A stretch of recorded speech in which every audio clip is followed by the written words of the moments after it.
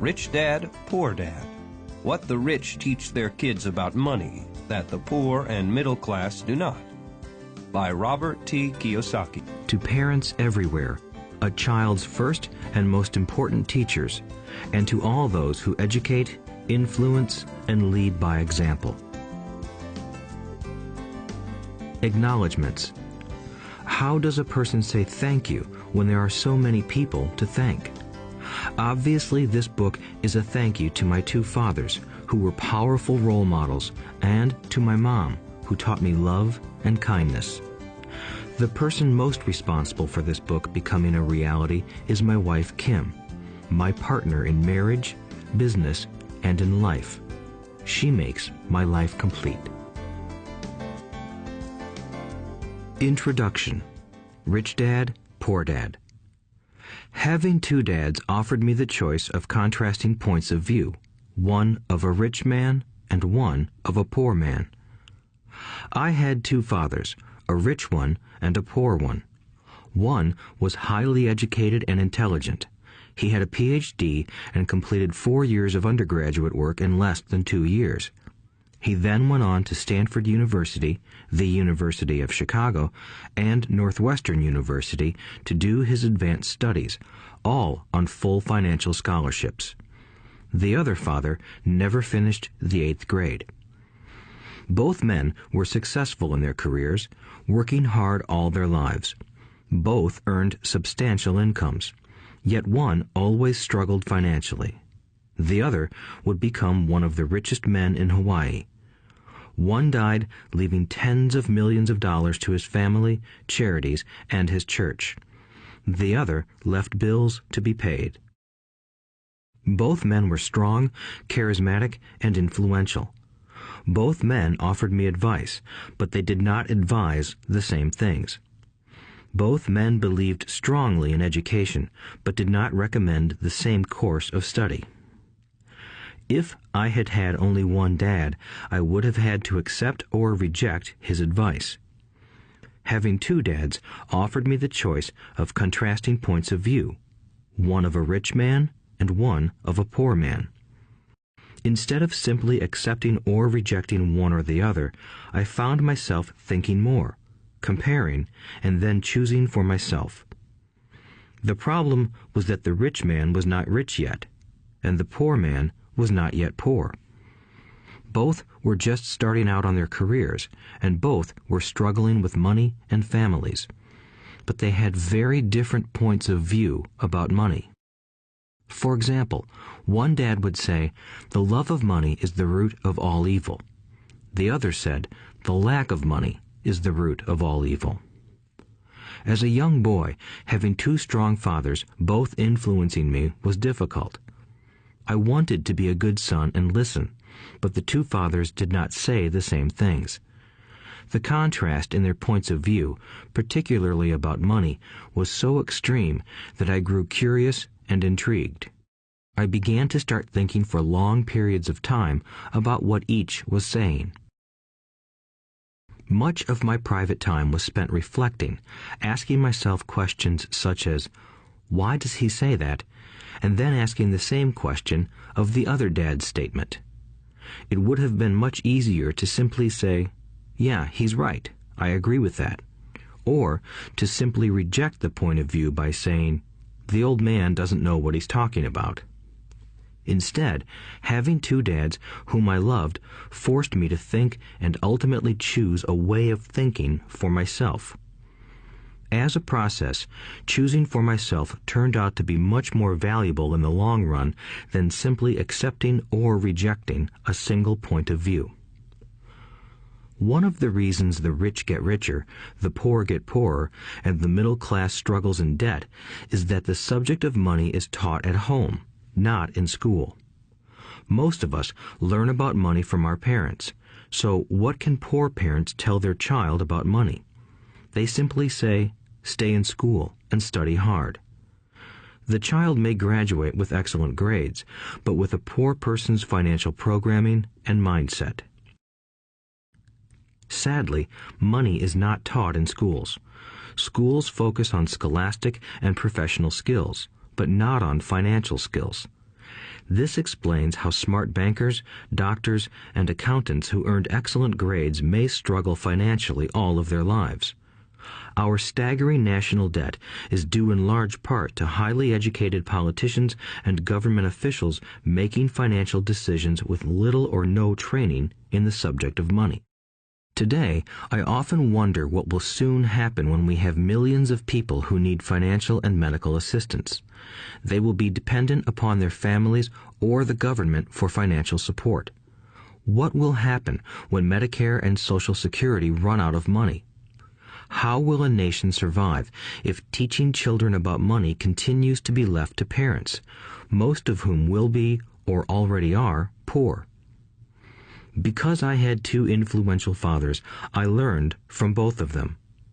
I had to think about each dad's advice, and in doing so, I gained valuable insight into the power and effect of one's thoughts on one's life. For example, one dad had a habit of saying, "I can't afford it." The other dad forbade those words to be used. He insisted I ask, "How can I afford it?" One is a statement, and the other is a question. One lets you off the hook, and the other forces you to think. My soon-to-be rich dad would explain that by automatically saying the words, "I can't afford it," your brain stops working. By asking the question, "How can I afford it?" your brain is put to work. He did not mean that you should buy everything you want. He was fanatical about exercising your mind, the most powerful computer in the world. He'd say, "My brain gets stronger every day because I exercise it. The stronger it gets, the more money I can make." He believed that automatically saying, "I can't afford it," was a sign of mental laziness. Although both dads worked hard, I noticed that one dad had a habit of putting his brain to sleep when it came to finances, and the other had a habit of exercising his brain. The long-term result was that one dad grew stronger financially, and the other grew weaker. It is not much different from a person who goes to the gym to exercise on a regular basis versus someone who sits on the couch watching television. Proper physical exercise increases your chances for health, and proper mental exercise increases your chances for wealth. My two dads had opposing attitudes, and that affected the way they thought. One dad thought that the rich should pay more in taxes to take care of those less fortunate. The other said, taxes punish those who produce and reward those who don't produce. One dad recommended, study hard so you can find a good company to work for. The other recommended, study hard so you can find a good company to buy. One dad said, the reason I'm not rich is because I have you kids. The other said, the reason I must be rich is because I have you kids. One encouraged talking about money and business at the dinner table, while the other forbade the subject of money to be discussed over a meal. One said, when it comes to money, play it safe. Don't take risks. The other said, learn to manage risk.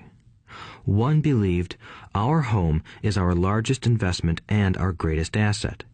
The other believed, my house is a liability, and if your house is your largest investment, you're in trouble. Both dads paid their bills on time, yet one paid his bills first while the other paid his bills last. One dad believed in a company or the government taking care of you and your needs. He was always concerned about pay raises, retirement plans, medical benefits, sick leave, vacation days, and other perks. He was impressed with two of his uncles who joined the military and earned a retirement and entitlement package for life after 20 years of active service. He loved the idea of medical benefits and PX privileges the military provided its retirees. He also loved the tenure system available through the university. The idea of job protection for life and job benefits seemed more important at times than the job. He would often say, I've worked hard for the government and I'm entitled to these benefits. The other believed in total financial self-reliance. He spoke out against the entitlement mentality and how it created weak and financially needy people. He was emphatic about being financially competent. One dad struggled to save a few dollars. The other created investments. One dad taught me how to write an impressive resume so I could find a good job. The other taught me how to write strong business and financial plans so I could create jobs. Being a product of two strong dads allowed me the luxury of observing the effects different thoughts have on one's life. I noticed that people really do shape their lives through their thoughts. For example, my poor dad always said, "I'll never be rich," and that prophecy became reality. My rich dad, on the other hand, always referred to himself as rich. He would say things like, "I'm a rich man and rich people don't do this." Even when he was flat broke after a major financial setback, he continued to refer to himself as a rich man. He would cover himself by saying, "There is a difference between being poor and being broke. Broke is temporary. Poor is eternal." My poor dad would say, "I'm not interested in money," or "Money doesn't matter." My rich dad always said, "Money is power." The power of our thoughts may never be measured or appreciated, but it became obvious to me as a young boy that it was important to be aware of my thoughts and how I expressed myself. I noticed that my poor dad was poor, not because of the amount of money he earned, which was significant, but because of his thoughts and actions. As a young boy having two fathers, I became acutely aware of being careful about which thoughts I chose to adopt as my own. Should I listen to my rich dad or to my poor dad? Although both men had tremendous respect for education and learning, they disagreed about what they thought was important to learn. One wanted me to study hard, earn a degree, and get a good job to earn money. He wanted me to study to become a professional, an attorney or an accountant, and to go to business school for my MBA. The other encouraged me to study to be rich, to understand how money works, and to learn how to have it work for me. "I don't work for money" were words he would repeat over and over. "Money works for me." At the age of 9, I decided to listen to and learn from my rich dad about money. In doing so, I chose not to listen to my poor dad, even though he was the one with all the college degrees. A lesson from Robert Frost. Robert Frost is my favorite poet. Although I love many of his poems, my favorite is "The Road Not Taken." I use its lesson almost daily. The Road Not Taken. Two roads diverged in a yellow wood, and sorry I could not travel both. And be one traveler long I stood, and looked down one as far as I could, to where it bent in the undergrowth, then took the other as just as fair, and having perhaps the better claim, because it was grassy and wanted wear. Though as for that the passing there had worn them really about the same, and both that morning equally lay in leaves no step had trodden black. Oh, I kept the first for another day, yet knowing how way leads on to way, I doubted if I should ever come back. I shall be telling this with a sigh, somewhere ages and ages hence. Two roads diverged in a wood, and I took the one less traveled by, and that has made all the difference. And that has made all the difference. Over the years, I have often reflected upon Robert Frost's poem. Choosing not to listen to my highly educated dad's advice and attitude about money was a painful decision, but it was a decision that shaped the rest of my life. Once I made up my mind about whom to listen to, my education about money began. My rich dad taught me over a period of 30 years until I was 39 years old. He stopped once he realized that I knew and fully understood what he had been trying to drum into my often thick skull. Money is one form of power, but what is more powerful is financial education. Money comes and goes, but if you have the education about how money works, you gain power over it and can begin building wealth. The reason positive thinking alone does not work is because most people went to school and never learned how money works. So they spend their lives working for money. Because I was only 9 years old when I started, the lessons my rich dad taught me were simple. And when it was all said and done, there were only 6 main lessons, repeated over 30 years. This audiobook is about those 6 lessons, put as simply as possible, just as simply as my rich dad put forth those lessons to me. The lessons are meant not to be answers, but guideposts that will assist you and your children to grow wealthier no matter what happens in a world of increasing change and uncertainty. Chapter 1. Lesson 1. The rich don't work for money. The poor and the middle class work for money. The rich have money work for them. Dad, can you tell me how to get rich? My dad put down the evening paper. Why do you want to get rich, son? Because today Jimmy's mom drove up in their new Cadillac and they were going to their beach house for the weekend. He took 3 of his friends, but Mike and I weren't invited. They told us we weren't invited because we were poor kids. They did? My dad asked incredulously. Yeah, they did, I replied in a hurt tone. My dad silently shook his head, pushed his glasses up the bridge of his nose, and went back to reading the paper. I stood waiting for an answer. The year was 1956. I was 9 years old. By some twist of fate, I attended the same public school where the rich people sent their kids. We were primarily a sugar plantation town. The managers of the plantation and the other affluent people, such as doctors, business owners, and bankers, sent their children to this elementary school. After grade 6, their children were generally sent off to private schools. Because my family lived on one side of the street, I went to this school. Had I lived on the other side of the street, I would have gone to a different school with kids from families more like mine. After grade 6, these kids and I would go on to the public intermediate and high school. There was no private school for them or for me. My dad finally put down the paper. I could tell he was thinking. Well, son, he began slowly, if you want to be rich, you have to learn to make money. How do I make money? I asked. Well, use your head, son, he said, smiling.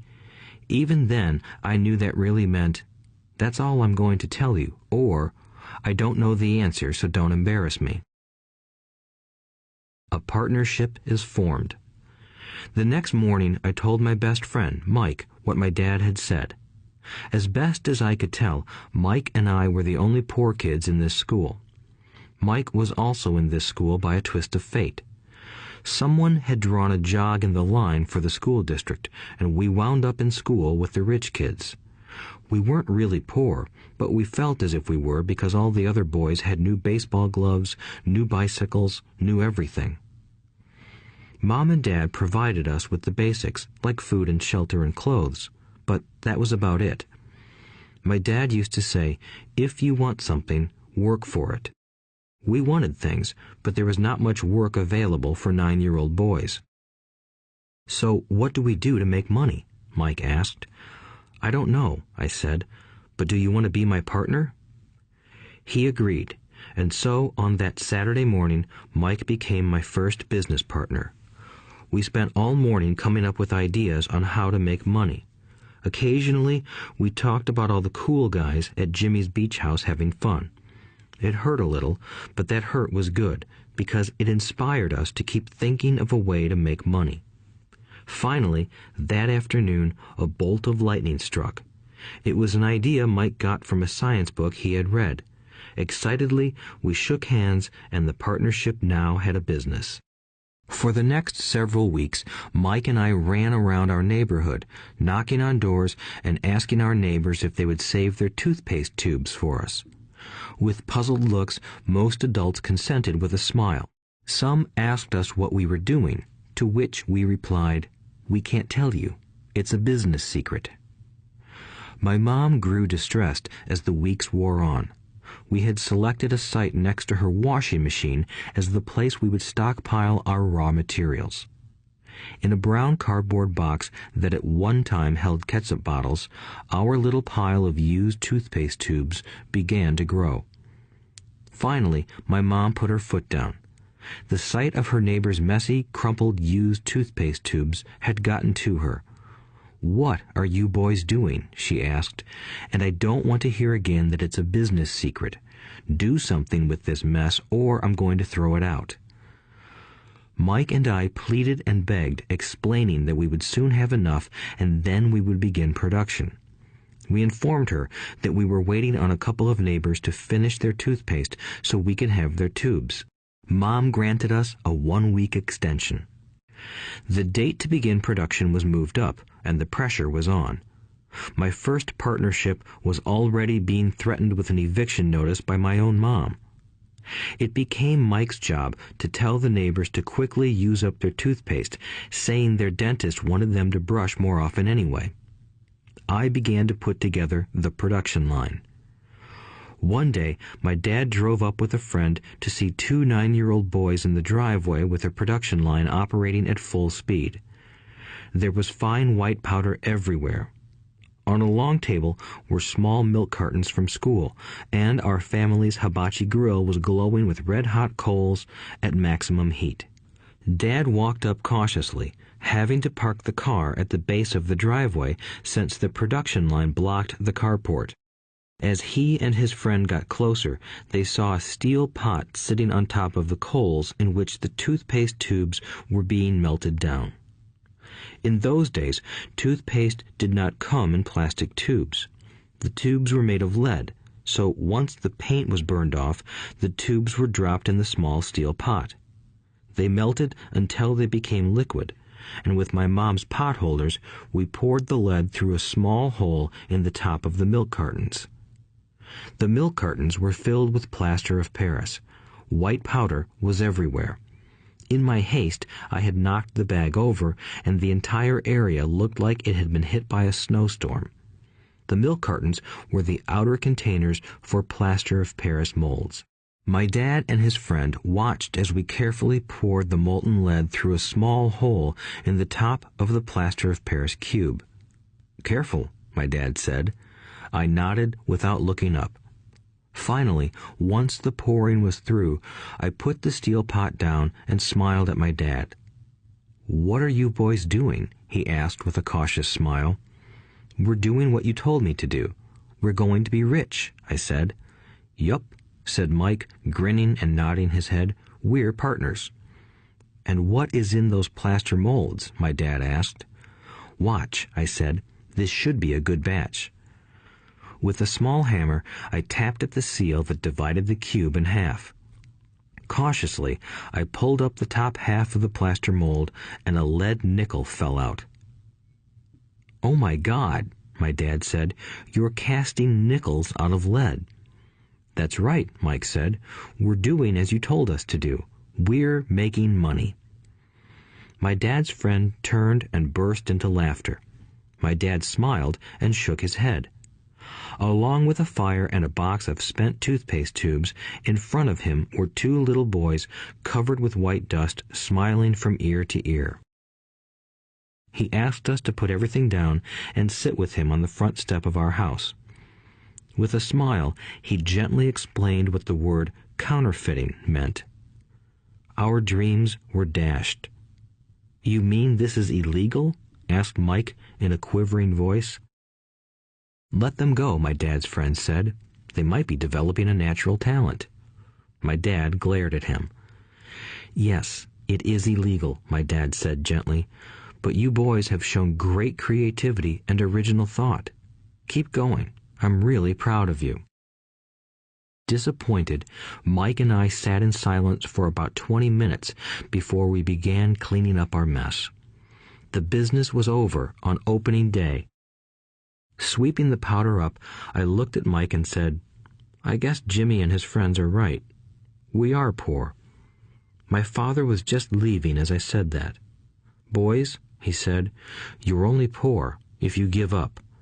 The most important thing is that you did something. Most people only talk and dream of getting rich. You've done something. I'm very proud of the two of you. I will say it again. Keep going. Don't quit." Mike and I stood there in silence. They were nice words, but we still did not know what to do. "So how come you're not rich, Dad?" I asked. "Because I chose to be a school teacher. School teachers really don't think about being rich. We just like to teach. I wish I could help you, but I really don't know how to make money." Mike and I turned and continued our cleanup. "I know," said my dad. "If you boys want to learn how to be rich, don't ask me. Talk to your dad, Mike." "My dad?" asked Mike with a scrunched-up face. "Yeah, your dad," repeated my dad with a smile.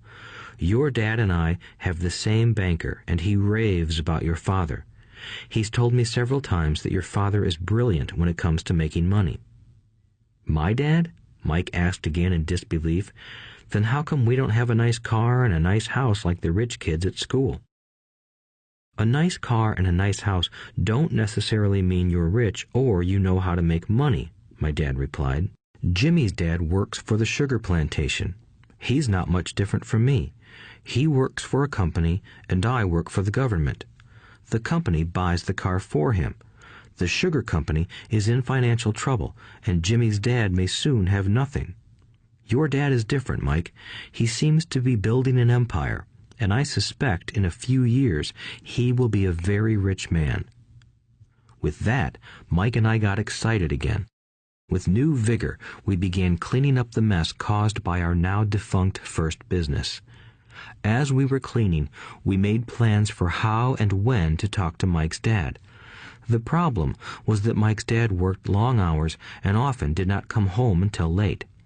His father owned warehouses, a construction company, a chain of stores, and 3 restaurants. It was the restaurants that kept him out late. Mike caught the bus home after we had finished cleaning up. He was going to talk to his dad when he got home that night and ask him if he would teach us how to become rich. Mike promised to call as soon as he had talked to his dad, even if it was late. The phone rang at 8:30 p.m. "Okay," I said, "next Saturday." I put the phone down. Mike's dad had agreed to meet with us. On Saturday, I caught the 7:30 a.m. bus to the poor side of town. The lessons begin. Mike and I met with his dad that morning at 8 o'clock. He was already busy, having been at work for more than an hour. His construction supervisor was just leaving in his pickup truck as I walked up to his simple, small, and tidy home.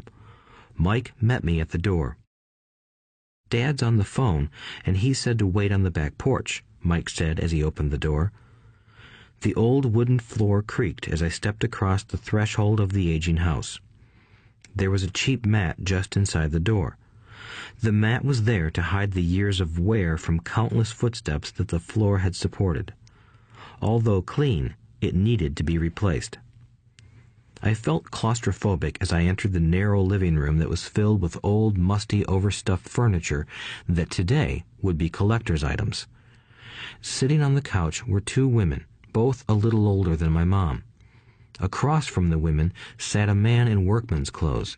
He wore khaki slacks and a khaki shirt, neatly pressed but without starch, and polished work boots.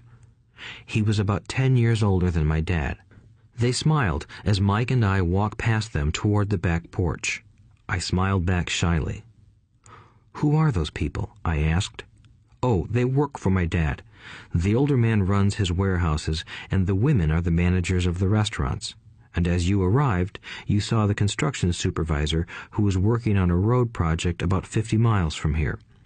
His other supervisor, who was building a track of houses, left before you got here." "Does this go on all the time?" I asked. "Not always, but quite often," said Mike, smiling as he pulled up a chair to sit down next to me. "I asked my dad if he would teach us to make money," Mike said. "Oh, and what did he say to that?" I asked with cautious curiosity. "Well, he had a funny look on his face at first, and then he said he would make us an offer." "Oh, I said, rocking my chair back against the wall. I sat there, perched on two rear legs of the chair. Mike did the same thing. "Do you know what the offer is?" I asked. "No, but we'll soon find out." Suddenly, Mike's dad burst through the rickety screen door and onto the porch. Mike and I jumped to our feet, not out of respect, but because we were startled. "Ready, boys?" he asked as he pulled up a chair to sit down with us. We nodded our heads as we pulled our chairs away from the wall to sit in front of him. He was a big man, about 6 feet tall and 200 pounds. My dad was taller, about the same weight, and 5 years older than Mike's dad. They sort of looked alike, though not of the same ethnic makeup. Maybe their energy was similar. "Mike says you want to learn to make money. Is that correct, Robert?" I nodded my head quickly, but with a little trepidation. He had a lot of power behind his words and smile. "Okay, here's my offer. I'll teach you, but I won't do it classroom style. You work for me, I'll teach you. You don't work for me, I won't teach you. I can teach you faster if you work, and I'm wasting my time if you just want to sit and listen like you do in school. That's my offer. Take it or leave it." May I ask a question first?" I asked. "No. Take it or leave it. I've got too much work to do to waste my time. If you can't make up your mind decisively, then you'll never learn to make money anyway. Opportunities come and go. Being able to know when to make quick decisions is an important skill. You have the opportunity that you asked for. School is beginning, or it's over, in 10 seconds, Mike's dad said with a teasing smile. "Take it," I said. "Take it," said Mike. "Good," said Mike's dad. "Mrs. Martin will be by in 10 minutes. After I'm through with her, you'll ride with her to my superette and you can begin working. I'll pay you 10 cents an hour and you'll work 3 hours every Saturday." "But I have a softball game today," I said. Mike's dad lowered his voice to a stern tone. "Take it or leave it," he said. "I'll take it," I replied, choosing to work and learn instead of playing. 30 cents later. By 9 a.m. that day, Mike and I were working for Mrs. Martin. She was a kind and patient woman. She always said that Mike and I reminded her of her 2 grown sons. Although kind, she believed in hard work and kept us moving. We spent 3 hours taking canned goods off the shelves, brushing each can with a feather duster to get the dust off, and then restacking them neatly. It was excruciatingly boring work. Mike's dad, whom I called my rich dad, owned 9 of these little superettes, each with a large parking lot.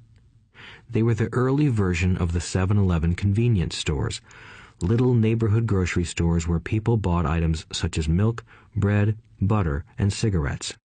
The problem was that this was Hawaii before air conditioning was widely used, and the stores could not close their doors because of the heat. On 2 sides of the store, the doors had to be wide open to the road and parking lot. Every time a car drove by or pulled into the parking lot, dust would swirl and settle in the store. We knew we had a job as long as there was no air conditioning.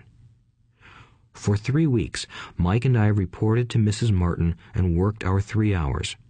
By noon, our work was over, and she dropped 3 little dimes in each of our hands.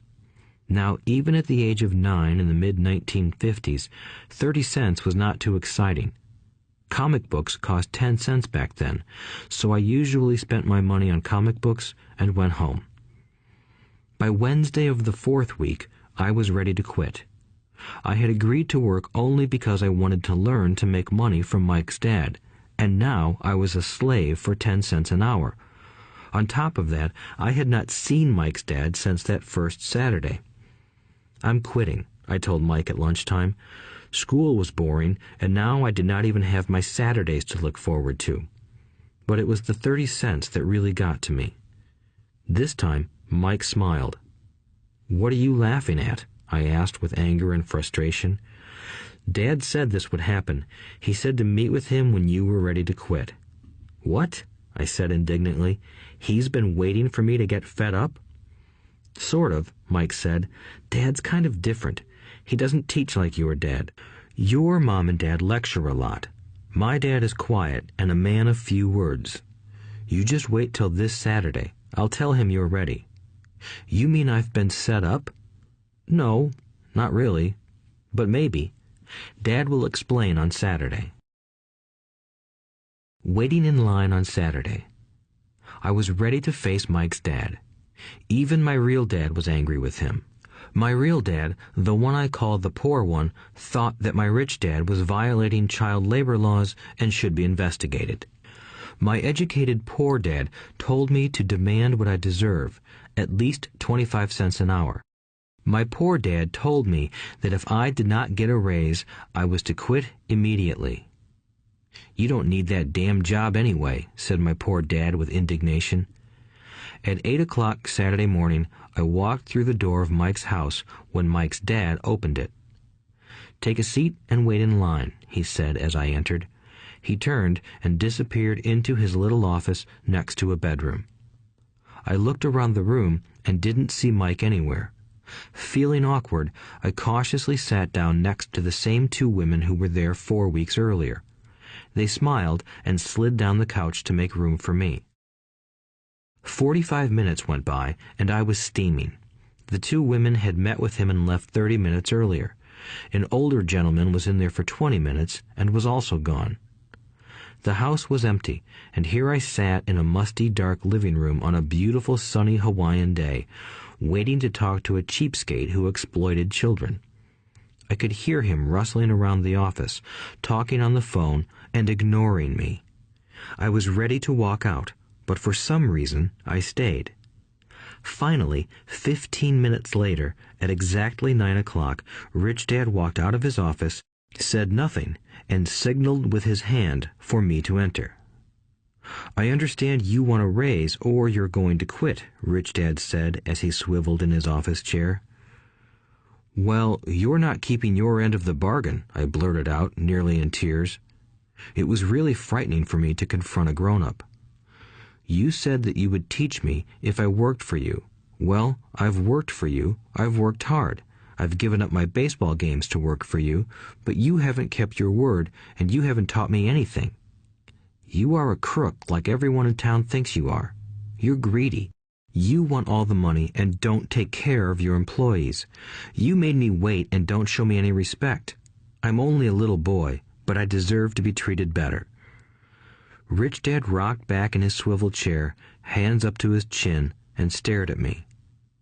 Not bad, he said. In less than a month, you sound like most of my employees. What? I asked. Not understanding what he was saying, I continued with my grievance.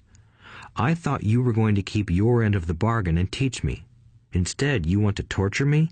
That's cruel. That's really cruel. I am teaching you, Rich Dad said quietly. What have you taught me? Nothing, I said angrily. You haven't even talked to me once since I agreed to work for peanuts. 10 cents an hour. Ha! I should notify the government about you. We have child labor laws, you know. My dad works for the government, you know. Wow, said Rich Dad. Now you sound just like most of the people who used to work for me. People I've either fired or who have quit. So, what do you have to say? I demanded, feeling pretty brave for a little kid. You lied to me. I've worked for you, and you have not kept your word. You haven't taught me anything.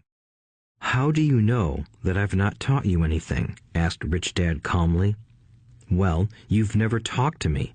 I've worked for 3 weeks, and you have not taught me anything, I said with a pout. Does teaching mean talking or a lecture? Rich Dad asked. Well, yes, I replied. That's how they teach you in school, he said, smiling. But that is not how life teaches you, and I would say that life is the best teacher of all. Most of the time, life does not talk to you. It just sort of pushes you around. Each push is life saying, wake up, there's something I want you to learn. What is this man talking about? I asked myself silently. Life pushing me around was life talking to me? Now I knew I had to quit my job. I was talking to someone who needed to be locked up. If you learn life's lessons, you will do well. If not, life will just continue to push you around. People do two things. Some just let life push them around. Others get angry and push back. But they push back against their boss, or their job, or their husband or wife. They do not know it's life that's pushing. I had no idea what he was talking about. Life pushes all of us around. Some people give up and others fight. A few learn the lesson and move on. They welcome life pushing them around. To these few people, it means they need and want to learn something. They learn and move on. Most quit, and a few, like you, fight. Rich Dad stood and shut the creaky old wooden window that needed repair. If you learn this lesson, you will grow into a wise, wealthy, and happy young man. If you don't, you will spend your life blaming a job, low pay, or your boss for your problems. You'll live life always hoping for that big break that will solve all your money problems. Rich Dad looked over at me to see if I was still listening. His eyes met mine. We stared at each other, communicating through our eyes. Finally, I looked away once I had absorbed his message. I knew he was right. I was blaming him, and I did ask to learn. I was fighting. Rich Dad continued. Or, if you are the kind of person who has no guts, you just give up every time life pushes you.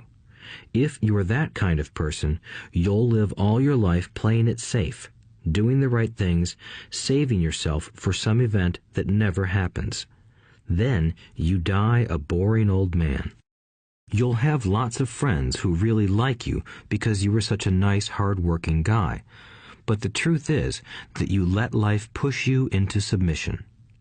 Deep down, you were terrified of taking risks. You really wanted to win, but the fear of losing was greater than the excitement of winning. Deep inside, you and only you will know you didn't go for it. You chose to play it safe. Our eyes met again. "You've been pushing me around?" I asked. "Some people might say that," smiled Rich Dad. "I would say that I just gave you a taste of life." "What taste of life?" I asked, still angry, but now curious and ready to learn. "You boys are the first people that have ever asked me to teach them how to make money. I have more than 150 employees, and not one of them has asked me what I know about money. They ask me for a job and a paycheck, but never to teach them about money. So most will spend the best years of their lives working for money, not really understanding what it is they are working for." I sat there listening intently. "So when Mike told me you wanted to learn how to make money, I decided to design a course that mirrored real life. I could talk until I was blue in the face, but you wouldn't hear a thing. So I decided to let life push you around a bit so you could hear me. That's why I only paid you 10 cents. "So what is the lesson I learned from working for only 10 cents an hour?" I asked. "That you're cheap and exploit your workers?" Rich Dad rocked back and laughed heartily. Finally, he said, "You'd best change your point of view. Stop blaming me and thinking I'm the problem. If you think I'm the problem, then you have to change me. If you realize that you're the problem, then you can change yourself, learn something, and grow wiser. Most people want everyone else in the world to change but themselves. Let me tell you, it's easier to change yourself than everyone else." "I don't understand," I said. "Don't blame me for your problems," Rich Dad said, growing impatient. "But you only pay me 10 cents. "So what are you learning?" Rich Dad asked, smiling. "That you're cheap," I said with a sly grin. "See, you think I'm the problem," said Rich Dad. "But you are. Well, keep that attitude and you'll learn nothing. Keep the attitude that I'm the problem, and what choices do you have?" "Well, if you don't pay me more or show me more respect and teach me, I'll quit." "Well put," Rich Dad said, "and that's exactly what most people do. They quit and go looking for another job, a better opportunity and higher pay, actually thinking that this will solve the problem. In most cases, it won't. So what should I do? I asked. Just take this measly 10 cents an hour and smile? Rich Dad smiled. That's what the other people do. But that's all they do, waiting for a raise, thinking that more money will solve their problems. Most just accept it, and some take a second job working harder, but again, accepting a small paycheck. I sat staring at the floor, beginning to understand the lesson Rich Dad was presenting. I could sense it was a taste of life. Finally, I looked up and asked, "So what will solve the problem?" "This," he said, leaning forward in his chair and tapping me gently on the head. "This stuff between your ears." It was at that moment that Rich Dad shared the pivotal point of view that separated him from his employees and my poor dad, and led him to eventually become one of the richest men in Hawaii, while my highly educated but poor dad struggled financially all his life. It was a singular point of view that made all the difference over a lifetime. Rich Dad said this point of view over and over, which I call lesson number 1. The poor and the middle class work for money. The rich have money work for them. On that bright Saturday morning, I learned a completely different point of view from what I had been taught by my poor dad. At the age of 9, I understood that both dads wanted me to learn. Both dads encouraged me to study, but not the same things. My highly educated dad recommended that I do what he did. "Son, I want you to study hard, get good grades, so you can find a safe, secure job with a big company, and make sure it has excellent benefits." My rich dad wanted me to learn how money works so I could make it work for me. These lessons I would learn through life with his guidance, not because of a classroom. My rich dad continued my first lesson. "I'm glad you got angry about working for 10 cents an hour. If you hadn't got angry and had simply accepted it, I would have to tell you that I could not teach you. You see, true learning takes energy, passion, and a burning desire. Anger is a big part of that formula, for passion is anger and love combined. When it comes to money, most people want to play it safe and feel secure, so passion does not direct them. Fear does." "So is that why they'll take jobs with low pay?" I asked. "Yes," said Rich Dad. "Some people say I exploit people because I don't pay as much as the sugar plantation or the government. I say the people exploit themselves. It's their fear, not mine." "But don't you feel you should pay them more?" I asked. "I don't have to. And besides, more money will not solve their problems. Just look at your dad. He makes a lot of money, and he still can't pay his bills. Most people, given more money, only get into more debt." "So that's why the 10 cents an hour," I said, smiling. "It's part of the lesson." "That's right," smiled Rich Dad.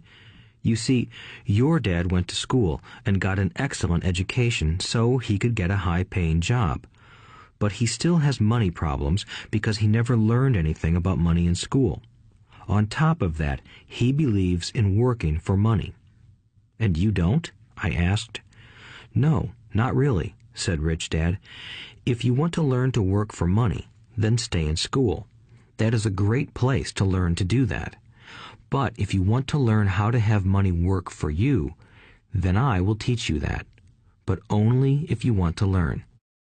"Wouldn't everyone want to learn that?" I asked. "No," said Rich Dad, "simply because it's easier to learn to work for money, especially if fear is your primary emotion when the subject of money is discussed."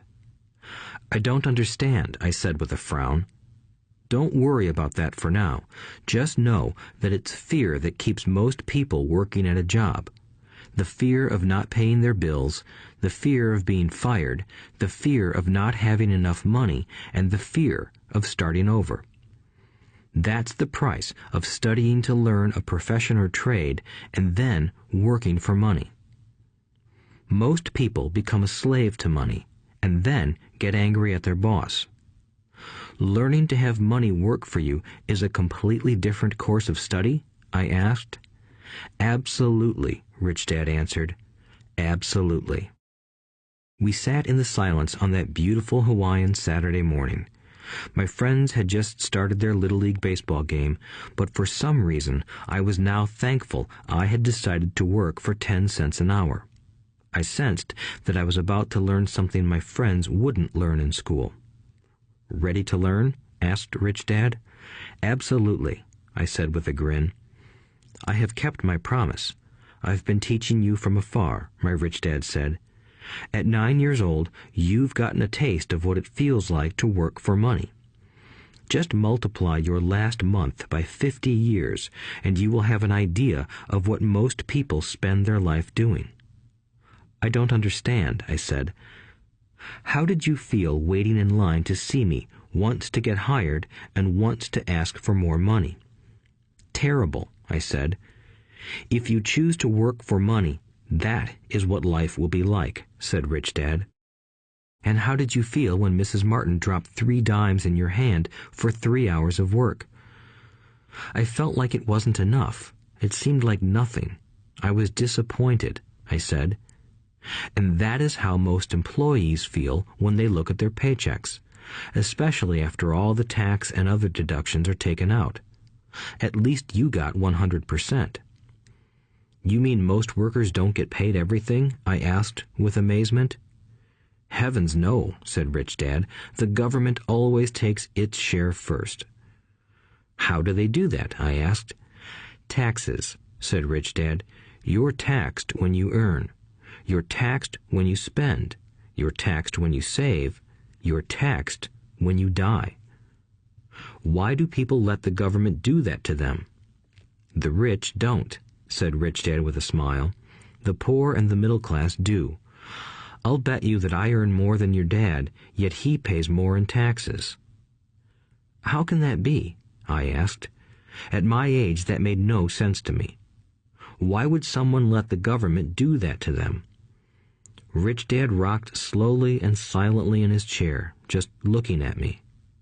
Ready to learn? He asked. I nodded my head slowly. As I said, there is a lot to learn.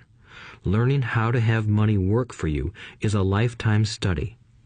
Most people go to college for 4 years and their education ends. I already know that my study of money will continue over my lifetime, simply because the more I find out, the more I find out I need to know. Most people never study the subject. They go to work, get their paycheck, balance their checkbooks, and that's it. Then they wonder why they have money problems. They think that more money will solve the problem, and don't realize that it's their lack of financial education that is the problem. So my dad has tax problems because he doesn't understand money? I asked, confused. Look, said Rich Dad, taxes are just one small section on learning how to have money work for you. Today, I just wanted to find out if you still have the passion to learn about money. Most people don't. They want to go to school, learn a profession, have fun at their work, and earn lots of money. One day they wake up with big money problems, and then they can't stop working. That's the price of only knowing how to work for money instead of studying how to have money work for you. So, do you still have the passion to learn? Asked Rich Dad. I nodded my head. Good, said Rich Dad. Now get back to work. This time, I will pay you nothing. What? I asked in amazement. You heard me. Nothing. You will work the same 3 hours every Saturday, but this time you will not be paid 10 cents per hour. You said you wanted to learn to not work for money, so I'm not going to pay you anything. I couldn't believe what I was hearing. I've already had this conversation with Mike, and he's already working, dusting and stacking canned goods for free. You'd better hurry and get back there. That's not fair, I shouted. You've got to pay something. You said you wanted to learn. If you don't learn this now, you'll grow up to be like the two women and the older man sitting in my living room, working for money and hoping I don't fire them. Or, like your dad, earning lots of money only to be in debt up to his eyeballs, hoping more money will solve the problem. If that's what you want, I'll go back to our original deal of 10 cents an hour.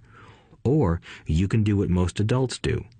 Complain that there is not enough pay, quit, and go looking for another job. But what do I do? I asked. Rich Dad tapped me on the head. Use this, he said. If you use it well, you will soon thank me for giving you an opportunity, and you will grow into a rich man.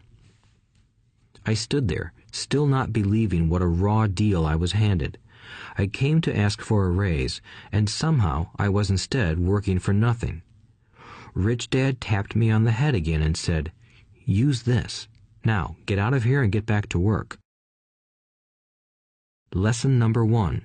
The rich don't work for money. I didn't tell my poor dad I wasn't being paid. He wouldn't have understood, and I didn't want to try to explain something I didn't understand myself.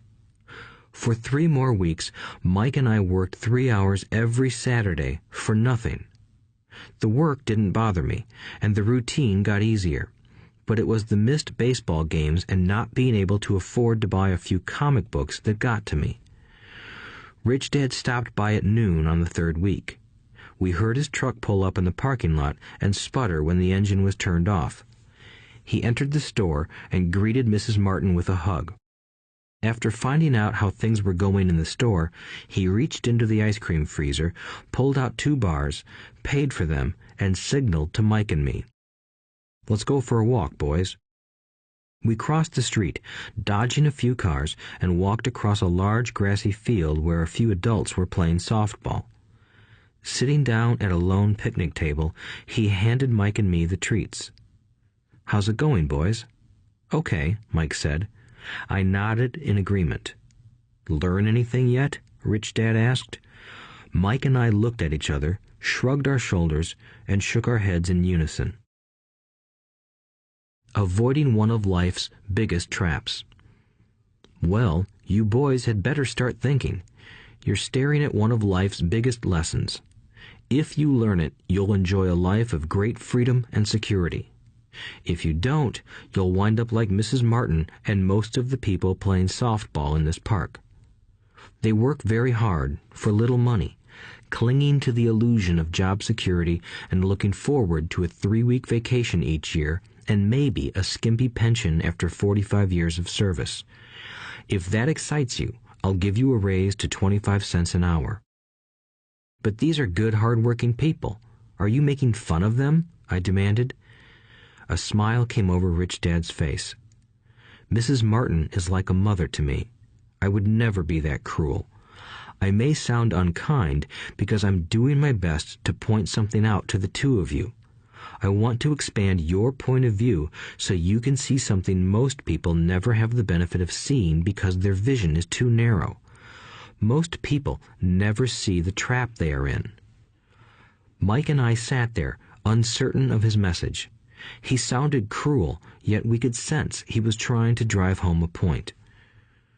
With a smile, Rich Dad said, "Doesn't that 25 cents an hour sound good? Doesn't it make your heart beat a little faster?" I shook my head no, but it really did. 25 cents an hour would be big bucks to me. "Okay, I'll pay you $1 an hour," Rich Dad said, with a sly grin. Now my heart started to race. My brain was screaming, "Take it, take it." I could not believe what I was hearing. Still, I said nothing. "Okay, $2 an hour." My little brain and heart nearly exploded. After all, it was 1956, and being paid $2 an hour would have made me the richest kid in the world. I couldn't imagine earning that kind of money. I wanted to say yes. I wanted the deal. I could picture a new bicycle, new baseball glove, and the adoration of my friends when I flashed some cash. On top of that, Jimmy and his rich friends could never call me poor again. But somehow my mouth stayed shut. The ice cream had melted and was running down my hand. Rich Dad was looking at two boys staring back at him, eyes wide open and brains empty. He was testing us, and he knew there was a part of our emotions that wanted to take the deal.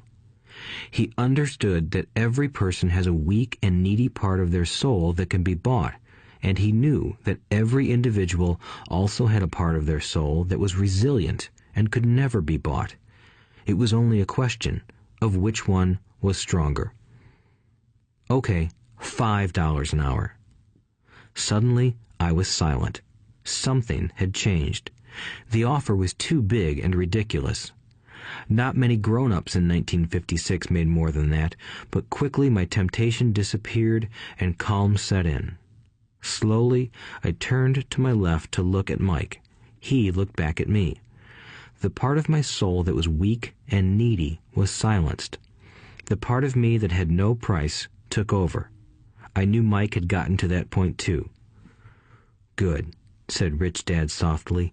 "Most people have a price, and they have a price because of human emotions named fear and greed. First, the fear of being without money motivates us to work hard, and then, once we get that paycheck, greed or desire starts us thinking about all the wonderful things money can buy. The pattern is then set." "What pattern?" I asked.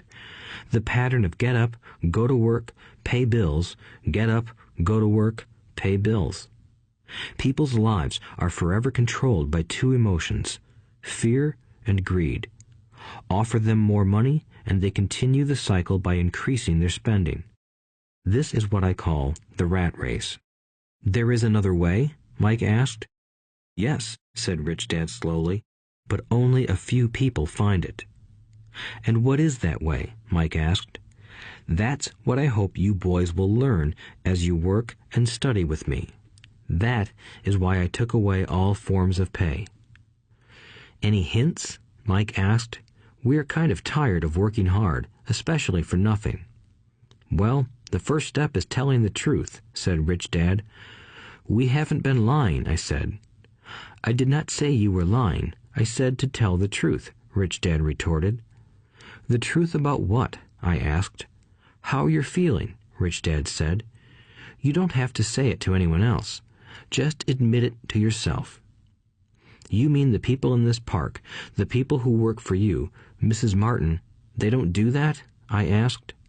"I doubt it," said Rich Dad. "Instead, they feel the fear of not having money.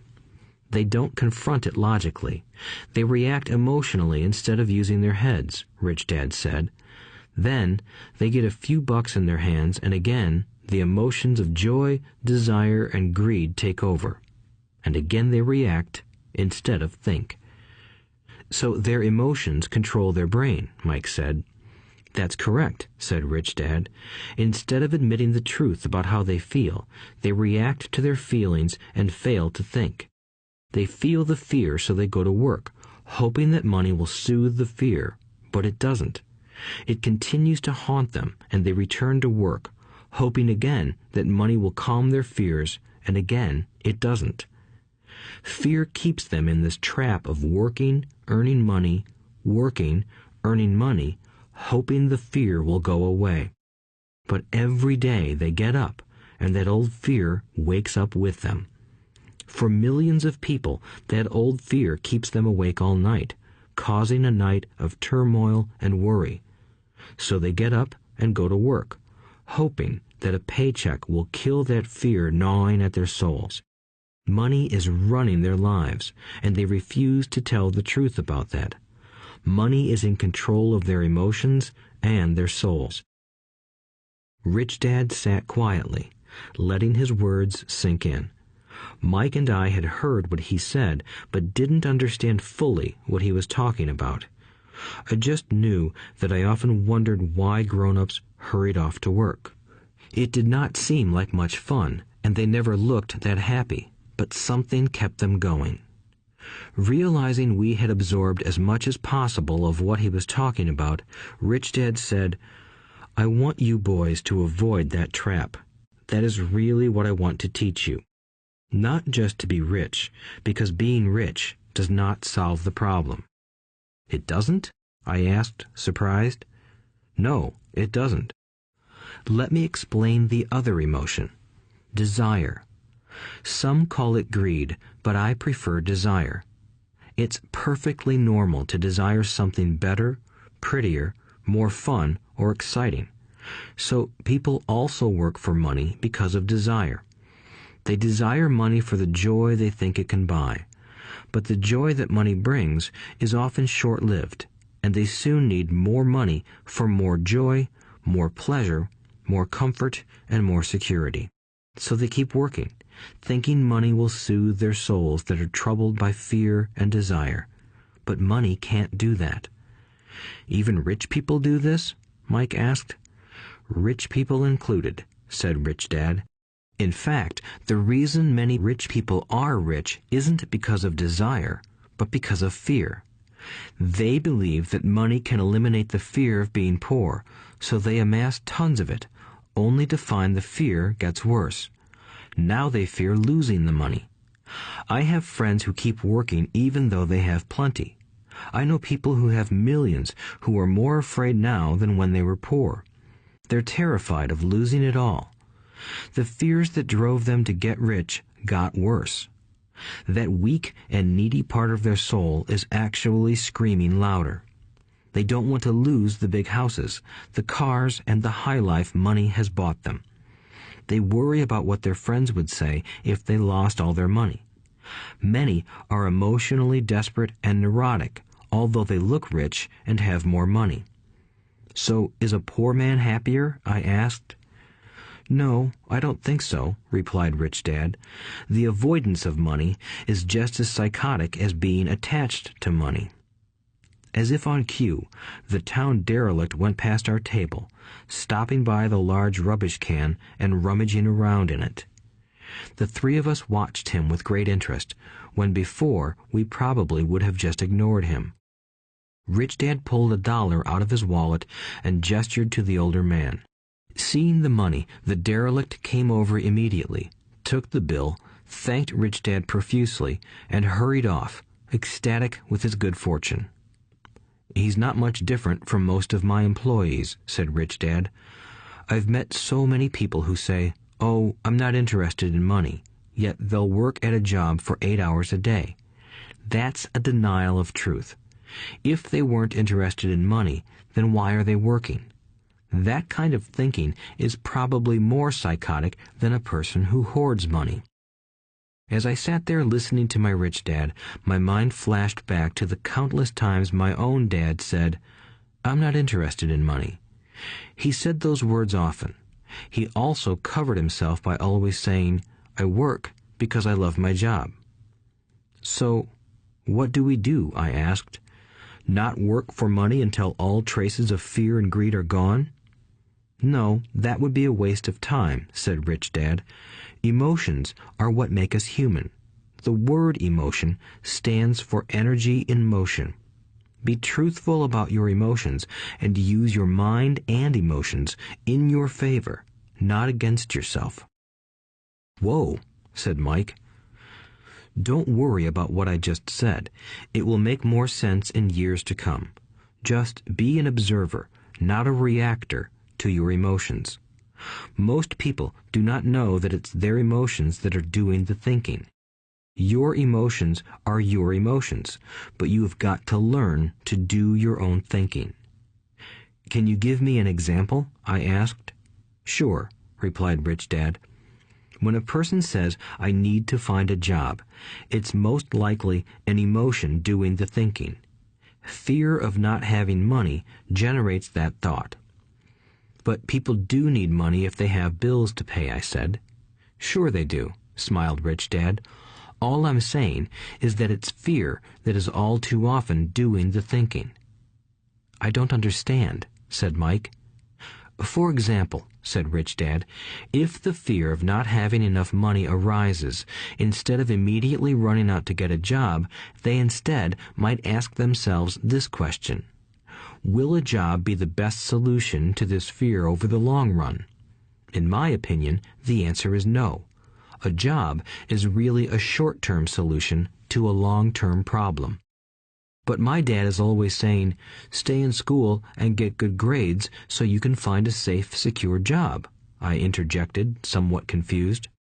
Yes, I understand he says that, said Rich Dad, smiling. Most people recommend that, and it's a good path for most people. But people make that recommendation primarily out of fear. You mean my dad says that because he's afraid? Yes, said Rich Dad. He's terrified that you won't earn enough money and won't fit into society. Don't get me wrong. He loves you and wants the best for you. I, too, believe an education and a job are important, but it won't handle the fear.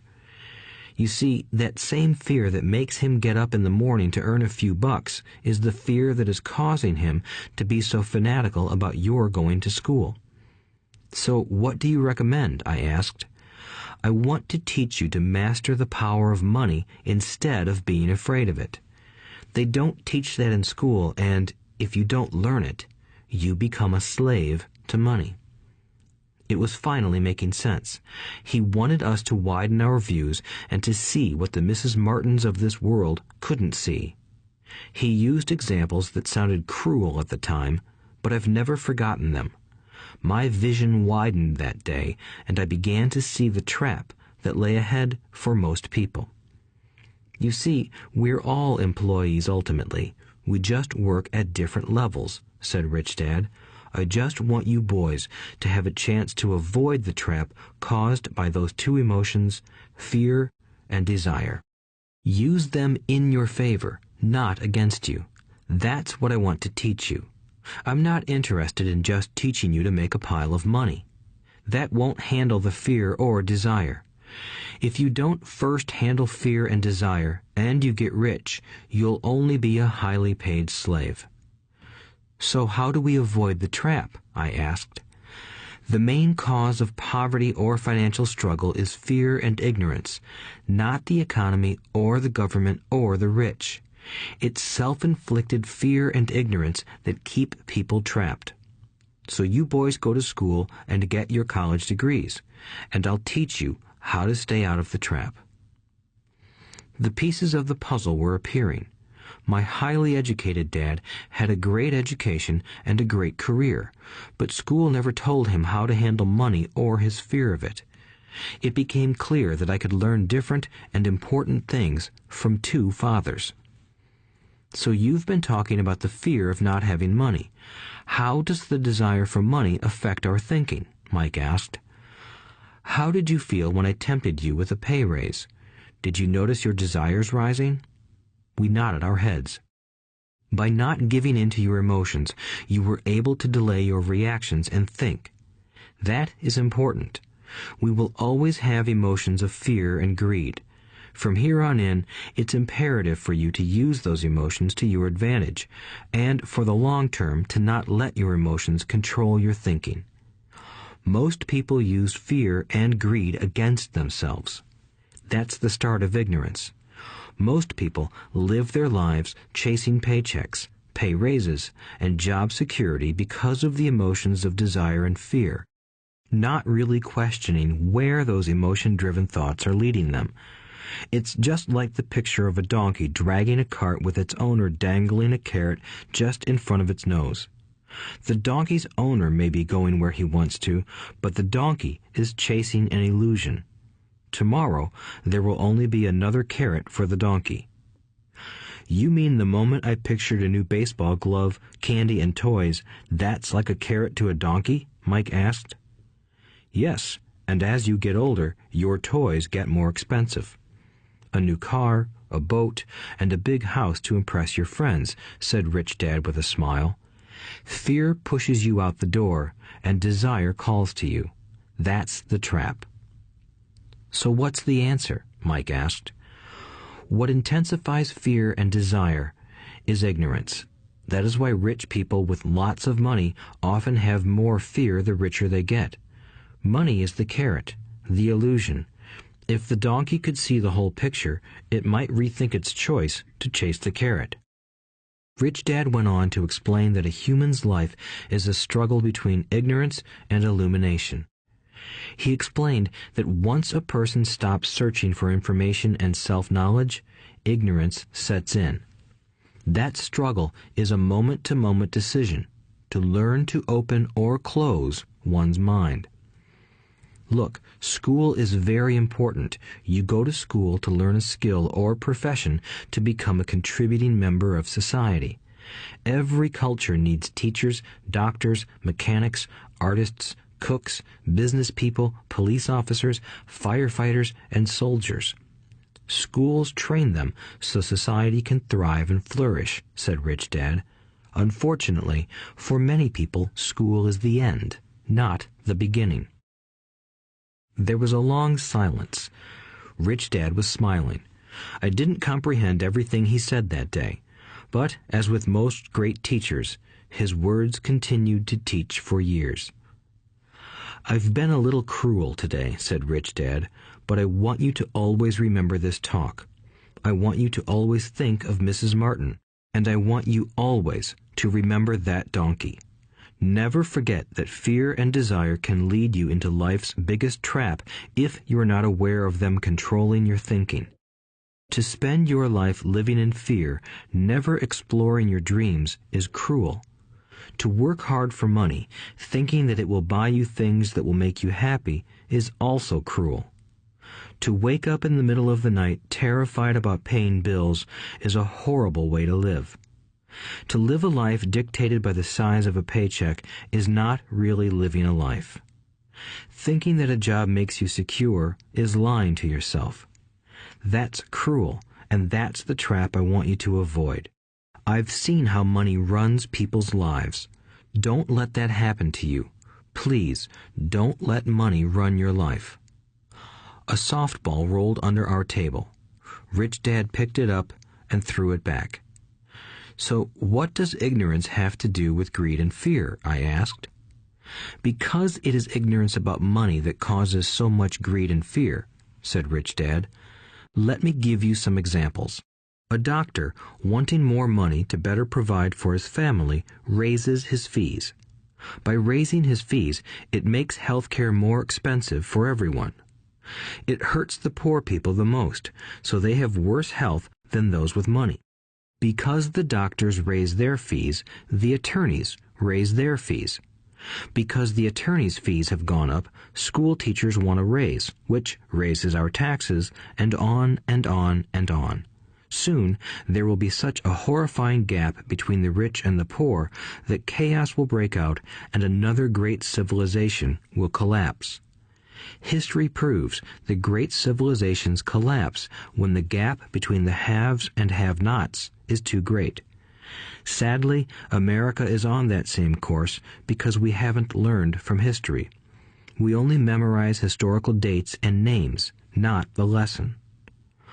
"Aren't prices supposed to go up?" I asked. "In an educated society with a well-run government, prices should actually come down. Of course, that is often only true in theory. Prices go up because of greed and fear caused by ignorance. If schools taught people about money, there would be more money and lower prices. But schools focus only on teaching people to work for money, not how to harness money's power." "But don't we have business schools?" Mike asked. "And haven't you encouraged me to go for my MBA?" "Yes," said Rich Dad, "but all too often business schools train employees to become sophisticated bean counters. Heaven forbid a bean counter takes over a business. All they do is look at the numbers, fire people, and kill the business. I know this because I hire bean counters. All they think about is cutting costs and raising prices, which cause more problems. Bean counting is important. I wish more people knew it, but it, too, is not the whole picture," added Rich Dad angrily. "So, is there an answer?" asked Mike. "Yes," said Rich Dad. "Learn to use your emotions to think, not think with your emotions. When you boys mastered your emotions by agreeing to work for free, I knew there was hope. When you again resisted your emotions when I tempted you with more money, you were again learning to think in spite of being emotionally charged. That's the first step." Why is that step so important? I asked. Well, that's up to you to find out. If you want to learn, I'll take you boys into the briar patch, a place almost everyone else avoids. If you go with me, you'll let go of the idea of working for money and instead learn to have money work for you. And what will we get if we go with you? What if we agree to learn from you? What will we get? I asked. The same thing Brer Rabbit got, said Rich Dad, referring to the classic children's story. Is there a briar patch? I asked. Yes, said Rich Dad. The briar patch is our fear and greed. Confronting fear, weaknesses, and neediness by choosing our own thoughts is the way out. Choosing our thoughts? Mike asked, puzzled. Yes, choosing what we think rather than reacting to our emotions. Instead of just getting up and going to work because not having the money to pay your bills is scaring you, ask yourself, is working harder at this the best solution to this problem?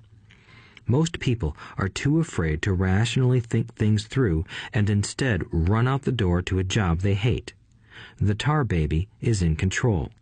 That's what I mean by choosing your thoughts. And how do we do that? Mike asked. That's what I will teach you. I'll teach you to have a choice of thoughts rather than a knee-jerk reaction, like gulping down your morning coffee and running out the door. Remember what I said before. A job is only a short-term solution to a long-term problem. Most people have only one problem in mind, and it's short-term. It's the bills at the end of the month, the tar baby. Money controls their lives, or should I say the fear and ignorance about money controls it. So they do as their parents did. They get up every day and go work for money, not taking the time to ask the question, is there another way? Their emotions now control their thinking, not their heads. Can you tell the difference between emotions thinking and the head thinking? Mike asked. Oh, yes, I hear it all the time, said Rich Dad. I hear things like, well, everyone has to work, or the rich are crooks, or I'll get another job, I deserve this raise, you can't push me around, or I like this job because it's secure. No one asks, is there something I'm missing here? Which would break through the emotional thought and give you time to think clearly.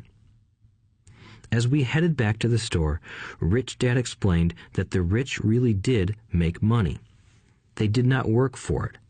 He went on to explain that when Mike and I were casting 5-cent pieces out of lead, thinking we were making money, we were very close to thinking the way the rich think. The problem was that creating money is legal for the government and banks to do, but illegal for us to do. There are legal ways to create money from nothing, he told us. Rich Dad went on to explain that the rich know that money is an illusion, truly like the carrot for the donkey. It's only out of fear and greed that the illusion of money is held together by billions of people who believe that money is real. It's not. Money is really made up. It is only because of the illusion of confidence and the ignorance of the masses that this house of cards stands. He talked about the gold standard that America was on, and that each dollar bill was actually a silver certificate.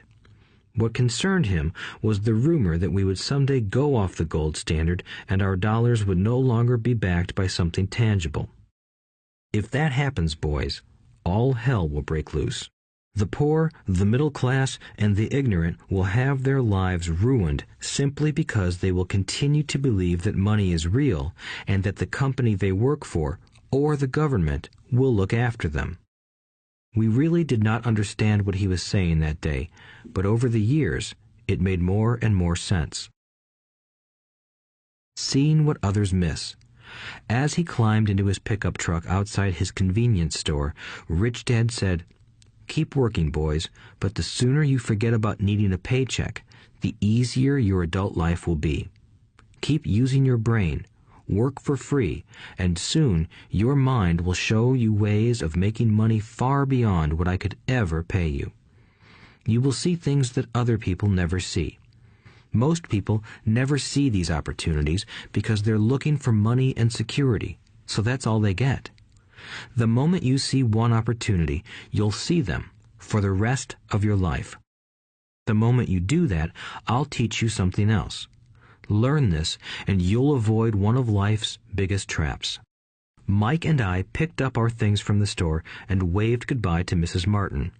We went back to the park, to the same picnic bench, and spent several more hours thinking and talking. We spent the next week at school thinking and talking too. For 2 more weeks, we kept thinking, talking, and working for free. At the end of the second Saturday, I was again saying goodbye to Mrs. Martin and looking at the comic book stand with a longing gaze. The hard thing about not even getting 30 cents every Saturday was that I didn't have any money to buy comic books. Suddenly, as Mrs. Martin said goodbye to Mike and me, I saw her do something I'd never seen her do before. Mrs. Martin was cutting the front page of the comic book in half. She kept the top half of the comic book cover and threw the rest of the book into a large cardboard box. When I asked her what she did with the comic books, she said, "I throw them away. I give the top half of the cover back to the comic book distributor for credit when he brings in the new comics. He's coming in an hour." Mike and I waited for an hour. Soon the distributor arrived, and I asked him if we could have the comic books. To my delight, he said, "You can have them if you work for this store and do not resell them." Remember our old business partnership? Well, Mike and I revived it. Using a spare room in Mike's basement, we began piling hundreds of comic books in that room. Soon, our comic book library was open to the public. We hired Mike's younger sister, who loved to study, to be head librarian. She charged each child 10 cents admission to the library, which was open from 2:30 p.m. to 4:30 p.m. every day after school. The customers, the children of the neighborhood, could read as many comics as they wanted in 2 hours. It was a bargain for them since a comic cost 10 cents each, and they could read 5 or 6 in 2 hours. Mike's sister would check the kids as they left to make sure they weren't borrowing any comic books. She also kept the books, logging in how many kids showed up each day, who they were, and any comments they might have. Mike and I averaged $9.50 per week over a 3-month period. We paid his sister $1 a week and allowed her to read the comics for free, which she rarely did since she was always studying. Mike and I kept our agreement by working in the store every Saturday and collecting all the comic books from the different stores. We kept our agreement to the distributor by not selling any comic books. We burned them once they got too tattered. We tried opening a branch office, but we could never quite find someone as trustworthy and dedicated as Mike's sister. At an early age, we found out how hard it was to find good staff. 3 months after the library first opened, a fight broke out in the room. Some bullies from another neighborhood pushed their way in, and Mike's dad suggested we shut down the business. So our comic book business shut down, and we stopped working on Saturdays at the convenience store. But Rich Dad was excited because he had new things he wanted to teach us. He was happy because we had learned our first lessons so well. We learned to make money work for us. By not getting paid for our work at the store, we were forced to use our imaginations to identify an opportunity to make money. By starting our own business, the comic book library, we were in control of our own finances, not dependent on an employer. The best part was that our business generated money for us even when we weren't physically there. Our money worked for us. Instead of paying us money, Rich Dad had given us so much more. Chapter 2. Lesson 2. Why teach financial literacy? It's not how much money you make, it's how much money you keep. In 1990, Mike took over his father's empire and is, in fact, doing a better job than his dad did. We see each other once or twice a year on the golf course. He and his wife are wealthier than you can imagine. Rich Dad's empire is in great hands, and Mike is now grooming his son to take his place, as his dad had groomed us. In 1994, I retired at the age of 47, and my wife Kim was 37. Retirement does not mean not working. For us, it means that, barring unforeseen cataclysmic changes, we can work or not work, and our wealth grows automatically, staying ahead of inflation. Our assets are large enough to grow by themselves. It's like planting a tree. You water it for years, and then one day it doesn't need you anymore. Its roots are implanted deep enough. Then the tree provides shade for your enjoyment. Mike chose to run the empire, and I chose to retire. Whenever I speak to groups of people, they often ask what I would recommend that they do. How do I get started? Is there a book you would recommend? What should I do to prepare my children? What is your secret to success? How do I make millions? Whenever I hear one of these questions, I'm reminded of the following story. The Richest Businessmen. In 1923, a group of our greatest leaders and richest businessmen held a meeting at the Edgewater Beach Hotel in Chicago. Among them were Charles Schwab, head of the largest independent steel company; Samuel Insull, president of the world's largest utility; Howard Hopson, head of the largest gas company; Ivar Kruger, president of International Match Company, one of the world's largest companies at that time; Leon Fraser, president of the Bank of International Settlements; Richard Whitney, president of the New York Stock Exchange; Arthur Cotton and Jesse Livermore, two of the biggest stock speculators; and Albert Fall, a member of President Harding's cabinet. 25 years later, 9 of these titans ended their lives as follows. Schwab died penniless after living for 5 years on borrowed money. Insull died broke in a foreign land, and Kruger and Cotton also died broke. Hopson went insane. Whitney and Albert Fall were released from prison, and Fraser and Livermore committed suicide. I doubt if anyone can say what really happened to these men. If you look at the date, 1923, it was just before the 1929 market crash and the Great Depression, which I suspect had a great impact on these men and their lives. The point is this. Today, we live in times of greater and faster change than these men did.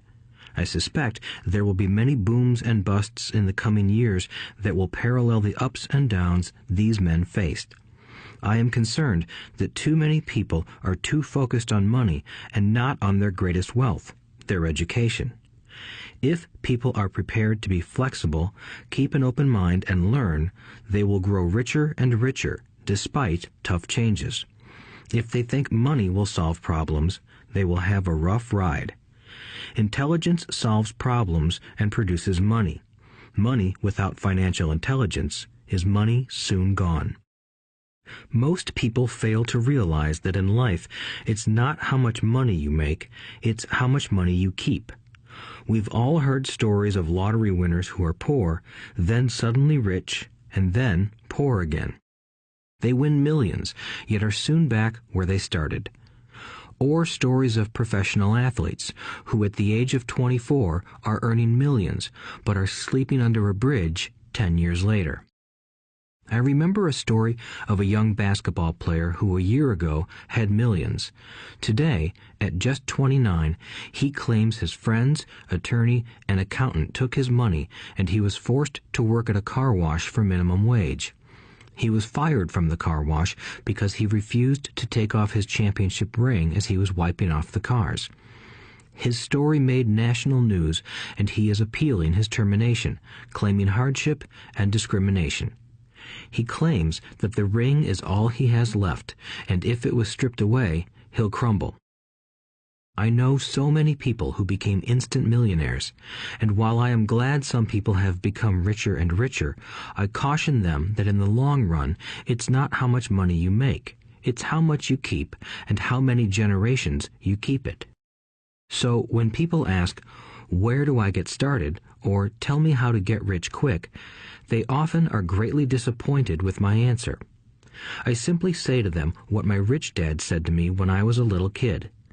If you want to be rich, you need to be financially literate. That idea was drummed into my head every time we were together.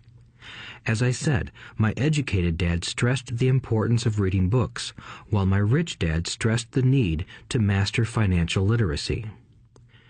If you are going to build the Empire State Building, the first thing you need to do is dig a deep hole and pour a strong foundation. If you are going to build a home in the suburbs, all you need to do is pour a 6-inch slab of concrete. Most people, in their drive to get rich, are trying to build an Empire State Building on a 6-inch slab.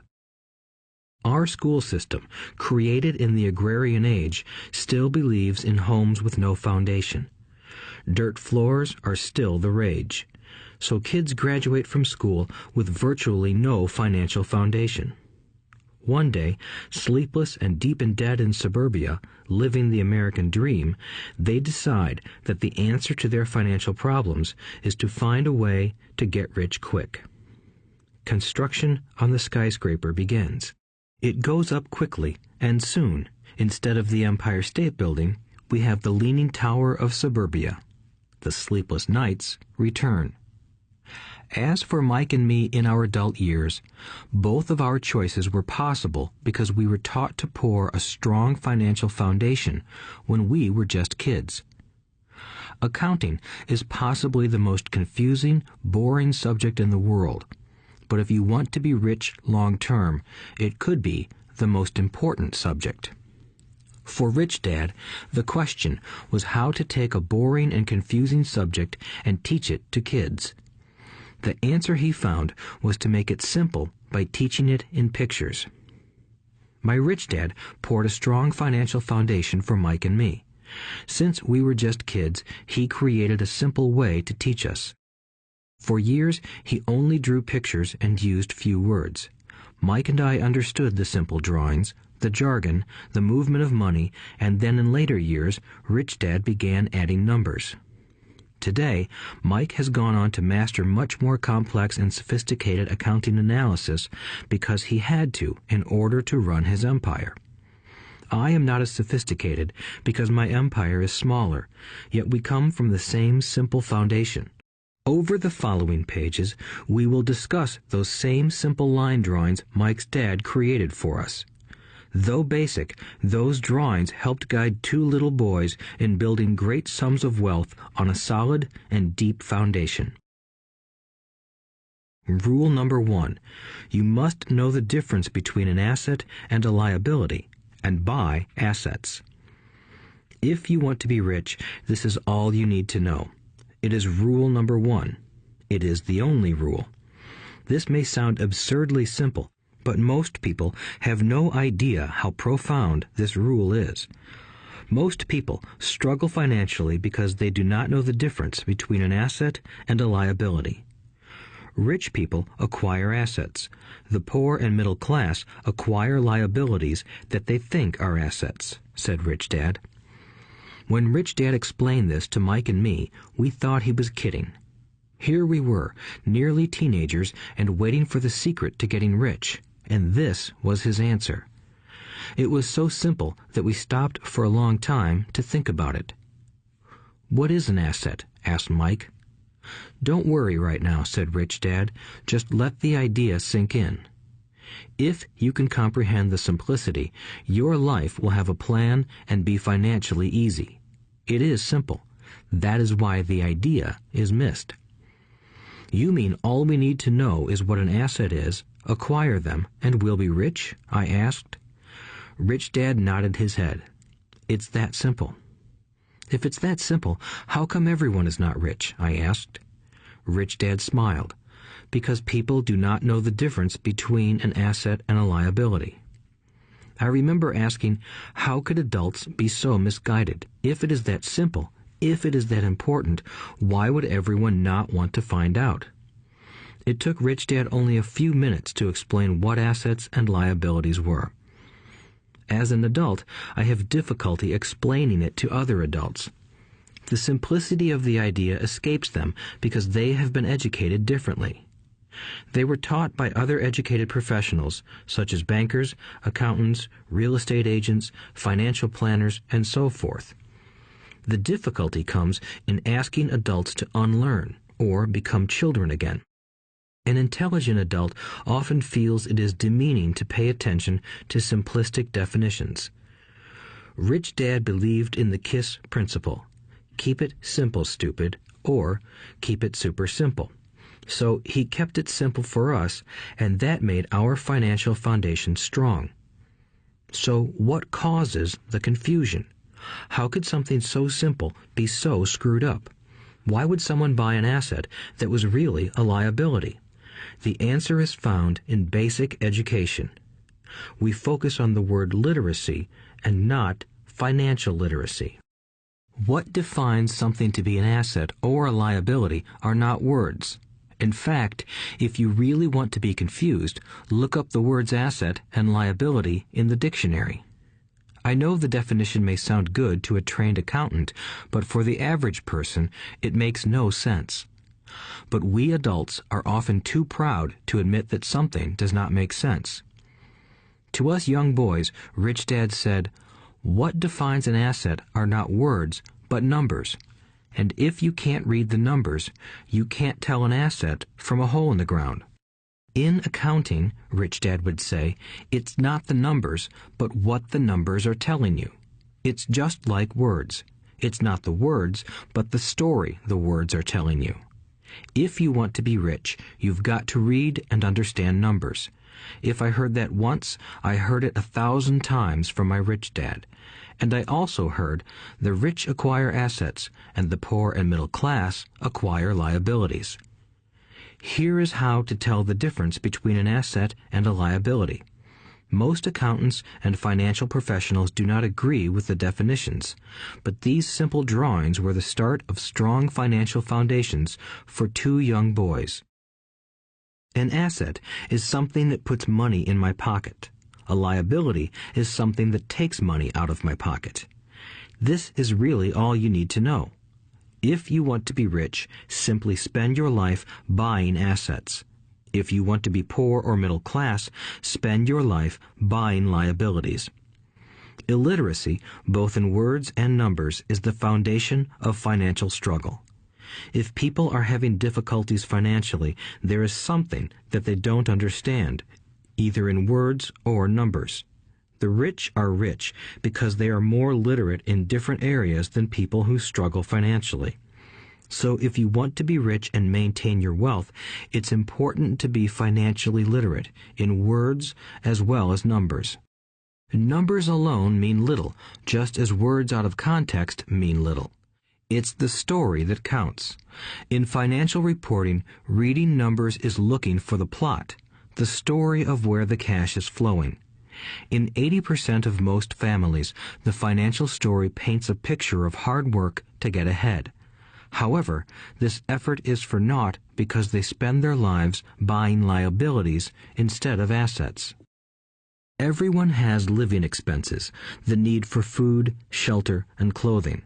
It is the cash flow that tells the story of how a person handles their money. The reason I started with the story of the richest men in America is to illustrate the flaw in believing that money will solve all problems.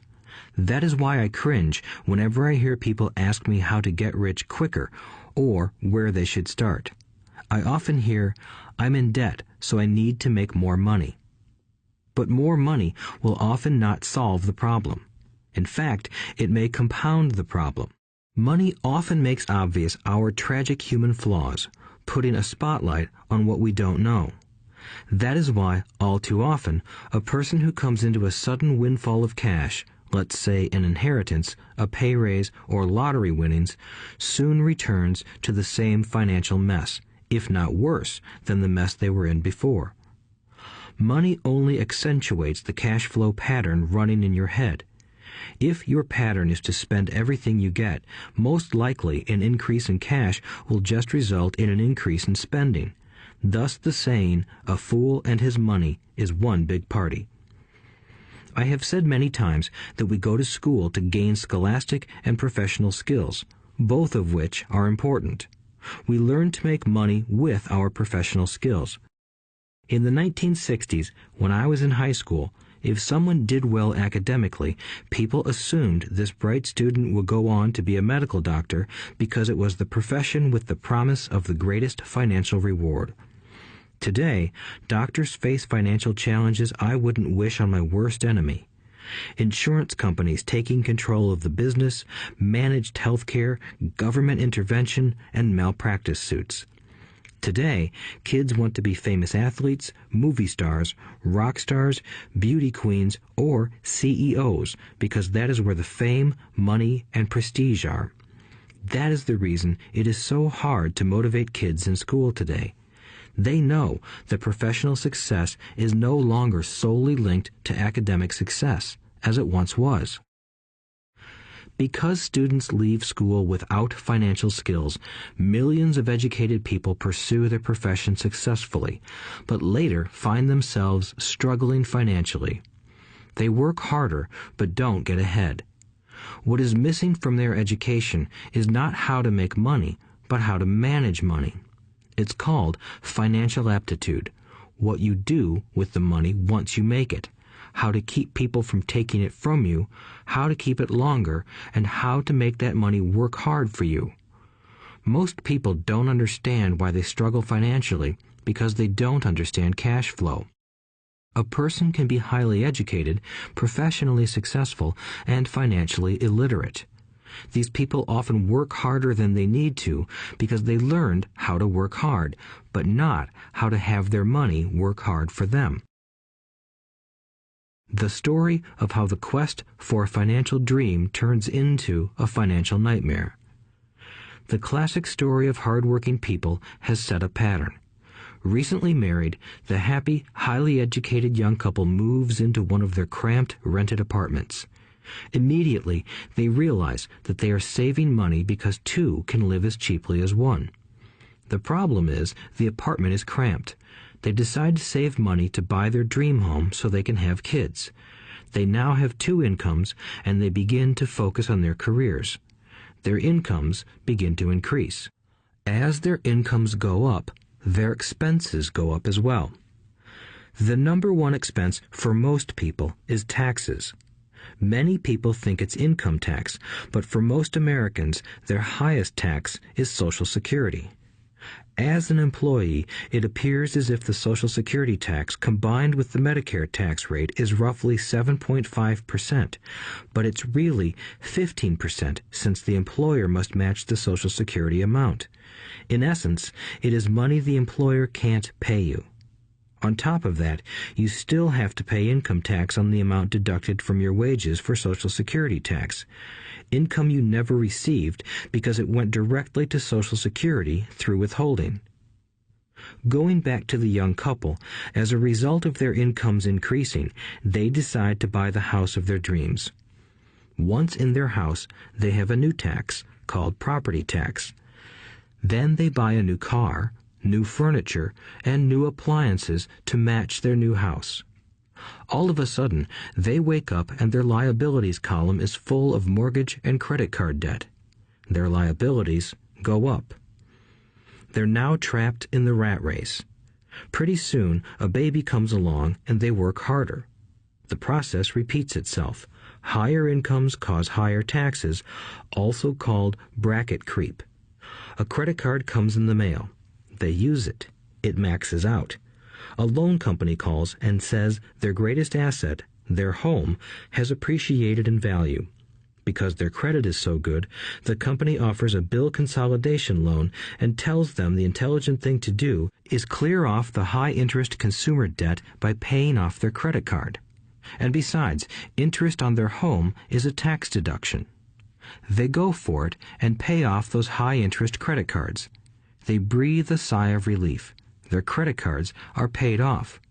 They've now folded their consumer debt into their home mortgage. Their payments go down because they extend their debt over 30 years. It is the smart thing to do. Their neighbor calls to invite them to go shopping. The Memorial Day sale is on. They promise themselves they'll just window shop, but they take a credit card, just in case. I run into this young couple all the time. Their names change, but their financial dilemma is the same. They come to one of my talks to hear what I have to say. They ask me, "Can you tell us how to make more money?" They don't understand that their trouble is really how they choose to spend the money they do have. It is caused by financial illiteracy and not understanding the difference between an asset and a liability. More money seldom solves someone's money problems. Intelligence solves problems. There is a saying a friend of mine says over and over to people in debt. If you find you have dug yourself into a hole, stop digging. As a child, my dad often told us that the Japanese were aware of 3 powers: the power of the sword, the jewel, and the mirror. The sword symbolizes the power of weapons. America has spent trillions of dollars on weapons, and because of this is a powerful military presence in the world. The jewel symbolizes the power of money. There is some degree of truth to the saying, "Remember the golden rule. He who has the gold makes the rules." The mirror symbolizes the power of self-knowledge. This self-knowledge, according to Japanese legend, was the most treasured of the 3. All too often, the poor and middle class allow the power of money to control them. By simply getting up and working harder, failing to ask themselves if what they do makes sense, they shoot themselves in the foot as they leave for work every morning. By not fully understanding money, the vast majority of people allow its awesome power to control them. If they used the power of the mirror, they would have asked themselves, "Does this make sense?" All too often, instead of trusting their inner wisdom, that genius inside, most people follow the crowd. They do things because everybody else does them.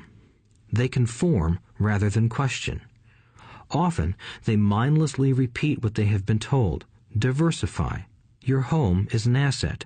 Your home is your biggest investment. You get a tax break for going into greater debt. Get a safe job. Don't make mistakes. Don't take risks. It is said that the fear of public speaking is a fear greater than death for most people. According to psychiatrists, the fear of public speaking is caused by the fear of ostracism, the fear of standing out, the fear of criticism, the fear of ridicule, and the fear of being an outcast. The fear of being different prevents most people from seeking new ways to solve their problems. That is why my educated dad said the Japanese valued the power of the mirror the most, for it is only when we look into it that we find truth. Fear is the main reason that people say, "Play it safe." That goes for anything, be it sports, relationships, careers, or money. It is that same fear, the fear of ostracism, that causes people to conform to, and not question, commonly accepted opinions or popular trends. Your home is an asset. Get a bill consolidation loan and get out of debt. Work harder. It's a promotion. Someday I'll be a vice president. Save money. When I get a raise, I'll buy us a bigger house. Mutual funds are safe. Many financial problems are caused by trying to keep up with the Joneses. Occasionally, we all need to look in the mirror and be true to our inner wisdom rather than our fears. By the time Mike and I were 16 years old, we began to have problems in school. We were not bad kids. We just began to separate from the crowd. We worked for Mike's dad after school and on weekends. Mike and I often spent hours after work just sitting at a table with his dad while he held meetings with his bankers, attorneys, accountants, brokers, investors, managers, and employees. Here was a man who had left school at 13, who was now directing, instructing, ordering, and asking questions of educated people. They came at his beck and call, and cringed when he didn't approve of them. Here was a man who had not gone along with the crowd. He was a man who did his own thinking and detested the words, "We have to do it this way because that's the way everyone else does it." He also hated the word "can't." If you wanted him to do something, just say, "I don't think you can do it." Mike and I learned more sitting in on his meetings than we did in all our years of school, college included. Mike's dad was not book smart, but he was financially educated and successful as a result. He told us over and over again, an intelligent person hires people who are more intelligent than he is. So Mike and I had the benefit of spending hours listening to and learning from intelligent people. But because of this, Mike and I couldn't go along with the standard dogma our teachers preached, and that caused problems. Whenever the teacher said, "If you don't get good grades, you won't do well in the real world," Mike and I just raised our eyebrows. When we were told to follow set procedures and not deviate from the rules, we could see how school discouraged creativity. We started to understand why our rich dad told us that schools were designed to produce good employees instead of employers. Occasionally, Mike or I would ask our teachers how what we studied was applicable to the real world, or why we never studied money and how it worked. To the latter question, we often got the answer that money was not important, that if we excelled in our education, the money would follow. The more we knew about the power of money, the more distant we grew from the teachers and our classmates. My highly educated dad never pressured me about my grades, but we did begin to argue about money. By the time I was 16, I probably had a far better foundation with money than both my parents. I could keep books, I listened to tax accountants, corporate attorneys, bankers, real estate brokers, investors, and so forth. By contrast, my dad talked to other teachers. One day, my dad told me that our home was his greatest investment. A not too pleasant argument took place when I showed him why I thought a house was not a good investment. I showed him the ancillary expenses that went along with owning the home.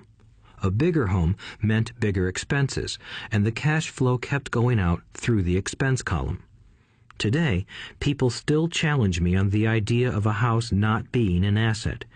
I know that for many people, it is their dream as well as their largest investment. And owning your own home is better than nothing.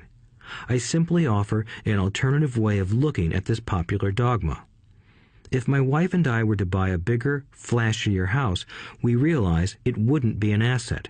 It would be a liability since it would take money out of our pocket. So here is the argument I put forth. I really don't expect most people to agree with it because your home is an emotional thing, and when it comes to money, high emotions tend to lower financial intelligence. I know from personal experience that money has a way of making every decision emotional. 1. When it comes to houses, most people work all their lives paying for a home they never own. In other words, most people buy a new house every few years, each time incurring a new 30-year loan to pay off the previous one. 2. Even though people receive a tax deduction for interest on mortgage payments, they pay for all their other expenses with after-tax dollars, even after they pay off their mortgage. 3. My wife's parents were shocked when the property taxes on their home increased to $1,000 a month. This was after they had retired, so the increase put a strain on their retirement budget and they felt forced to move. 4. Houses do not always go up in value. I have friends who owe $1 million for a home that today would sell for far less. 5. The greatest losses of all are those from missed opportunities. If all your money is tied up in your house, you may be forced to work harder because your money continues blowing out of the expense column instead of adding to the asset column, the classic middle-class cash flow pattern. If a young couple would put more money into their asset column early on, their later years would be easier. Their assets would have grown and would be available to help cover expenses. All too often, a house only serves as a vehicle for incurring a home equity loan to pay for mounting expenses. In summary, the end result in making a decision to own a house that is too expensive in lieu of starting an investment portfolio impacts an individual in at least the following 3 ways. 1. Loss of time during which other assets could have grown in value. 2. Loss of additional capital which could have been invested instead of paying for high maintenance expenses related directly to the home. 3. Loss of education. Too often, people count their house and savings and retirement plans as all they have in their asset column. Because they have no money to invest, they simply don't invest. This costs them investment experience. Most never become what the investment world calls a sophisticated investor. And the best investments are usually first sold to sophisticated investors, who then turn around and sell them to the people playing it safe. I am not saying don't buy a house. What I'm saying is that you should understand the difference between an asset and a liability. When I want a bigger house, I first buy assets that will generate the cash flow to pay for the house. My educated dad's personal financial statement best demonstrates the life of someone caught in the rat race. His expenses match his income, never allowing him enough left over to invest in assets. As a result, his liabilities are larger than his assets. Why the rich get richer. A review of my rich dad's financial statement shows why the rich get richer. The asset column generates more than enough income to cover expenses, with the balance reinvested into the asset column. The asset column continues to grow, and therefore the income it produces grows with it. The result is that the rich get richer. Why the middle class struggle.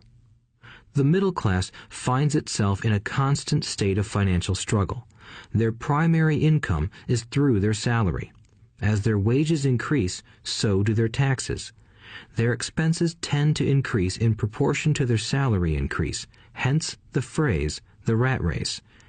They treat their home as their primary asset instead of investing in income-producing assets. This pattern of treating your home as an investment and the philosophy that a pay raise means you can buy a larger home or spend more is the foundation of today's debt-ridden society. Increased spending throws families into greater debt and into more financial uncertainty, even though they may be advancing in their jobs and receiving raises on a regular basis. This is high-risk living caused by weak financial education. The massive loss of jobs in recent times proves how shaky the middle class really is financially. Company pension plans are being replaced by 401k plans. Social Security is obviously in trouble and can't be relied upon as a source for retirement. Panic has set in for the middle class. Today, mutual funds are popular because they supposedly represent safety. Average mutual fund buyers are too busy working to pay taxes and mortgages, save for their children's college, and pay off credit cards. They do not have time to study investing, so they rely on the expertise of the manager of a mutual fund. Also, because the mutual fund includes many different types of investments, they feel their money is safer because it is diversified. This educated middle class subscribes to the dogma put out by mutual fund brokers and financial planners. Play it safe, avoid risk. The real tragedy is that the lack of early financial education is what creates the risk faced by average middle-class people. The reason they have to play it safe is because their financial positions are tenuous at best. Their balance sheets are not balanced. Instead, they are loaded with liabilities and have no real assets that generate income. Typically, their only source of income is their paycheck. Their livelihood becomes entirely dependent on their employer. So when genuine deals of a lifetime come along, these people can't take advantage of them because they are working so hard, are taxed to the max, and are loaded with debt. As I said at the start of this section, the most important rule is to know the difference between an asset and a liability. Once you understand the difference, concentrate your efforts on buying income-generating assets.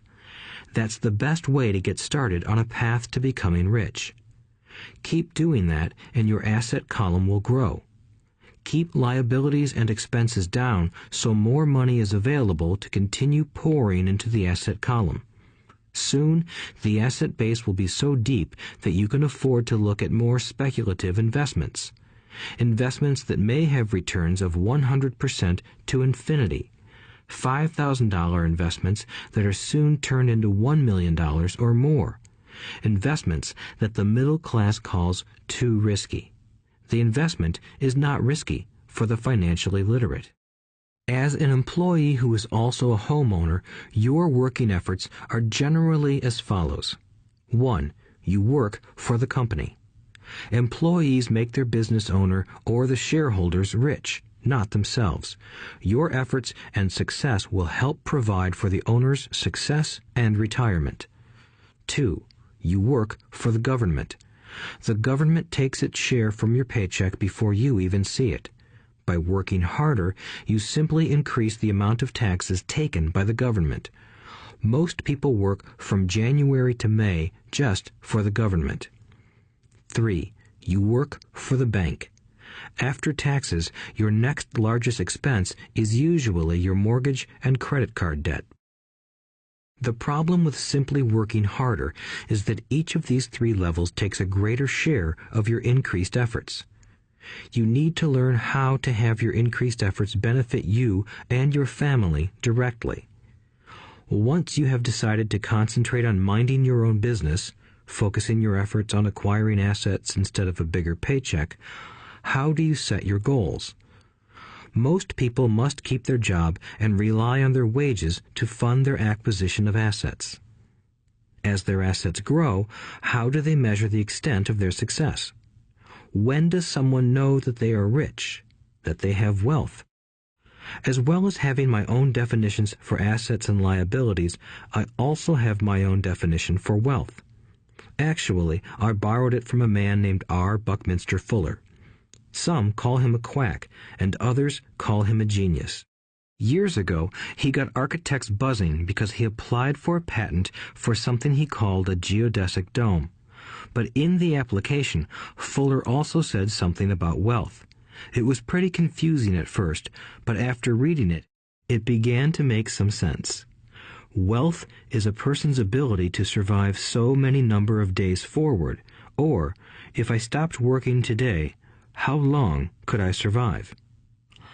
Unlike net worth, the difference between your assets and liabilities, which is often filled with a person's expensive junk and opinions of what things are worth, this definition creates the possibility for developing a truly accurate measurement. I could now measure and know where I was in terms of my goal to become financially independent. Although net worth often includes non-cash producing assets, like stuff you bought that now sits in your garage, wealth measures how much money your money is making and, therefore, your financial survivability. Wealth is the measure of the cash flow from the asset column compared with the expense column. Let's use an example. Let's say I have cash flow from my asset column of $1,000 a month, and I have monthly expenses of $2,000 a month. What is my wealth? Let's go back to Buckminster Fuller's definition. Using his definition, how many days forward can I survive? Assuming a 30-day month, I have enough cash flow for half a month. When I achieve $2,000 a month cash flow from my assets, then I will be wealthy. So, while I'm not yet rich, I am wealthy. I now have income generated from assets each month that fully cover my monthly expenses. If I want to increase my expenses, I first must increase my cash flow to maintain this level of wealth. Also note that it is at this point that I'm no longer dependent on my wages. I have focused on and been successful in building an asset column that has made me financially independent.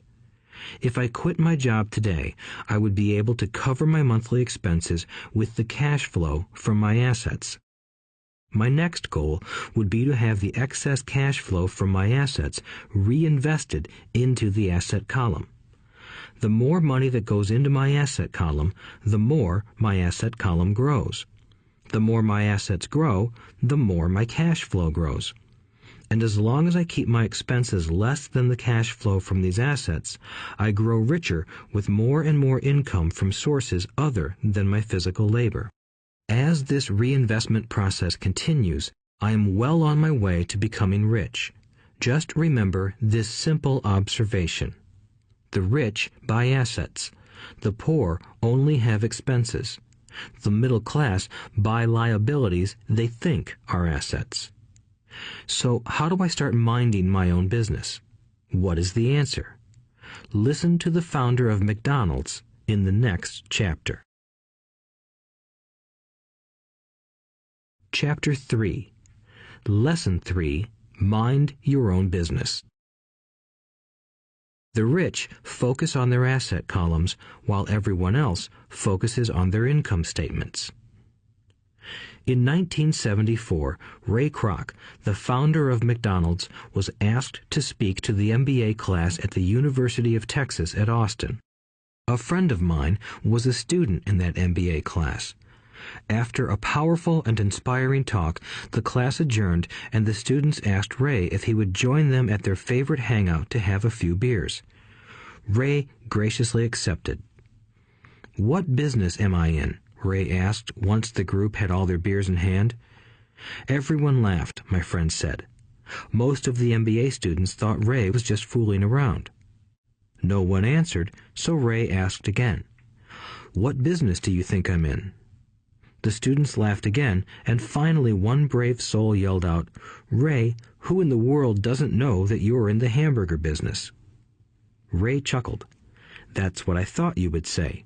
He paused and then quickly added, "Ladies and gentlemen, I'm not in the hamburger business. My business is real estate." As my friend tells the story, Ray spent a good amount of time explaining his viewpoint. In his business plan, Ray knew that the primary business focus was to sell hamburger franchises, but what he never lost sight of was the location of each franchise. He knew that the land and its location were the most significant factors in the success of each franchise.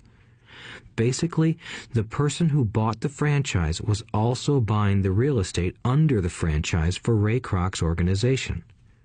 Today, McDonald's is the largest single owner of real estate in the world, owning even more than the Catholic Church. McDonald's owns some of the most valuable intersections and street corners in America and around the globe. My friend considers this as one of the most important lessons in his life. Today, he owns car washes, but his business is the real estate under those car washes. The previous chapter presented that most people work for everyone but themselves. They work first for the owners of the company, then for the government through taxes, and finally for the bank that owns their mortgage. When I was a young boy, we did not have a McDonald's nearby. Yet my rich dad was responsible for teaching Mike and me the same lesson that Ray Kroc talked about at the University of Texas. It is secret number 3 of the rich. The secret is mind your own business. Financial struggle is often directly the result of people working all their lives for someone else. Many people will simply have nothing at the end of their working days to show for their efforts. Our current educational system focuses on preparing today's youth to get good jobs by developing scholastic skills. Their lives will revolve around their wages or, as described earlier, their income column. Many will study further to become engineers, scientists, cooks, police officers, artists, writers, and so on. These professional skills allow them to enter the workforce and work for money. But there is a big difference between your profession and your business. Often I ask people, "What is your business?"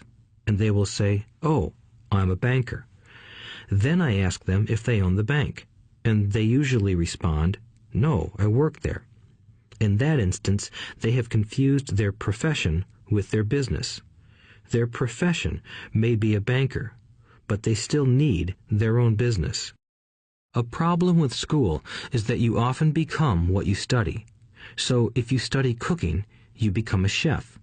If you study the law, you become an attorney. And a study of auto mechanics makes you a mechanic. The mistake in becoming what you study is that too many people forget to mind their own business.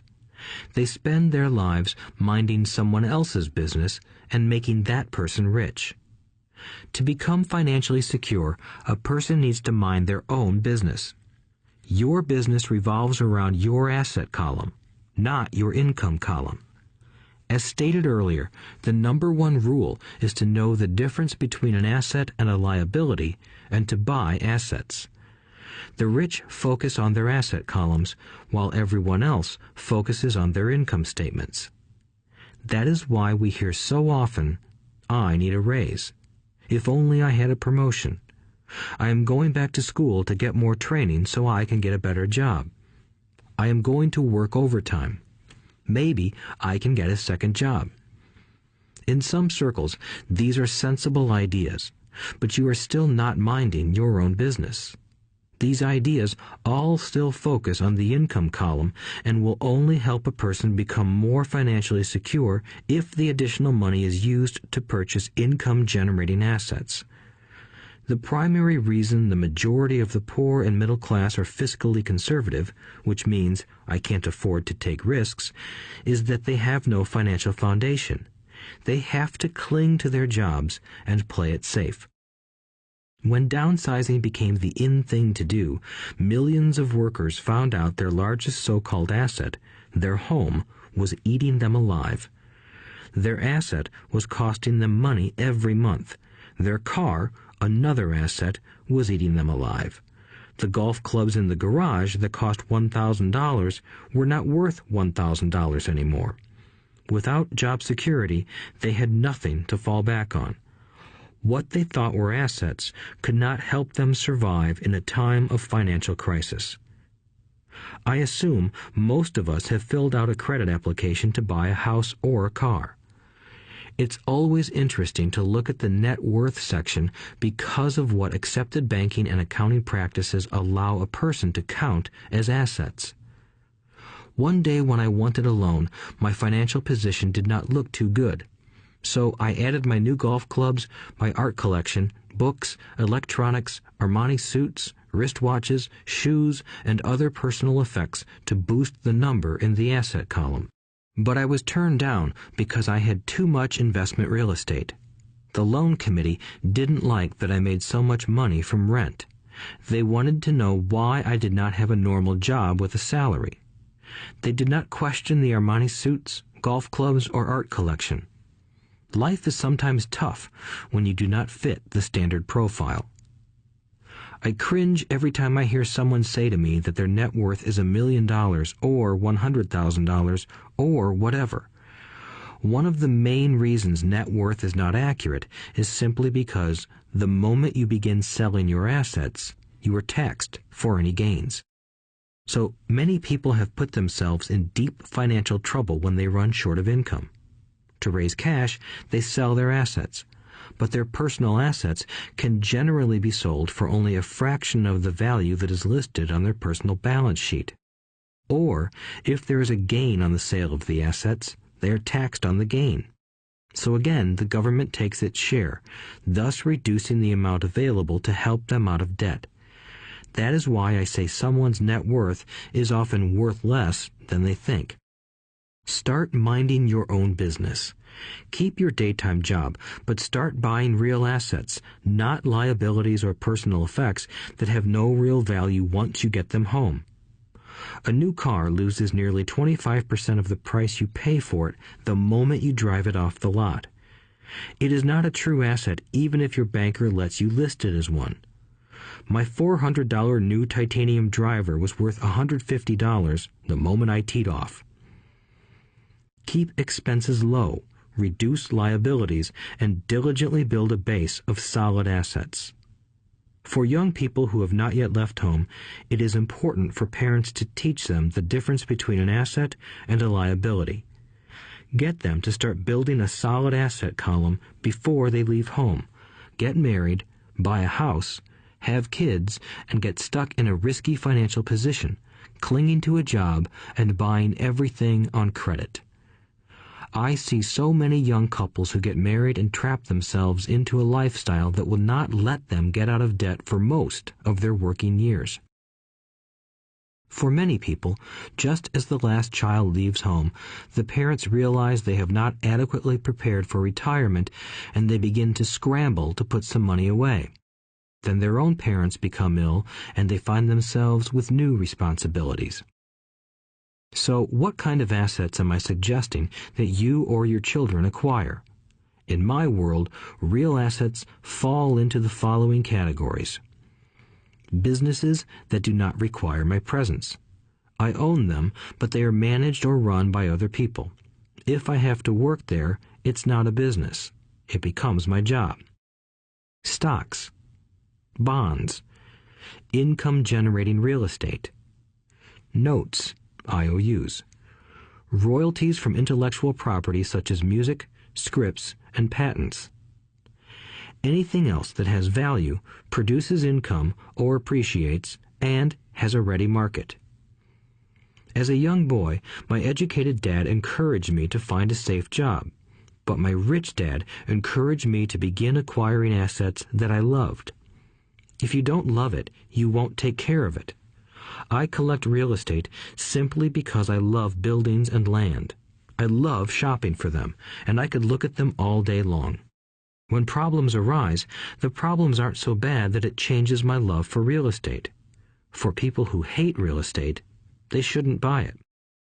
I also love stocks of small companies, especially startups, because I am an entrepreneur, not a corporate person. In my early years, I worked in large organizations such as Standard Oil of California, the U.S. Marine Corps, and Xerox Corporation. I enjoyed my time with those organizations and have fond memories, but I know deep down I am not a company man. I like starting companies, not running them. So my stock buys are usually of small companies. Sometimes I even start the company and take it public. Fortunes are made in new stock issues, and I love the game. Many people are afraid of small-cap companies and call them risky, and they are. But that risk is diminished if you love what the investment is, understand it, and know the game. With small companies, my investment strategy is to be out of the stock in a year. On the other hand, my real estate strategy is to start small and keep trading up for bigger properties, and, therefore, delay paying taxes on the gain. This allows the value to increase dramatically. I generally hold real estate less than 7 years. For years, even while I was with the Marine Corps and Xerox, I did what my rich dad recommended. I kept my day job, but I still minded my own business. I was active in my asset column trading real estate and small stocks. Rich Dad always stressed the importance of financial literacy. The better I was at understanding the accounting and cash management, the better I would be at analyzing investments and eventually starting and building my own company. I don't encourage anyone to start a company unless they really want to. Knowing what I know about running a company, I wouldn't wish that task on anyone. There are times when people can't find employment and starting a company seems like the best solution. But the odds are against success. 9 out of 10 companies fail in 5 years. Of those that survive the first 5 years, 9 out of every 10 of those eventually fail as well. So only if you really have the desire to own your own company do I recommend it. Otherwise, keep your day job and mind your own business. When I say mind your own business, I mean to build and keep your asset column strong. Once a dollar goes into it, never let it come out. Think of it this way. Once a dollar goes into your asset column, it becomes your employee. The best thing about money is that it works 24 hours a day and can work for generations. Keep your day job, be a great hard-working employee, but keep building that asset column. As your cash flow grows, you can indulge in some luxuries. An important distinction is that rich people buy luxuries last, while the poor and middle class tend to buy luxuries first. The poor and the middle class often buy luxury items like big houses, diamonds, furs, jewelry, or boats because they want to look rich. They look rich, but in reality they just get deeper in debt on credit. The old money people, the long-term rich, build their asset column first. Then the income generated from the asset column buys their luxuries. The poor and middle class buy luxuries with their own sweat, blood, and children's inheritance. A true luxury is a reward for investing in and developing a real asset. For example, when my wife Kim and I had extra money coming from our apartment houses, she went out and bought her Mercedes. It didn't take any extra work or risk on her part because the apartment house bought the car. She did, however, have to wait 4 years while the real estate investment portfolio grew and began generating enough extra cash flow to pay for the car. But the luxury, the Mercedes, was a true reward because she proved she knew how to grow her asset column. That car now means a lot more to her than simply another pretty car. It means she used her financial intelligence to afford it. Instead, most people impulsively go out and buy a new car or some other luxury on credit. They may feel bored and just want a new toy. Buying a luxury on credit often causes a person to eventually resent that luxury because the debt becomes a financial burden. After you've taken the time and invested in and built your own business, you are now ready to learn the biggest secret of the rich, the secret that puts the rich way ahead of the pack. Chapter 4. Lesson 4. The History of Taxes and the Power of Corporations. My rich dad just played the game smart, and he did it through corporations, the biggest secret of the rich. I remember in school being told the story of Robin Hood and his merry men. My teacher thought it was a wonderful story of a romantic hero who robbed from the rich and gave to the poor. My rich dad did not see Robin Hood as a hero. He called Robin Hood a crook. Robin Hood may be long gone, but his followers live on. I often still hear people say, "Why don't the rich pay for it?" or "The rich should pay more in taxes and give it to the poor." It is this Robin Hood fantasy, or taking from the rich to give to the poor, that has caused the most pain for the poor and the middle class. The reason the middle class is so heavily taxed is because of the Robin Hood ideal. The reality is that the rich are not taxed. It's the middle class who pays for the poor, especially the educated upper-income middle class. Again, to understand fully how things happen, we need to look at the history of taxes. Although my highly educated dad was an expert on the history of education, my rich dad fashioned himself an expert on the history of taxes. Rich Dad explained to Mike and me that originally in England and America, there were no taxes. Occasionally, there were temporary taxes levied in order to pay for wars. The king or the president would put the word out and ask everyone to chip in.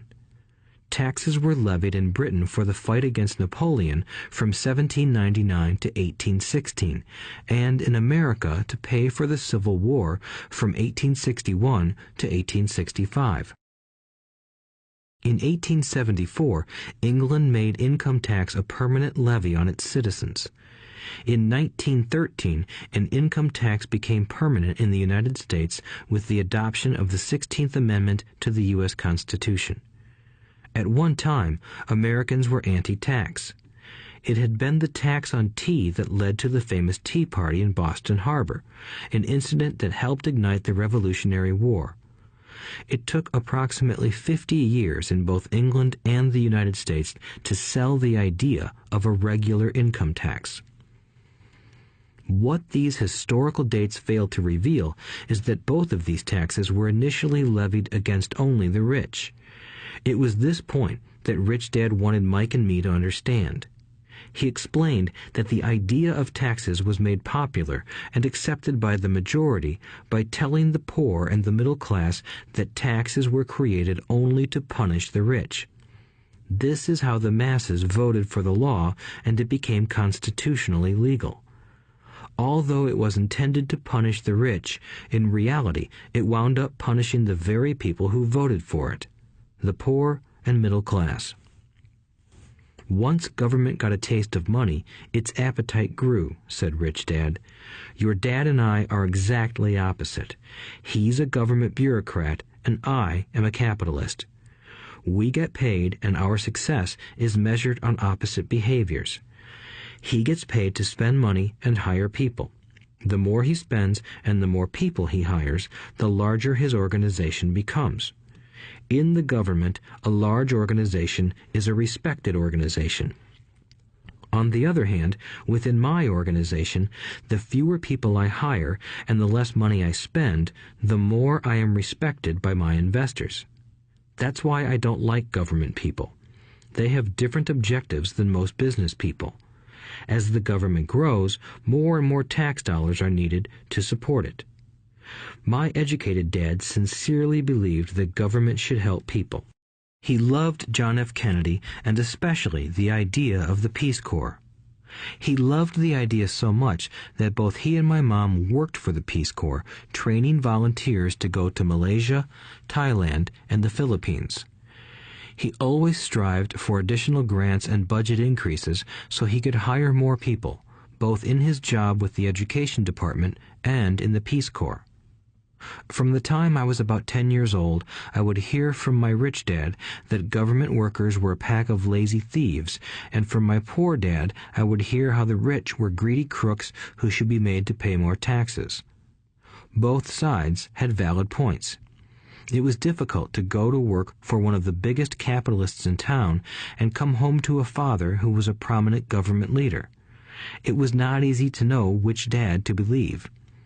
Yet, when you study the history of taxes, an interesting perspective emerges.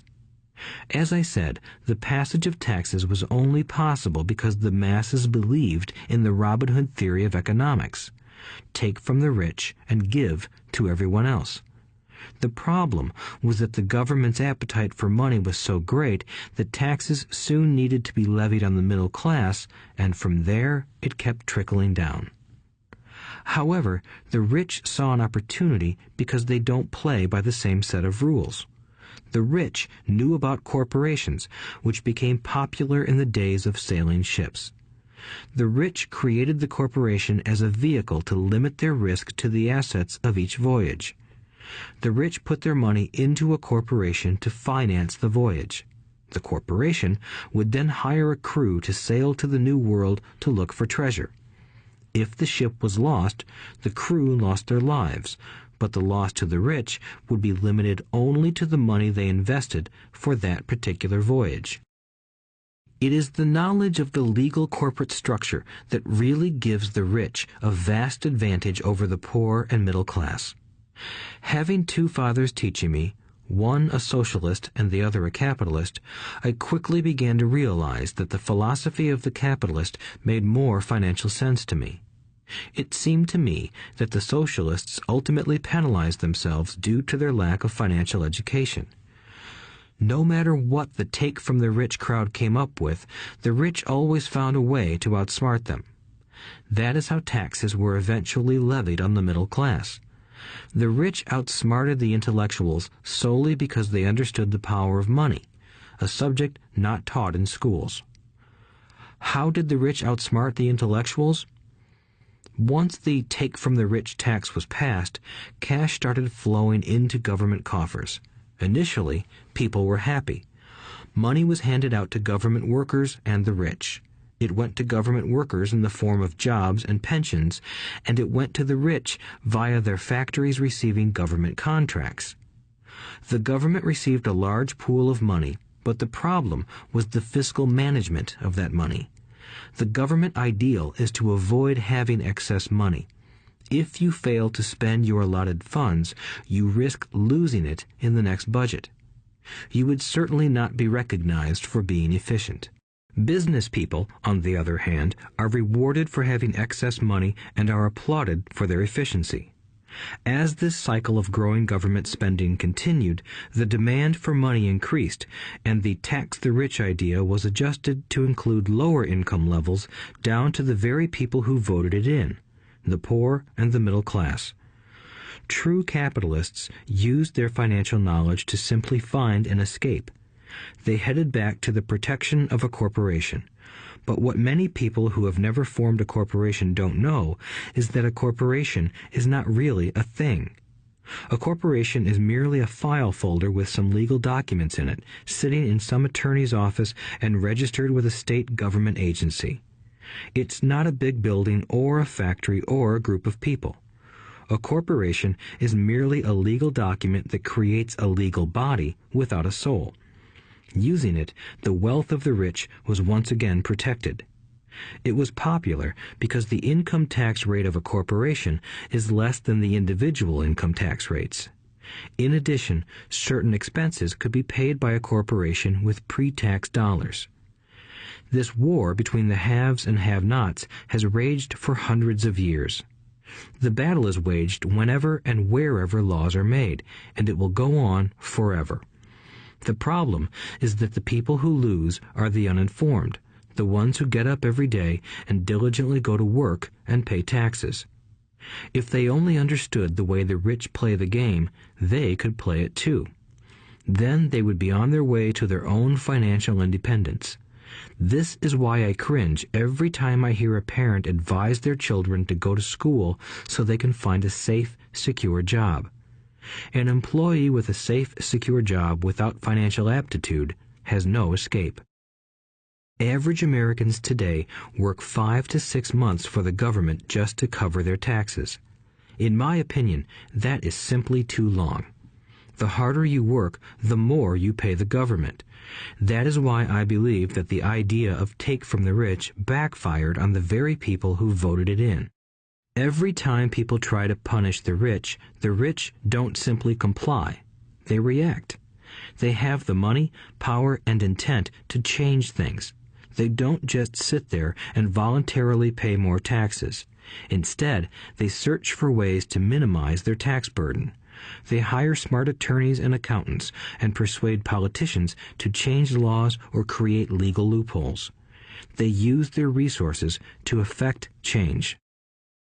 The tax code of the United States also allows other ways to reduce taxes. Most of these vehicles are available to anyone, but it is the rich who find them because they are minding their own business. For example, 1031 is jargon for Section 1031 of the Internal Revenue Code, which allows a seller to delay paying taxes on a piece of real estate that is sold for a capital gain through an exchange for a more expensive piece of real estate. Real estate is one investment vehicle that has a great tax advantage. As long as you keep trading up in value, you will not be taxed on the gains until you liquidate. People who don't take advantage of these legal tax savings are missing a great opportunity to build their asset columns. The poor and middle class don't have the same resources. They sit there and let the government's needles enter their arm and allow the blood donation to begin. Today, I am constantly shocked at the number of people who pay more taxes or take fewer deductions simply because they are afraid of the government. I have friends who have had their businesses shut down and destroyed, only to find out it was a mistake on the part of the government. I realize all that, but the price of working from January to May is a high price to pay for that intimidation. My poor dad never fought back. My rich dad didn't either. He just played the game smarter, and he did it through corporations, the biggest secret of the rich. You may remember the first lesson I learned from my rich dad. I was a little boy of 9 who had to sit and wait for him to choose to talk to me.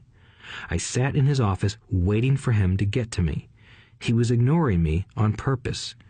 He wanted me to recognize his power and to desire to have that power for myself one day. During all the years I studied and learned from him, he always reminded me that knowledge is power. and with money comes great power that requires the right knowledge to keep it and make it multiply. Without that knowledge, the world pushes you around. Rich Dad constantly reminded Mike and me that the biggest bully was not the boss or the supervisor, but the tax man. The tax man will always take more if you let him. The first lesson of having money work for you, as opposed to you working for money, is all about power. If you work for money, you give the power to your employer. If money works for you, you keep the power and control it. Once we had this knowledge of the power of money working for us, he wanted us to be financially smart and not let anyone or anything push us around. If you're ignorant, it's easy to be bullied. If you know what you're talking about, you have a fighting chance. That is why he paid so much for smart tax accountants and attorneys. It was less expensive to pay them than to pay the government. His best lesson to me was, be smart and you won't be pushed around as much.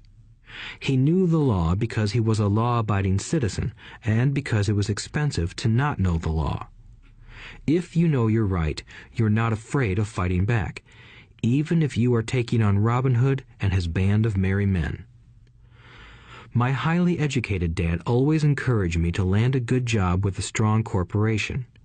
He spoke of the virtues of working your way up the corporate ladder. He didn't understand that, by relying solely on a paycheck from a corporate employer, I would be a docile cow ready for milking. When I told my rich dad of my father's advice, he only chuckled. "Why not own the ladder?" was all he said. As a young boy, I did not understand what Rich Dad meant by owning my own corporation. It was an idea that seemed impossible and intimidating. Although I was excited by the idea, my inexperience wouldn't let me envision the possibility that grown-ups would someday work for a company I would own. The point is that, if not for my rich dad, I would have probably followed my educated dad's advice. It was merely the occasional reminder of my rich dad that kept the idea of owning my own corporation alive and kept me on a different path. By the time I was 15 or 16, I knew I wasn't going to continue down the path my educated dad recommended. I didn't know how I was going to do it, but I was determined not to head in the direction most of my classmates were heading. That decision changed my life. It was not until my mid-20s that my rich dad's advice began to make more sense to me. I was just out of the Marine Corps and working for Xerox. I was making a lot of money, but every time I looked at my paycheck, I was disappointed. The deductions were so large, and the more I worked, the greater they became. As I became more successful, my bosses talked about promotions and raises. It was flattering, but I could hear my rich dad asking in my ear, "Who are you working for? Who are you making rich?" In 1974, while still an employee for Xerox, I formed my first corporation and began minding my own business. There were already a few assets in my asset column, but now I was determined to focus on making it bigger. Those paychecks, with all the deductions, made all the years of my rich dad's advice make total sense. I could see the future if I followed my educated dad's advice. Many employers feel that advising their workers to mind their own business is bad for business. But for me, focusing on my own business and developing assets made me a better employee because I now had a purpose. I came in early and worked diligently, amassing as much money as possible so I could invest in real estate. Hawaii was just set to boom, and there were fortunes to be made. The more I realized that we were in the beginning stages of a boom, the more Xerox machines I sold.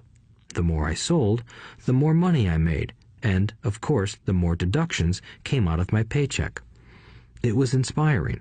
I wanted out of the employee trap so badly that I worked even harder so I could invest more. By 1978, I was consistently one of the top 5 salespeople at the company. I badly wanted out of the rat race. In less than 3 years, I was making more in my real estate holding corporation than I was making at Xerox, and the money I was making in my asset column in my own corporation was money working for me, not me pounding on doors selling copiers. My rich dad's advice made much more sense. Soon, the cash flow from my properties were so strong that my company bought me my first Porsche. My fellow Xerox salespeople thought I was spending my commissions. I wasn't. I was investing my commissions in assets. My money was working hard to make more money. Each dollar in my asset column was a great employee, working hard to make more employees and buy the boss a new Porsche with before-tax dollars. I began to work harder for Xerox. The plan was working, and my Porsche was the proof. By using the lessons I learned from my rich dad, I was able to get out of the proverbial rat race at an early age. It was made possible because of the strong financial knowledge I had acquired through Rich Dad's lessons. Without this financial knowledge, which I call financial intelligence or financial IQ, my road to financial independence would have been much more difficult. I now teach others in the hope that I may share my knowledge with them. I remind people that financial IQ is made up of knowledge from 4 broad areas of expertise. 1. Accounting. Accounting is financial literacy or the ability to read numbers. This is a vital skill if you want to build an empire. The more money you are responsible for, the more accuracy is required, or the house comes tumbling down. This is the left brain side, or the details. Financial literacy is the ability to read and understand financial statements, which allows you to identify the strengths and weaknesses of any business. 2. Investing. Investing is the science of money making money. This involves strategies and formulas which use the creative right brain side. 3. Understanding markets. Understanding markets is the science of supply and demand. You need to know the technical aspects of the market, which are emotion-driven, in addition to the fundamental or economic aspects of an investment. Does an investment make sense, or does it not make sense based on current market conditions? 4. The law. A corporation wrapped around the technical skills of accounting, investing, and markets can contribute to explosive growth. A person who understands the tax advantages and protections provided by a corporation can get rich so much faster than someone who is an employee or a small business sole proprietor. It's like the difference between someone walking and someone flying. The difference is profound when it comes to long-term wealth. Tax advantages. A corporation can do many things that an employee cannot, like pay expenses before paying taxes. That is a whole area of expertise that is very exciting. Employees earn and get taxed, and then try to live on what is left. A corporation earns, spends everything it can, and is taxed on anything that is left. It's one of the biggest legal tax loopholes that the rich use. They're easy to set up and are not expensive if you own investments that are producing good cash flow. For example, by owning your own corporation, your vacations can be board meetings in Hawaii.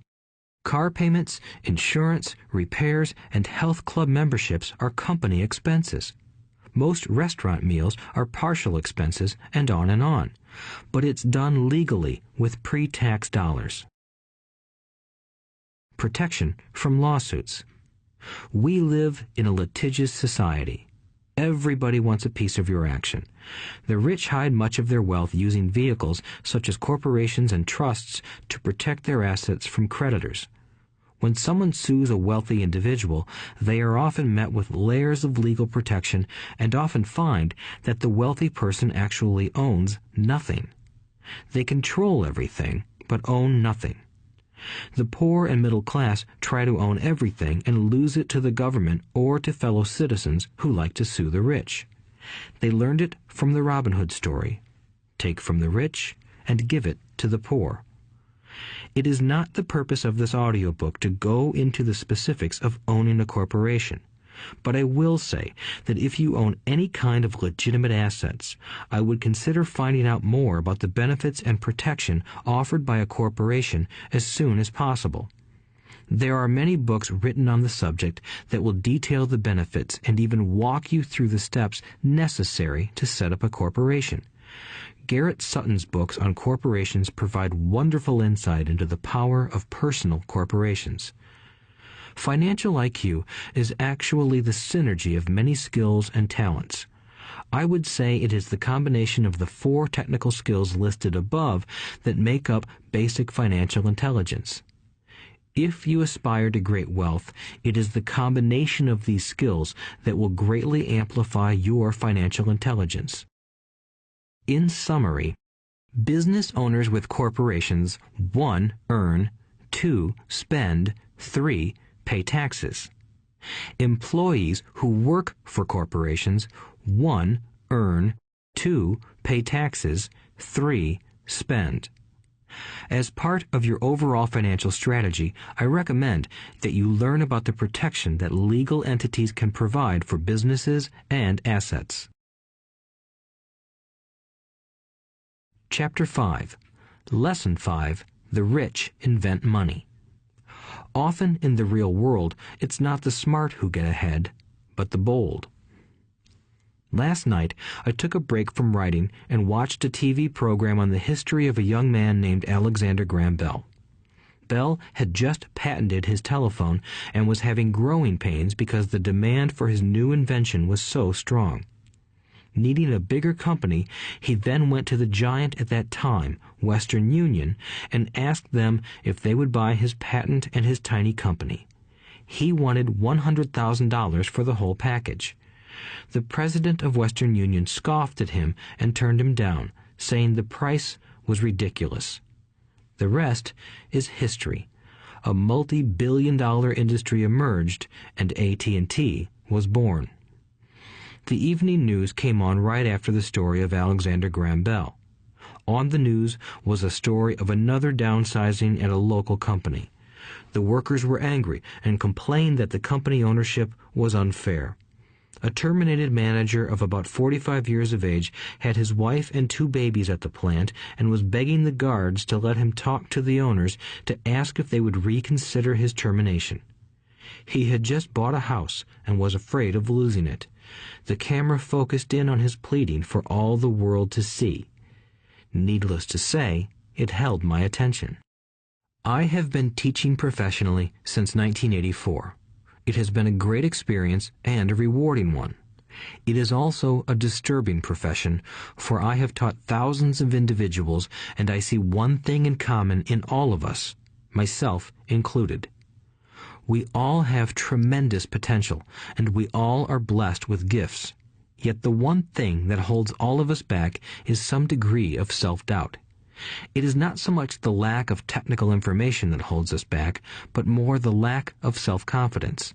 Some are more affected than others. Once we leave school, most of us know that it is not so much a matter of college degrees or good grades that count. In the real world, outside of academics, something more than just grades is required.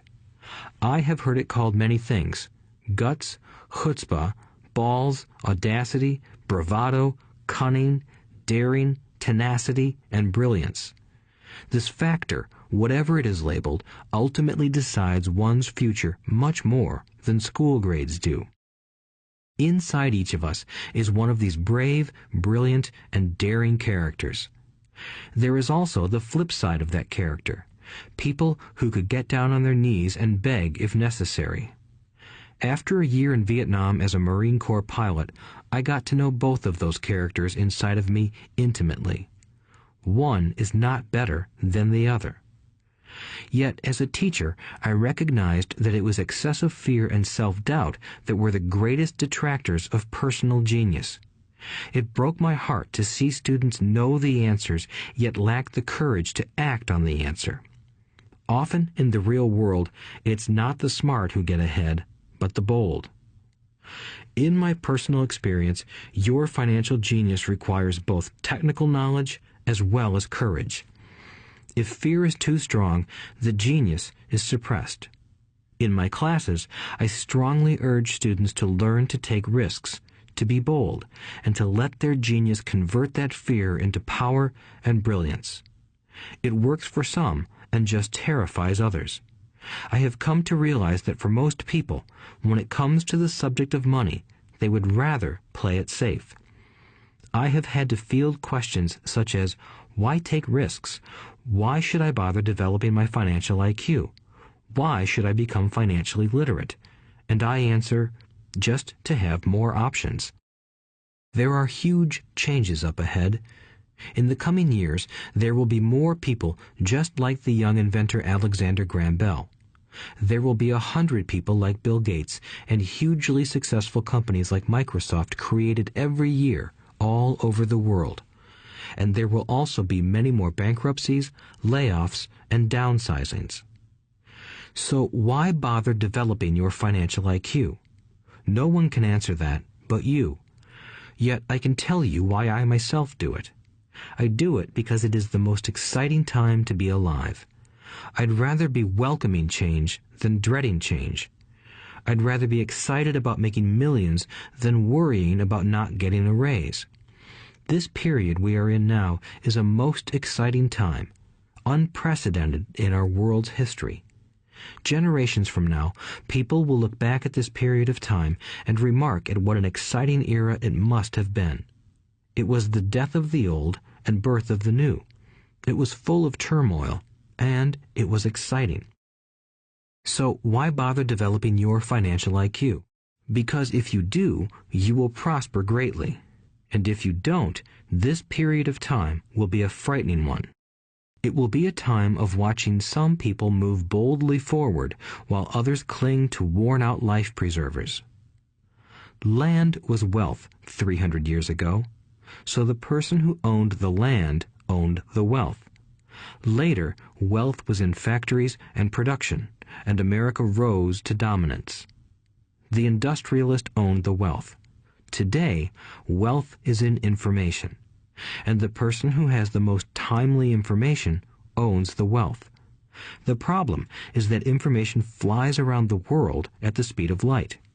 The new wealth cannot be contained by boundaries and borders as land and factories were. The changes will be faster and more dramatic. There will be a dramatic increase in the number of new multimillionaires. There also will be those who are left behind. I find so many people struggling today, often working harder, simply because they cling to old ideas. They want things to be the way they were, and they resist change. I know people who are losing their jobs or their houses, and they blame technology or the economy or their boss. Sadly, they fail to realize that they might be the problem. Old ideas are their biggest liability. It is a liability simply because they fail to realize that while that idea or way of doing something was an asset yesterday, yesterday is gone. One afternoon, I was teaching how to invest using a board game I had invented, Cash Flow, as a teaching tool. A friend had brought someone along to attend the class. This friend of a friend was recently divorced, had been badly burned in the divorce settlement, and was now searching for some answers. Her friend thought the class might help. The game was designed to help people learn how money works. In playing the game, they learn about the interaction of the income statement with the balance sheet. They learn how cash flows between the two and how the road to wealth is through striving to increase your monthly cash flow from the asset column to the point that it exceeds your monthly expenses. Once you accomplish this, you are able to get out of the rat race and out onto the fast track. As I have said, some people hate the game, some love it, and others miss the point. This woman missed a valuable opportunity to learn something. In the opening round, she drew a doodad card with the boat on it. At first, she was happy. "Oh, I've got a boat." Then, as her friend tried to explain how the numbers worked on her income statement and balance sheet, she got frustrated because she had never liked math. The rest of her table waited while her friend continued explaining the relationship between the income statement, balance sheet, and monthly cash flow. Suddenly, when she realized how the numbers worked, it dawned on her that her boat was eating her alive. Later on in the game, she was also downsized and had a child. It was a horrible game for her. After the class, her friend came by and told me that she was upset. She had come to the class to learn about investing and did not like the idea that it took so long to play a silly game. Her friend attempted to tell her to look within herself to see if the game reflected her in any way. With that suggestion, the woman demanded her money back. She said that the very idea that a game could be a reflection of her was ridiculous. Her money was promptly refunded, and she left. Since 1984, I have made millions simply by doing what the school system does not do. In school, most teachers lecture. I hated lectures as a student. I was soon bored, and my mind would drift. In 1984, I began teaching via games and simulations, and I still rely on these tools today. I always encourage adult students to look at games as reflecting back to them what they know and what they need to learn. Most importantly, games reflect behavior. They are instant feedback systems. Instead of the teacher lecturing you, the game is giving you a personalized lecture, one that is custom-made just for you. The friend of the woman who left later called to give me an update. She said her friend was fine and had calmed down. In her cooling-off period, she could see some slight relationship between the game and her life. Although she and her husband did not own a boat, they did own everything else imaginable. She was angry after their divorce, both because he had run off with a younger woman and because, after 20 years of marriage, they had accumulated little in the way of assets. There was virtually nothing for them to split. Their 20 years of married life had been incredible fun, but all they had accumulated was a ton of doodads. She realized that her anger at doing the numbers, the income statement and balance sheet, came from her embarrassment about not understanding them. She believed that finances were the man's job. She maintained the house and did the entertaining, and he handled the finances. She was now quite certain that in the last 5 years of their marriage he had hidden money from her. She was angry at herself for not being more aware of where the money was going, as well as for not knowing about the other woman. Just like a board game, the world is always providing us with instant feedback. We could learn a lot if we tuned in more.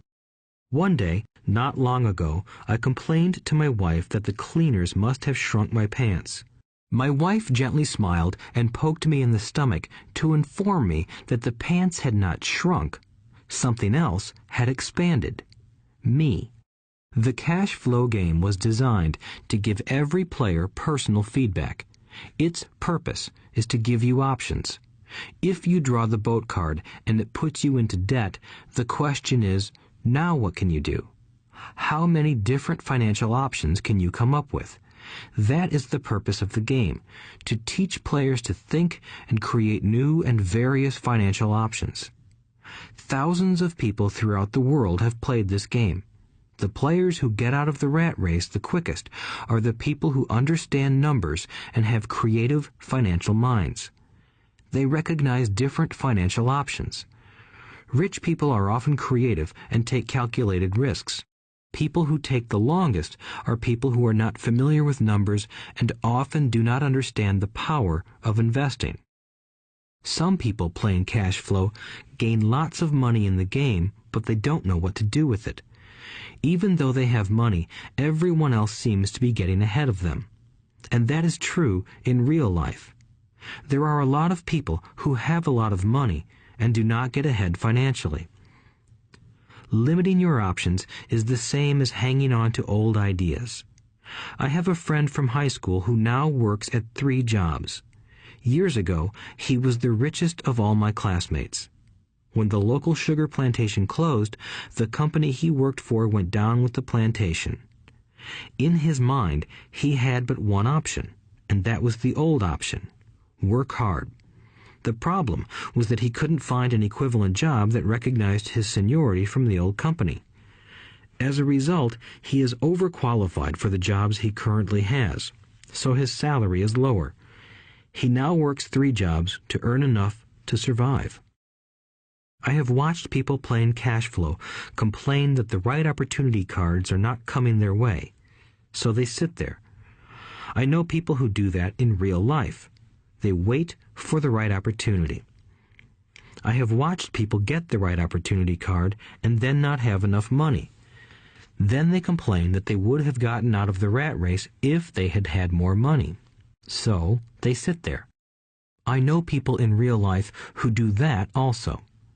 They see all the great deals, but they have no money. And I have seen people pull a great opportunity card, read it out loud, and have no idea that it is a great opportunity. They have the money, the time is right, they have the card, but they can't see the opportunity staring them in the face. They fail to see how it fits into their financial plan for escaping the rat race. And I know more people like that than all the others combined. Most people have an opportunity of a lifetime flash right in front of them, and they fail to see it. A year later, they find out about it, after everyone else got rich. Financial intelligence is simply having more options. If the opportunities aren't coming your way, what else can you do to improve your financial position? If an opportunity lands in your lap and you have no money and the bank won't talk to you, what else can you do to get the opportunity to work in your favor? If your hunch is wrong and what you've been counting on doesn't happen, how can you turn a lemon into millions? That is financial intelligence.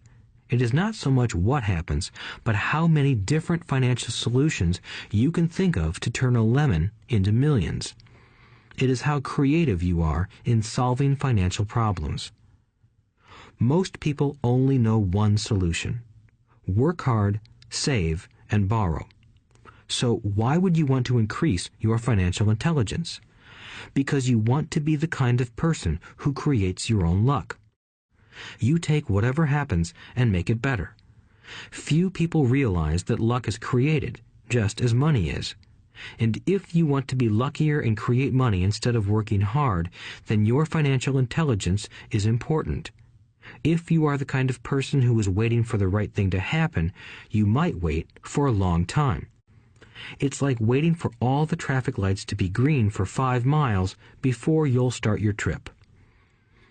As young boys, Mike and I were constantly told by my rich dad that money is not real. Rich Dad occasionally reminded us of how close we came to the secret of money on that first day we got together and began making money out of plaster of Paris. The poor and middle class work for money, he would say. The rich make money. The more real you think money is, the harder you will work for it. If you can grasp the idea that money is not real, you will grow richer faster. What is it? Was a question Mike and I often came back with. What is money if it is not real? What we agree it is, was all Rich Dad would say. The single most powerful asset we all have is our mind. If it is trained well, it can create enormous wealth seemingly instantaneously. An untrained mind can also create extreme poverty that can crush a family for generations. In the information age, money is increasing exponentially. A few individuals are getting ridiculously rich from nothing, just ideas and agreements. If you ask many people who trade stocks or other investments for a living, they see it done all the time. Often, millions can be made instantaneously from nothing. And by nothing, I mean no money was exchanged. It is done via agreement, a hand signal in a trading pit, a blip on a trader's screen in Lisbon from a trader's screen in Toronto and back to Lisbon, a call to my broker to buy and a moment later to sell. Money did not change hands. Agreements did. So why develop your financial genius? Only you can answer that. I can tell you why I have been developing this area of my intelligence.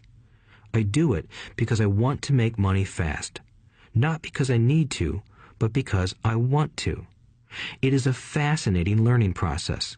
I develop my financial IQ because I want to participate in the fastest game and biggest game in the world. And, in my own small way, I would like to be part of this unprecedented evolution of humanity, the era where humans work purely with their minds and not with their bodies. Besides, it is where the action is. It is what is happening. It's hip, it's scary, and it's fun. That is why I invest in my financial intelligence, developing the most powerful asset I have. I want to be with people moving boldly forward. I do not want to be with those left behind. I will give you a simple example of creating money. In the early 1990s, the economy of Phoenix, Arizona was horrible. I was watching a TV show when a financial planner came on and began forecasting doom and gloom. His advice was to save money. Put $100 away every month, he said. In 40 years, you will be a multimillionaire. Well, putting money away every month is a sound idea. It is one option, the option most people subscribe to. The problem is this. It blinds the person to what is really going on. It causes them to miss major opportunities for much more significant growth of their money. The world is passing them by. As I said, the economy was terrible at that time. For investors, this is the perfect market condition. A chunk of my money was in the stock market and in apartment houses. I was short of cash. Because people were giving properties away, I was buying. I was not saving money. I was investing. Kim and I had more than $1 million in cash working in a market that was rising fast. It was the best opportunity to invest. The economy was terrible. I just could not pass up these small deals. Houses that were once $100,000 were now $75,000. But instead of shopping with local real estate agents, I began shopping at the bankruptcy attorney's office or the courthouse steps. In these shopping places, a $75,000 house could sometimes be bought for $20,000 or less. For $2,000, which was loaned to me from a friend for 90 days for $200, I gave an attorney a cashier's check as a down payment. While the acquisition was being processed, I ran an ad advertising a $75,000 house for only $60,000 and no money down. The phone rang hard and heavy. Prospective buyers were screened, and once the property was legally mine, all the prospective buyers were allowed to look at the house. It was a feeding frenzy. The house sold in a few minutes. I asked for a $2,500 processing fee, which they gladly handed over, and the escrow and title company took over from there. I returned the $2,000 to my friend with an additional $200. He was happy, the home buyer was happy, the attorney was happy, and I was happy. I had sold a house for $60,000 that cost me $20,000. The $40,000 was created from money in my asset column in the form of a promissory note from the buyer. Total working time, 5 hours. So, now that you are on your way to becoming more financially literate and skilled at reading numbers, I will tell you why this is an example of money being invented. During this depressed market, Kim and I were able to do 6 of these simple transactions in our spare time. While the bulk of our money was in larger properties and the stock market, we were able to create more than $190,000 in assets, notes at 10% interest, in those 6 buy, create, and sell transactions. That comes to approximately $19,000 a year income, much of it sheltered through our private corporation. Much of that $19,000 a year goes to pay for our company cars, gas, trips, insurance, dinners with clients, and other things.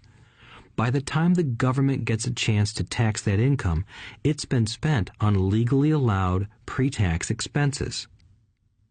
This was a simple example of how money is invented, created, and protected using financial intelligence. Ask yourself, how long would it take to save $190,000? Would the bank pay you 10% interest on your money? And the promissory note is good for 30 years. I hope they never pay me the $190,000. I have to pay a tax if they pay me the principal, and besides, $19,000 paid over 30 years is a little over $500,000 in income. I have people ask what happens if the person doesn't pay. That does happen, and it's good news. That $60,000 home could be taken back and resold for $70,000 and another $2,500 collected as a loan processing fee. It would still be a zero-down transaction in the mind of the new buyer, and the process would go on. The first time I sold the house, I paid back the $2,000, so technically I have no money in the transaction. My return on investment, ROI, is infinity. It's an example of no money making a lot of money. In the second transaction, when resold, I would have put $2,000 in my pocket and re-extended the loan to 30 years. What would my ROI be if I got paid money to make money? I do not know, but it sure beats saving $100 a month, which actually starts out as $150 because it's after-tax income for 40 years earning low interest. And again, you're taxed on the interest. That is not too intelligent. It may be safe, but it's not smart. A few years later, as the Phoenix real estate market strengthened, those houses we sold for $60,000 became worth $110,000. Foreclosure opportunities were still available, but became rare. It cost a valuable asset, my time, to go out looking for them. Thousands of buyers were looking for the few available deals. The market had changed. It was time to move on and look for other opportunities to put in the asset column. You cannot do that here. That is against the law. You're lying. I hear those comments much more often than, "Can you show me how to do that?" The math is simple. You do not need algebra or calculus, and the escrow company handles the legal transaction and the servicing of the payments. I have no roofs to fix or toilets to unplug because the owners do that. It's their house. Occasionally, someone does not pay, and that is wonderful because there are late fees, or they move out and the property is sold again. The court system handles that. And it may not work in your area. The market conditions may be different, but the example illustrates how a simple financial process can create hundreds of thousands of dollars with little money and low risk. It is an example of money being only an agreement. Anyone with a high school education can do it. Yet most people won't. Most people listen to the standard advice of work hard and save money. For about 30 hours of work, approximately $190,000 was created in the asset column, and no taxes were paid. Which one sounds harder to you? 1. Work hard, pay 50% in taxes, save what is left, your savings, then earn 5%, which is also taxed. Or 2. Take the time to develop your financial intelligence, harness the power of your brain and the asset column. If you use option number 1, be sure to factor in how much time it takes you to save $190,000. Time is one of your greatest assets. Now, you may understand why I silently shake my head when I hear parents say, "My child is doing well in school and receiving a good education." It may be good, but is it adequate? I know the above investment strategy is a small one. It is used to illustrate how small can grow into big. Again, my success reflects the importance of a strong financial foundation, which starts with a strong financial education. I have said it before, but it's worth repeating. Financial intelligence is made up of these 4 main technical skills. 1. Accounting. Accounting is financial literacy, or the ability to read numbers. This is a vital skill if you want to build businesses or investments. 2. Investing. Investing is the science of money making money. 3. Understanding markets. Understanding markets is the science of supply and demand. Alexander Graham Bell gave the market what it wanted. So did Bill Gates.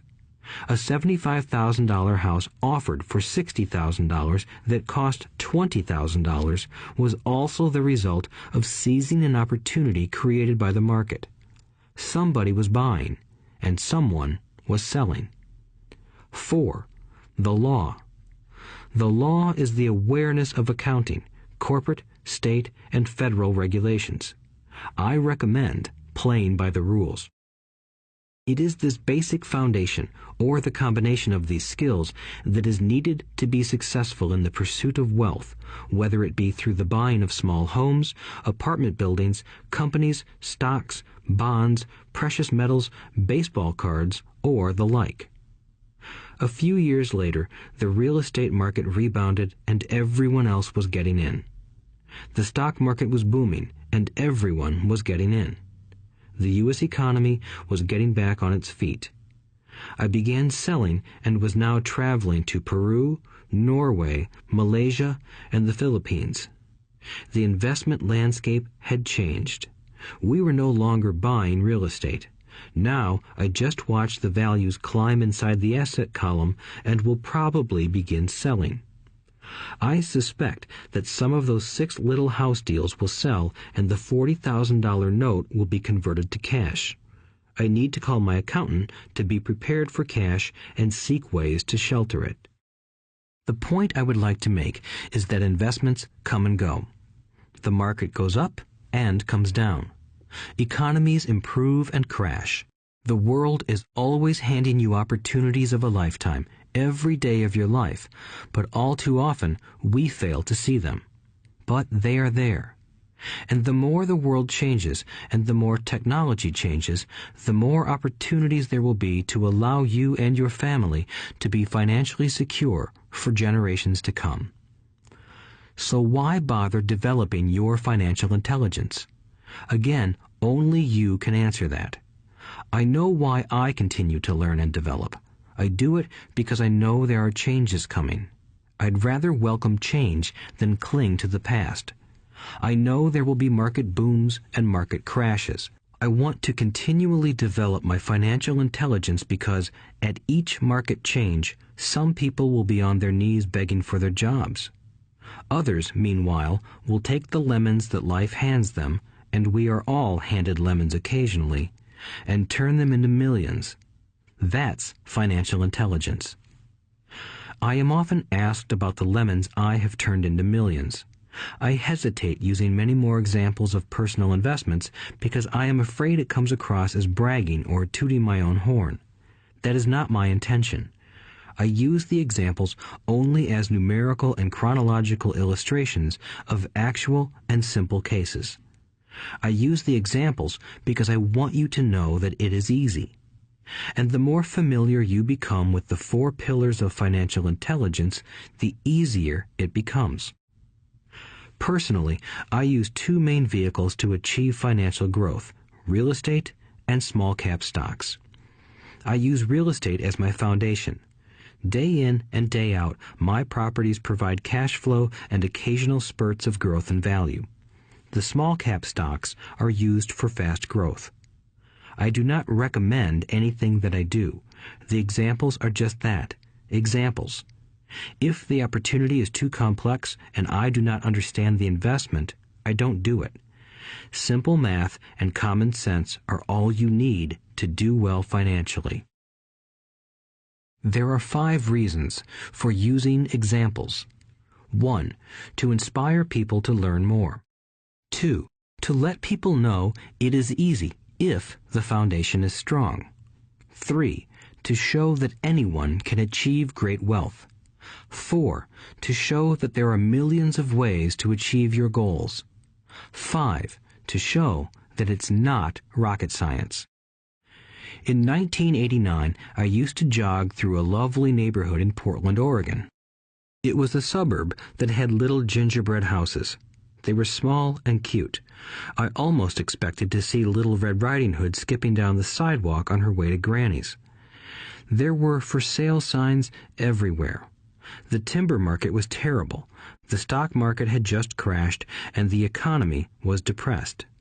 On one street, I noticed a for sale sign that was up longer than most. It looked old. Jogging past it one day, I ran into the owner, who looked troubled. "What are you asking for your house?" I asked. The owner turned and smiled weakly. "Make me an offer," he said. "It's been for sale for over a year. Nobody even comes by anymore to look at it." "I'll look," I said, and I bought the house a half hour later for $20,000 less than his asking price. It was a cute little 2-bedroom home with gingerbread trim on all the windows. It was light blue with gray accents and had been built in 1930. Inside, there was a beautiful rock fireplace, as well as 2 tiny bedrooms. It was a perfect rental house. I gave the owner $5,000 down for a $45,000 house that was really worth $65,000, except that no one wanted to buy it. The owner moved out in a week, happy to be free, and my first tenant moved in, a local college professor. After the mortgage, expenses, and management fees were paid, I put a little less than $40 in my pocket at the end of each month. Hardly exciting. A year later, the depressed Oregon real estate market had begun to pick up. California investors, flush with money from their still booming real estate market, were moving north and buying up Oregon and Washington. I sold that little house for $95,000 to a young couple from California who thought it was a bargain. My capital gains of approximately $40,000 were placed into a 1031 tax-deferred exchange, and I went shopping for a place to put my money. In about a month, I found a 12-unit apartment house right next to the Intel plant in Beaverton, Oregon. The owners lived in Germany, had no idea what the place was worth, and again, just wanted to get out of it. I offered $275,000 for a $450,000 building. They agreed to $300,000. I bought it and held it for 2 years. Utilizing the same 1031 exchange process, we sold the building for $495,000 and bought a 30-unit apartment building in Phoenix, Arizona. We had moved to Phoenix by then to get out of the rain and needed to sell anyway. Like the former Oregon market, the real estate market in Phoenix was depressed. The price of the 30-unit apartment building in Phoenix was $875,000, with $225,000 down. The cash flow from the 30 units was a little over $5,000 a month. The Arizona market began moving up, and a few years later, a Colorado investor offered us $1.2 million for the property. The point of this example is how a small amount can grow into a large amount. Again, it is a matter of understanding financial statements, investment strategies, a sense of the market, and the laws. If people are not versed in these subjects, then obviously they must follow standard dogma, which is to play it safe, diversify, and only invest in secure investments. The problem with secure investments is that they are often sanitized, that is, made so safe that the gains are less.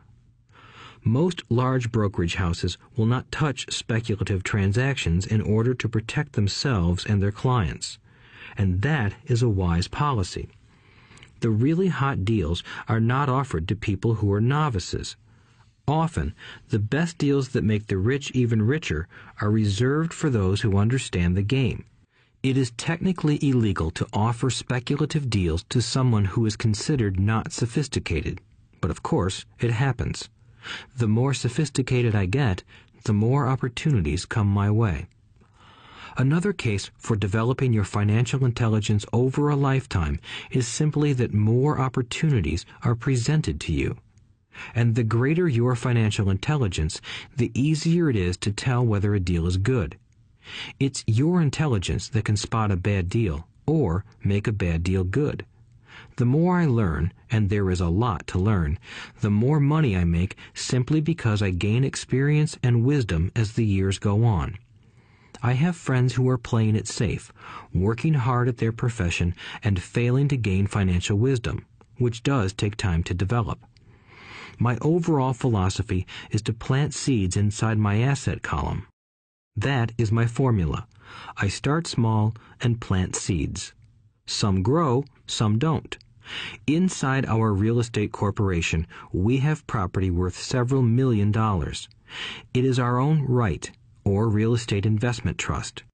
The point I'm making is that most of those millions started out as little $5,000 to $10,000 investments. All of those down payments were fortunate to catch a fast-rising market and increase tax-free. We traded in and out several times over a number of years. We also own a stock portfolio, surrounded by a corporation that Kim and I call our personal mutual fund. We have friends who deal specifically with investors like us who have extra money each month to invest. We buy high-risk, speculative private companies that are just about to go public on a stock exchange in the United States or Canada.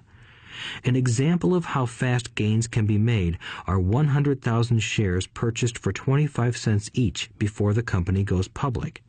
6 months later, the company is listed, and the 100,000 shares now are worth $2 each.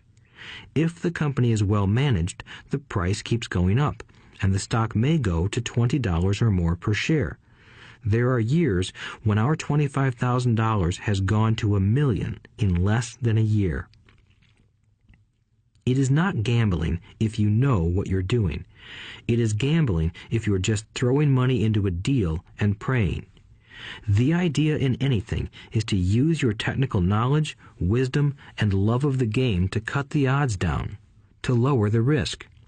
Of course, there is always risk. It is financial intelligence that improves the odds. Thus, what is risky for one person is less risky to someone else. That is the primary reason I constantly encourage people to invest more in their financial education than in stocks, real estate, or other markets. The smarter you are, the better chance you have of beating the odds. The stock plays I personally invested in were extremely high risk for most people and absolutely not recommended.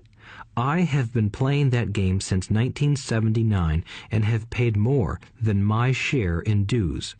But if you will review why investments such as these are high risk for most people, you may be able to set your life up differently, so that the ability to take $25,000 and turn it into $1 million in a year is low risk for you. As stated earlier, nothing I have written is a recommendation. It is only used as an example of what is simple and possible. What I do is small potatoes in the grand scheme of things. Yet, for the average individual, a passive income of more than $100,000 a year is nice and not hard to achieve. Depending on the market and how smart you are, it could be done in 5 to 10 years. If you keep your living expenses modest, $100,000 coming in as additional income is pleasant, regardless of whether you work. You can work if you like, or take time off if you choose, and use the government tax system in your favor rather than against you. My personal basis is real estate. I love real estate because it's stable and slow-moving. I keep the base solid. The cash flow is fairly steady and, if properly managed, has a good chance of increasing in value. The beauty of a solid base of real estate is that it allows me to take greater risks, as I do with speculative stocks. If I make great profits in the stock market, I pay my capital gains tax on the gain and then reinvest what's left in real estate, again further securing my asset foundation. A last word on real estate. I have traveled all over the world and taught investing. In every city, I hear people say you cannot buy real estate cheap. That is not my experience. Even in New York or Tokyo, or just on the outskirts of the city, prime bargains are overlooked by most people. In Singapore, with their high real estate prices, there are still bargains to be found within a short driving distance. So whenever I hear someone say, "You can't do that here," pointing at me, I remind them that maybe the real statement is, "I don't know how to do that here. Yet." Great opportunities are not seen with your eyes. They are seen with your mind. Most people never get wealthy simply because they are not trained financially to recognize opportunities right in front of them. I am often asked, how do I start? In the final chapter of this audiobook, I offer 10 steps that I followed on the road to my financial freedom. But always remember to have fun. When you learn the rules and the vocabulary of investing and begin to build your asset column, I think you'll find that it's as fun a game as you've ever played. Sometimes you win, and sometimes you learn. But have fun. Most people never win because they're more afraid of losing. That is why I found school so silly. In school, we learn that mistakes are bad, and we are punished for making them. Yet if you look at the way humans are designed to learn, we learn by making mistakes. We learn to walk by falling down. If we never fell down, we would never walk. The same is true for learning to ride a bike. I still have scars on my knees, but today I can ride a bike without thinking. The same is true for getting rich. Unfortunately, the main reason most people are not rich is because they are terrified of losing. Winners are not afraid of losing, but losers are. Failure is part of the process of success. People who avoid failure also avoid success. I look at money much like my game of tennis. I play hard, make mistakes, correct, make more mistakes, correct, and I get better.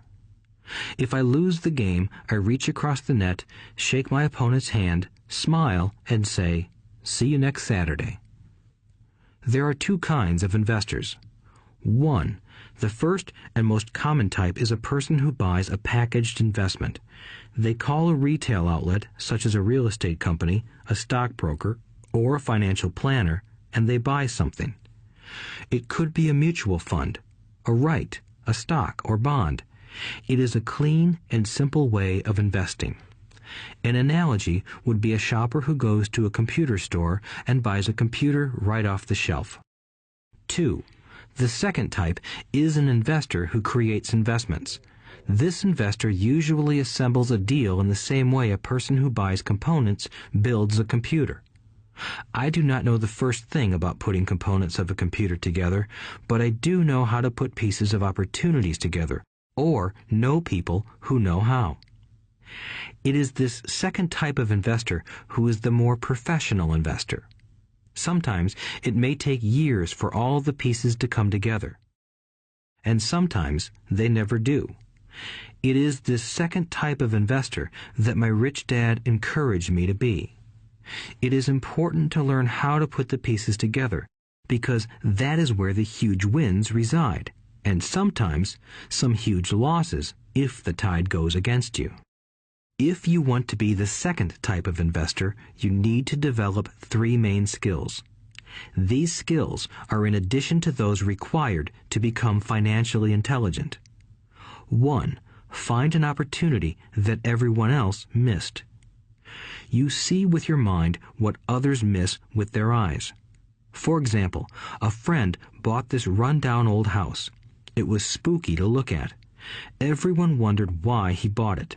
What he saw that we did not was that the house came with 4 extra empty lots. He discovered that after going to the title company. After buying the house, he tore the house down and sold the 5 lots to a builder for 3 times what he paid for the entire package. He made $75,000 for 2 months of work. It's not a lot of money, but it sure beats minimum wage, and it's not technically difficult. 2. Raise money. The average person only goes to the bank. This second type of investor needs to know how to raise capital, and there are many ways that don't require a bank. To get started, I learned how to buy houses without a bank. It was the learned skill of raising money more than the houses themselves that was priceless. All too often, I hear people say, "The bank won't lend me money," or "I don't have the money to buy it." If you want to be a Type 2 investor, you need to learn how to do that which stops most people. In other words, a majority of people let their lack of money stop them from making a deal.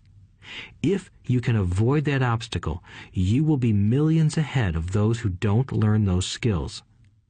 There have been many times I have bought a house, a stock, or an apartment building without a penny in the bank. I once bought an apartment house for $1.2 million. I did what is called tying it up with a written contract between seller and buyer. I then raised the $100,000 deposit, which bought me 90 days to raise the rest of the money. Why did I do it? Simply because I knew it was worth $2 million. I never raised the money. Instead, the person who put up the $100,000 gave me $50,000 for finding the deal, took over my position, and I walked away. Total working time? 3 days. Again, it's what you know more than what you buy. Investing is not buying. It's more a case of knowing. 3. Organize smart people. Intelligent people are those who work with or hire a person who is more intelligent than they are. When you need advice, make sure you choose your advisor wisely. There is a lot to learn, but the rewards can be astronomical. If you do not want to learn those skills, then being a Type 1 investor is highly recommended. It is what you know that is your greatest wealth. It is what you do not know that is your greatest risk. There is always risk, so learn to manage risk instead of avoiding it. Chapter 6. Lesson 6. Work to learn, don't work for money. Job security meant everything to my educated dad. Learning meant everything to my rich dad. A few years ago, I granted an interview with a newspaper in Singapore. The young female reporter was on time, and the interview got underway immediately. We sat in the lobby of a luxurious hotel, sipping coffee and discussing the purpose of my visit to Singapore. I was to share the platform with Zig Ziglar. He was speaking on motivation, and I was speaking on the secrets of the rich. Someday, I would like to be a best-selling author like you, she said. I had seen some of the articles she had written for the paper, and I was impressed. She had a tough, clear style of writing. Her articles held a reader's interest. You have a great style, I said in reply. What holds you back from achieving your dream? My work does not seem to go anywhere, she said quietly. Everyone says that my novels are excellent, but nothing happens. So I keep my job with the paper. At least it pays the bills. Do you have any suggestions? Yes, I do, I said brightly. A friend of mine here in Singapore runs a school that trains people to sell. He runs sales training courses for many of the top corporations here in Singapore, and I think attending one of his courses would greatly enhance your career. She stiffened. Are you saying I should go to school to learn to sell? I nodded. You aren't serious, are you? Again, I nodded. What is wrong with that? I was now backpedaling. She was offended by something, and now I was wishing I had not said anything. In my attempt to be helpful, I found myself defending my suggestion. I have a master's degree in English literature. Why would I go to school to learn to be a salesperson? I am a professional. I went to school to be trained in a profession so I would not have to be a salesperson. I hate salespeople. All they want is money. So tell me why I should study sales. She was packing her briefcase. The interview was over. On the coffee table sat a copy of an earlier best-selling book I wrote. I picked it up as well as the notes she had jotted down on her legal pad. Do you see this? I said, pointing to her notes. She looked down at her notes. What? She said, confused. Again, I pointed deliberately to her notes. On her pad she had written, Robert Kiyosaki, best-selling author. It says best-selling author, not best writing author, I said quietly. Her eyes widened. I am a terrible writer, I said. You are a great writer. I went to sales school. You have a master's degree. Put them together, and you get a best-selling author and a best-writing author. Anger flared from her eyes. I'll never stoop so low as to learn how to sell. People like you have no business writing. I'm a professionally trained writer, and you are a salesman. It is not fair, she fumed. She put the rest of her notes away and hurried out through the large glass doors into the humid Singapore morning. At least she gave me a fair and favorable write-up the next morning. The world is filled with smart, talented, educated, and gifted people. We meet them every day. They are all around us. A few days ago, my car was not running well. I pulled into a garage, and the young mechanic had it fixed in just a few minutes. He knew what was wrong by simply listening to the engine.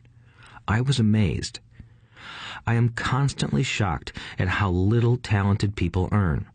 I have met brilliant, highly educated people who earn less than $20,000 a year. A business consultant who specializes in the medical trade was telling me how many doctors, dentists, and chiropractors struggle financially. All this time, I thought that when they graduated, the dollars would pour in. It was this business consultant who gave me the phrase, "They are one skill away from great wealth." What this phrase means is that most people need only to learn and master one more skill, and their income would jump exponentially. I have mentioned before that financial intelligence is a synergy of accounting, investing, marketing, and law. Combine those 4 technical skills, and making money with money is easier than most people would believe. When it comes to money, the only skill most people know is to work hard. The classic example of a synergy of skills was that young writer for the newspaper. If she diligently learned the skills of sales and marketing, her income would jump dramatically. If I were her, I would take some courses in advertising copywriting as well as sales. Then, instead of working at the newspaper, I would seek a job at an advertising agency. Even if it were a cut in pay, she would learn how to communicate in shortcuts that are used in successful advertising. She also would spend time learning public relations, an important skill. She would learn how to get millions in free publicity. Then, at night and on weekends, she could be writing her great novel. When it was finished, she would be better able to sell her book.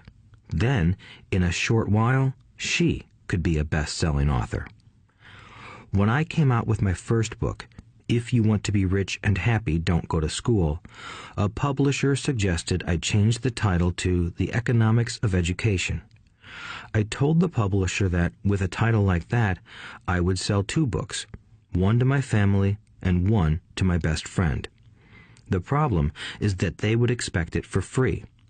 The obnoxious title, If You Want to Be Rich and Happy, Don't Go to School, was chosen because we knew it would get tons of publicity.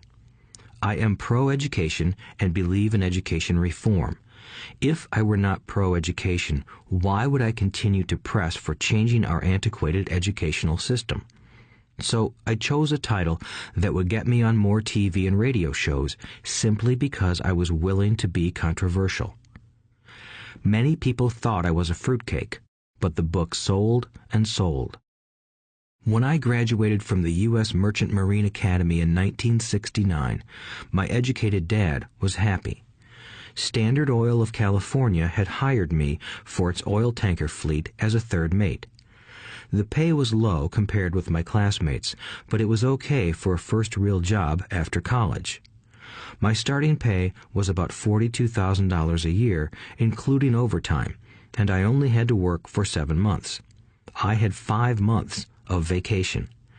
If I had wanted to, I could have taken the run to Vietnam with a subsidiary shipping company and easily doubled my pay instead of taking 5 months of vacation. I had a great career ahead of me, yet I resigned after 6 months with the company and joined the Marine Corps to learn how to fly. My educated dad was devastated. Rich Dad congratulated me. In school and in the workplace, the popular opinion is the idea of specialization. That is, in order to make more money or get promoted, you need to specialize.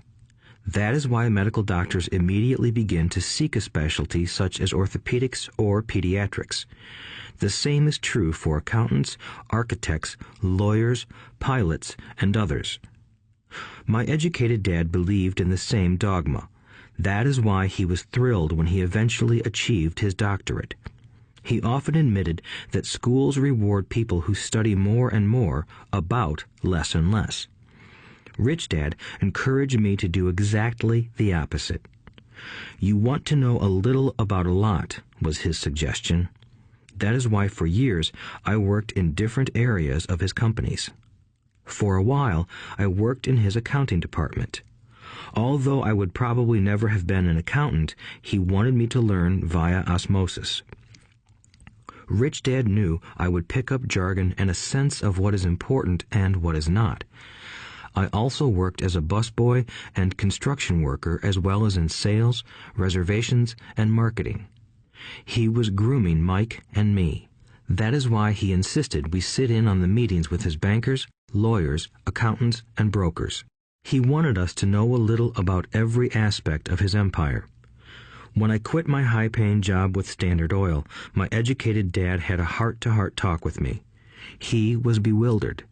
He could not understand my decision to resign from a career that offered high pay, great benefits, lots of time off, and opportunity for promotion. When he asked me one evening, "Why did you quit?" I could not explain it to him, though I tried hard to. My logic did not fit his logic. The big problem was that my logic was my rich dad's logic.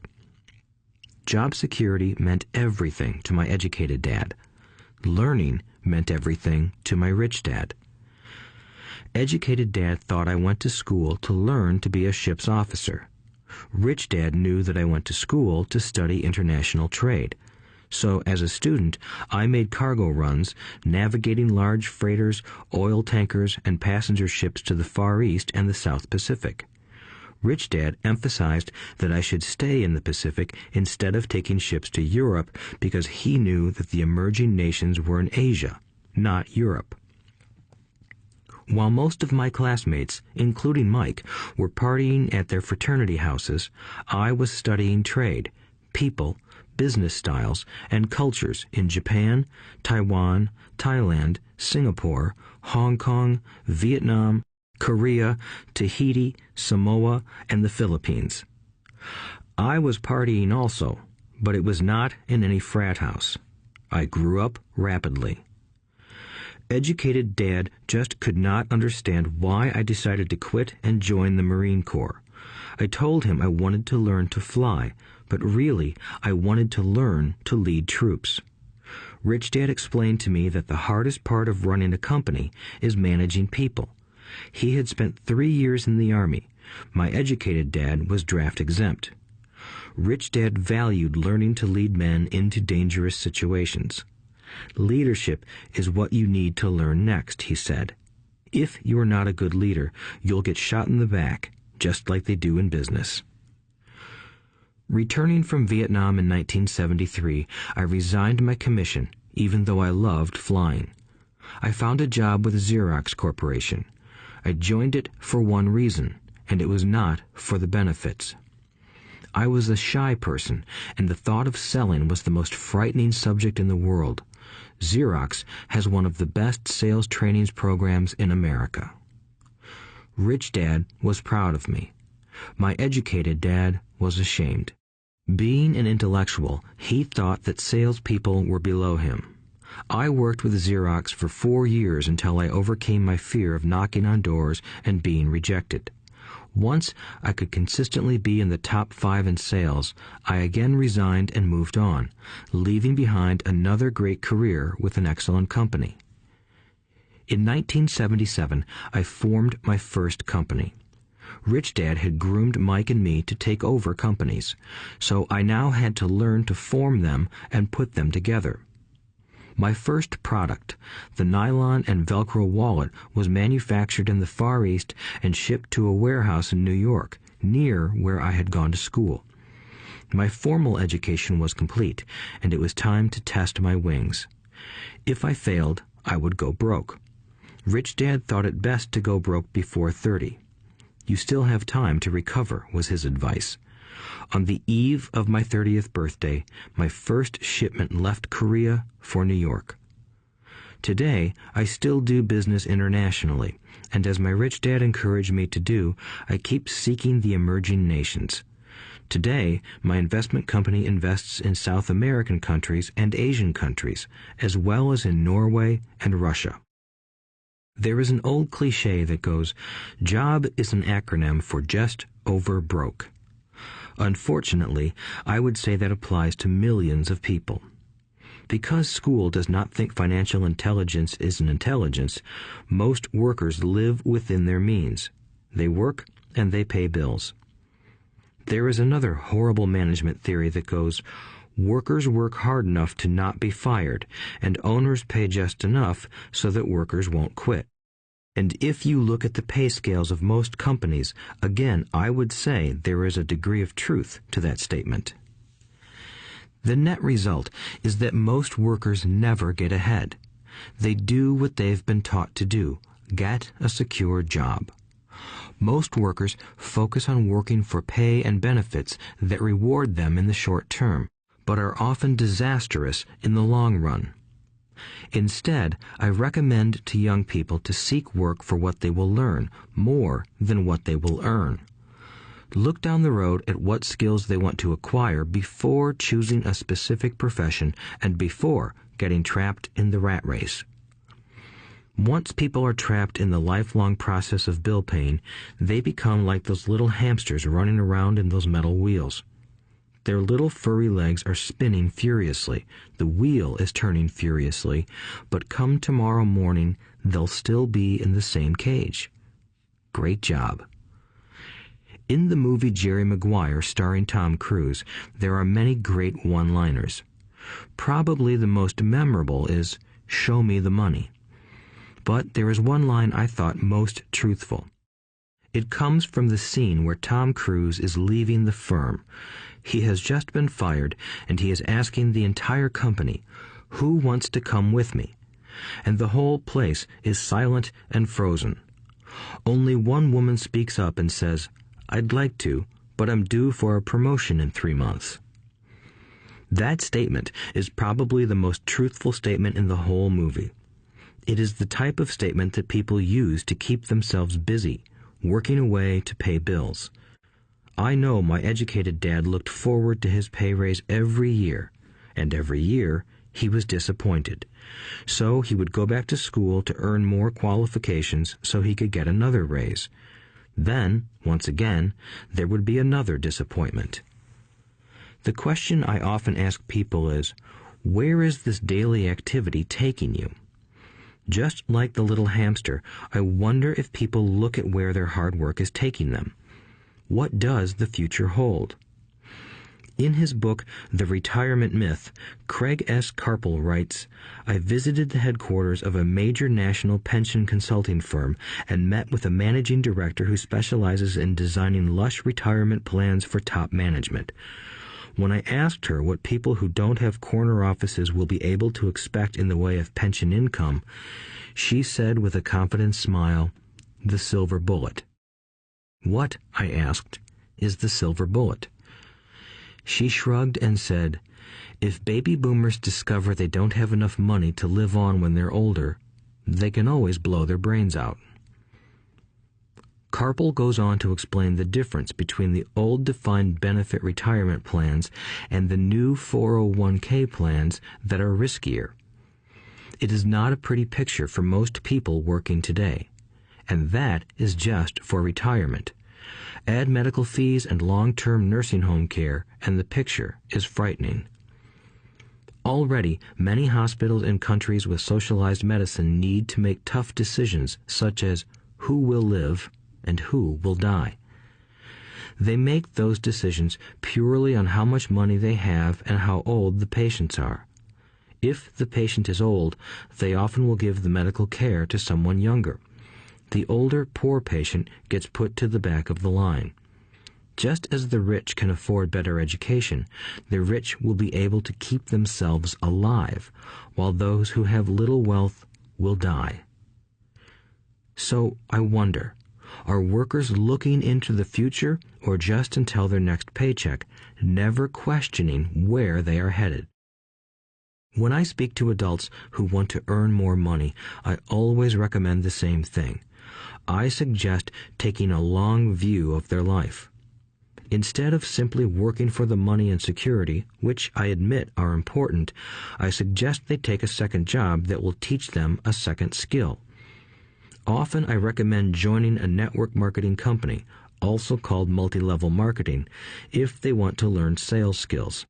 Some of these companies have excellent training programs that help people get over their fear of failure and rejection, which are the main reasons people are unsuccessful.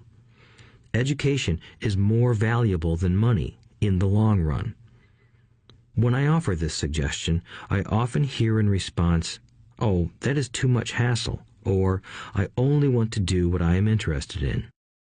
If they say it's too much of a hassle, I ask, so you would rather work all your life giving 50% of what you earn to the government? If they tell me, I only do what I am interested in, I say, I'm not interested in going to the gym, but I go because I want to feel better and live longer. Unfortunately, there is some truth to the old statement, you can't teach an old dog new tricks. Unless a person is used to changing, it's hard to change. But for those of you who might be on the fence when it comes to the idea of working to learn something new, I offer this word of encouragement. Life is much like going to the gym. The most painful part is deciding to go. Once you get past that, it's easy. There have been many days I have dreaded going to the gym, but once I am there and in motion, it is a pleasure. After the workout is over, I am always glad I talked myself into going. If you are unwilling to work to learn something new and instead insist on becoming highly specialized within your field, make sure the company you work for is unionized. Labor unions are designed to protect specialists. My educated dad, after falling from grace with the governor, became the head of the teachers' union in Hawaii. He told me that it was the hardest job he ever held. My rich dad, on the other hand, spent his life doing his best to keep his companies from becoming unionized. He was successful. Although the unions came close, Rich Dad was always able to fight them off. Personally, I take no sides because I can see the need for and the benefits of both sides. If you do as school recommends, become highly specialized, then seek union protection. For example, had I continued with my flying career, I would have sought a company that had a strong pilots union. Why? Because my life would be dedicated to learning a skill that was valuable in only one industry. If I were pushed out of that industry, my life's skills would not be as valuable to another industry. A displaced senior pilot with 100,000 hours of heavy airline transport time, earning $150,000 a year, would have a hard time finding an equivalent high-paying job teaching in school. Skills do not necessarily transfer from industry to industry. Skills the pilots are paid for in the airline industry are not as important in, say, the school system. The same is true even for doctors today. With all the changes in medicine, many medical specialists are needing to conform to medical organizations such as HMOs. School teachers definitely need to be union members. Today in America, the teachers' union is the largest and the richest labor union of all. The NEA, the National Education Association, has tremendous political clout. Teachers need the protection of their union because their skills are also of limited value to an industry outside of education. So the rule of thumb is, highly specialized, then unionize. It's the smart thing to do. When I ask the classes I teach, how many of you can cook a better hamburger than McDonald's, almost all the students raise their hands. I then ask, so if most of you can cook a better hamburger, how come McDonald's makes more money than you? The answer is obvious. McDonald's is excellent at business systems. The reason so many talented people are poor is because they focus on building a better hamburger and know little to nothing about business systems. A friend of mine in Hawaii is a great artist. He makes a sizable amount of money. One day, his mother's attorney called to tell him that she had left him $35,000. That is what was left of her estate after the attorney and the government took their shares. Immediately, he saw an opportunity to increase his business by using some of this money to advertise. 2 months later, his first 4-color full-page ad appeared in an expensive magazine that targeted the very rich. The ad ran for 3 months. He received no replies from the ad, and all of his inheritance is now gone. He now wants to sue the magazine for misrepresentation. This is a common case of someone who can build a beautiful hamburger but knows little about business. When I asked him what he learned, his only reply was, "Advertising salespeople are crooks." I then asked him if he would be willing to take a course in sales and a course in direct marketing. His reply, "I don't have the time, and I don't want to waste my money." The world is filled with talented poor people. All too often, they're poor or struggle financially or earn less than they are capable of, not because of what they know, but because of what they do not know. They focus on perfecting their skills at building a better hamburger rather than the skills of selling and delivering the hamburger. Maybe McDonald's does not make the best hamburger, but they are the best at selling and delivering a basic average burger. Poor Dad wanted me to specialize. That was his view on how to be paid more. Even after being told by the governor of Hawaii that he could no longer work in state government, my educated dad continued to encourage me to get specialized. Educated Dad then took up the cause of the teachers' union, campaigning for further protection and benefits for these highly skilled and educated professionals. We argued often, but I know he never agreed that over-specialization is what caused the need for union protection. He never understood that the more specialized you become, the more you are trapped and dependent on that specialty. Rich Dad advised that Mike and I groom ourselves. Many corporations do the same thing. They find a young, bright student just out of business school and begin grooming that person to someday take over the company. So these bright young employees do not specialize in one department. They are moved from department to department to learn all the aspects of business systems. The rich often groom their children or the children of others. By doing so, their children gain an overall knowledge of the operations of the business and how the various departments interrelate. For the World War II generation, it was considered bad to skip from company to company. Today, it is considered smart. Since people will skip from company to company rather than seek greater specialization in skills, why not seek to learn more than to earn? In the short term, it may earn you less, but it will pay dividends in the long term. The main management skills needed for success are 1. Management of cash flow, 2. Management of systems, 3. Management of people. The most important specialized skills are sales and marketing. The ability to sell, to communicate to another human being, be it a customer, employee, boss, spouse, or child, is the base skill of personal success. Communication skills such as writing, speaking, and negotiating are crucial to a life of success. These are skills I work on constantly, attending courses or buying educational resources to expand my knowledge. As I have mentioned, my educated dad worked harder and harder the more competent he became. He also became more trapped the more specialized he got. Although his salary went up, his choices diminished. Soon after he was locked out of government work, he found out how vulnerable he really was professionally. It is like professional athletes who suddenly are injured or are too old to play.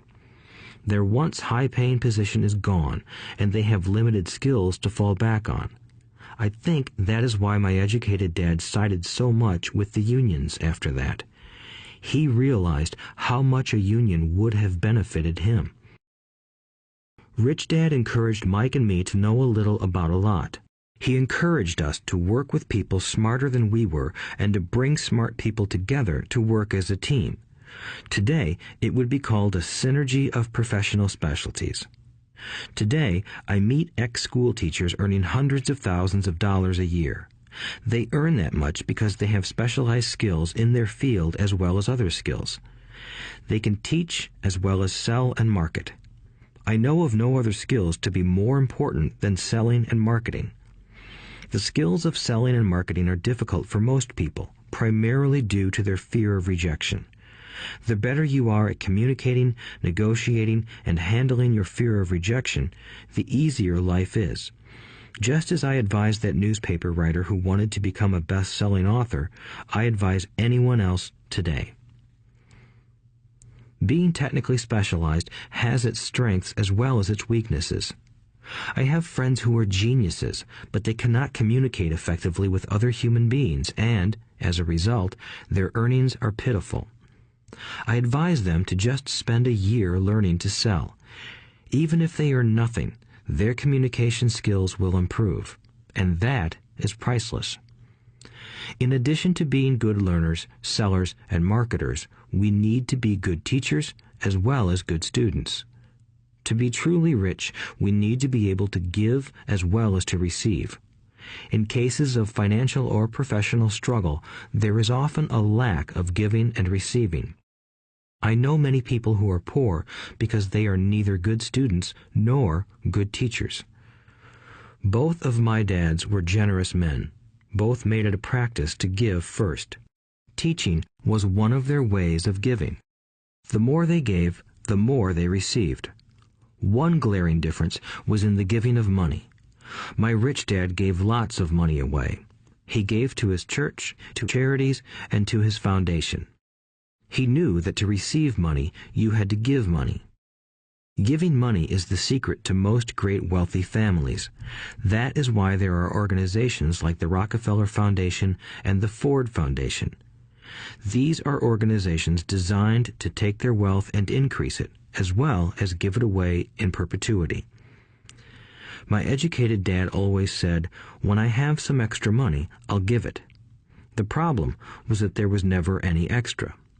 So he worked harder to draw more money in rather than focus on the most important law of money. Give and you shall receive. Instead, he believed in receive and then you give. In conclusion, I became both dads. One part of me is a hardcore capitalist who loves the game of money making money. The other part is a socially responsible teacher who is deeply concerned with this ever-widening gap between the haves and have-nots. I personally hold the archaic educational system primarily responsible for this growing gap. Chapter 7. Overcoming Obstacles. The primary difference between a rich person and a poor person is how they manage fear. Once people have studied and become financially literate, they may still face roadblocks to becoming financially independent. There are 5 main reasons why financially literate people may still not develop abundant asset columns that could produce a large cash flow. The 5 reasons are: 1. Fear. 2. Cynicism. 3. Laziness. 4. Bad habits. 5. Arrogance. Overcoming fear. I have never met anyone who really likes losing money. And in all my years, I have never met a rich person who has never lost money. But I have met a lot of poor people who have never lost a dime. Investing, that is. The fear of losing money is real. Everyone has it, even the rich. But it's not having fear that is the problem. It's how you handle fear. It's how you handle losing. It's how you handle failure that makes the difference in one's life. The primary difference between a rich person and a poor person is how they manage that fear. It's okay to be fearful. It's okay to be a coward when it comes to money. You can still be rich. We're all heroes at something and cowards at something else. My friend's wife is an emergency room nurse. When she sees blood, she flies into action. When I mention investing, she runs away. When I see blood, I don't run. I pass out. My rich dad understood phobias about money. Some people are terrified of snakes. Some people are terrified about losing money. Both are phobias, he would say. So his solution to the phobia of losing money was this little rhyme. If you hate risk and worry, start early. If you start young, it's easier to be rich. I won't go into it here, but there is a staggering difference between a person who starts investing at age 20 versus age 30. The purchase of Manhattan Island is said to be one of the greatest bargains of all time. New York was purchased for $24 in trinkets and beads. Yet if that $24 had been invested at 8% annually, that $24 would have been worth more than $28 trillion by 1995. Manhattan could be repurchased with money left over to buy much of Los Angeles. But what if you don't have much time left or would like to retire early? How do you handle the fear of losing money? My poor dad did nothing. He simply avoided the issue, refusing to discuss the subject. My rich dad, on the other hand, recommended that I think like a Texan. I like Texas and Texans, he used to say. In Texas, everything is bigger. When Texans win, they win big. And when they lose, it's spectacular. They like losing? I asked. That's not what I'm saying. Nobody likes losing. Show me a happy loser, and I'll show you a loser, said Rich Dad. It's a Texan's attitude toward risk, reward, and failure I'm talking about. It's how they handle life. They live it big. Not like most of the people around here, living like roaches when it comes to money, terrified that someone will shine a light on them, and whimpering when the grocery clerk shortchanges them a quarter. Rich Dad went on, "What I like best is the Texas attitude. They're proud when they win, and they brag when they lose. Texans have a saying, if you're going to go broke, go big. You don't want to admit you went broke over a duplex." He constantly told Mike and me that the greatest reason for lack of financial success was because most people played it too safe. People are so afraid of losing that they lose, were his words. Fran Tarkenton, a one-time great NFL quarterback, says it still another way. Winning means being unafraid to lose. In my own life, I've noticed that winning usually follows losing. Before I finally learned to ride a bike, I first fell down many times. I've never met a golfer who has never lost a golf ball. I've never met people who have fallen in love who have never had their heart broken. And I've never met someone rich who has never lost money. So for most people, the reason they don't win financially is because the pain of losing money is far greater than the joy of being rich. Another saying in Texas is, everyone wants to go to heaven, but no one wants to die. Most people dream of being rich, but are terrified of losing money, so they never get to heaven. Rich Dad used to tell Mike and me stories about his trips to Texas. If you really want to learn the attitude of how to handle risk, losing, and failure, go to San Antonio and visit the Alamo. The Alamo is a great story of brave people who chose to fight, knowing there was no hope of success. They chose to die instead of surrendering. It's an inspiring story, worthy of study. Nonetheless, it's still a tragic military defeat. They got their butts kicked. So, how do Texans handle failure? They still shout, "Remember the Alamo." Mike and I heard this story a lot. He always told us this story when he was about to go into a big deal and he was nervous. After he had done all his due diligence and it was time to put up or shut up, he told us this story. Every time he was afraid of making a mistake or losing money, he told us this story. It gave him strength, for it reminded him that he could always turn a financial loss into a financial win. Rich Dad knew that failure would only make him stronger and smarter. It's not that he wanted to lose. He just knew who he was and how he would take a loss. He would take a loss and make it a win. That's what made him a winner and others losers. It gave him the courage to cross the line when others backed out. That's why I like Texans so much, he would say. They took a great failure and turned it into inspiration, as well as a tourist destination that makes them millions. But probably his words that mean the most to me today are these. Texans don't bury their failures. They get inspired by them. They take their failures and turn them into rallying cries. Failure inspires Texans to become winners. But that formula is not just the formula for Texans. It is the formula for all winners. I've said that falling off my bike was part of learning to ride. I remember falling off only made me more determined to learn to ride, not less. I also said that I have never met a golfer who has never lost a ball. For top professional golfers, losing a ball or a tournament provides the inspiration to be better, to practice harder, to study more. That's what makes them better. For winners, losing inspires them. For losers, losing defeats them. I like to quote John D. Rockefeller, who said, "I always tried to turn every disaster into an opportunity." And being Japanese American, I can say this. Many people say that Pearl Harbor was an American mistake. I say it was a Japanese mistake. From the movie Tora, Tora, Tora, a somber Japanese admiral says to his cheering subordinates, "I am afraid we have awakened a sleeping giant." Remember Pearl Harbor became a rallying cry.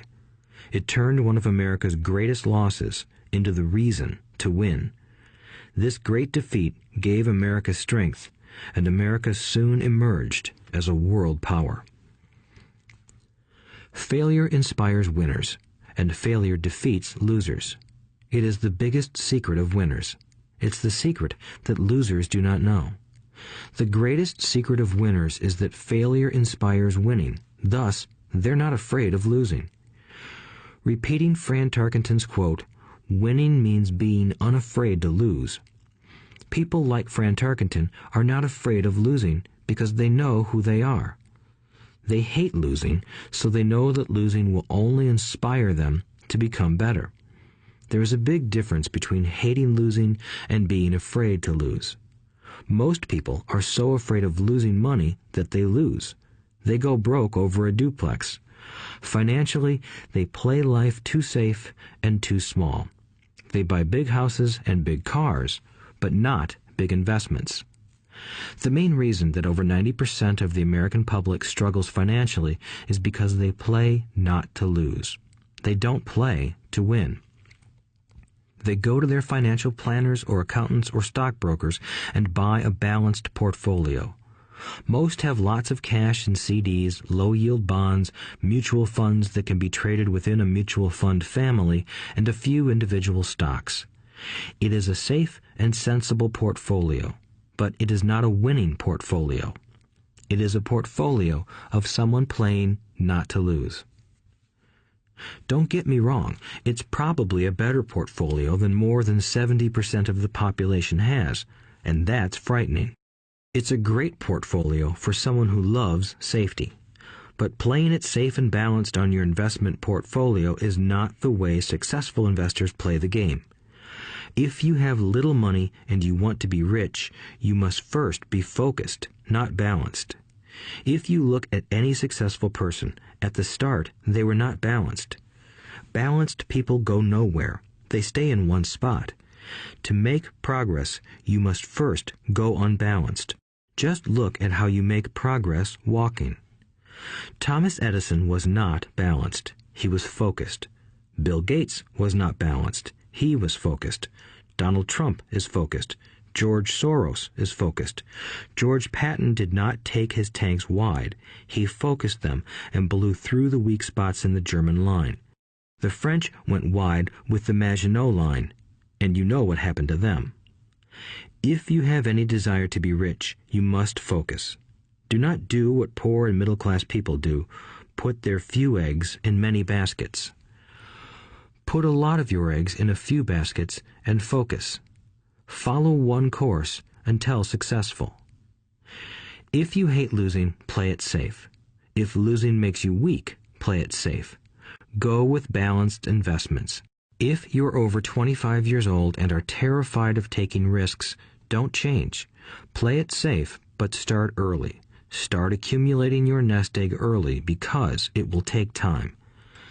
But if you have dreams of freedom, of getting out of the rat race, the first question to ask yourself is, how do I respond to failure?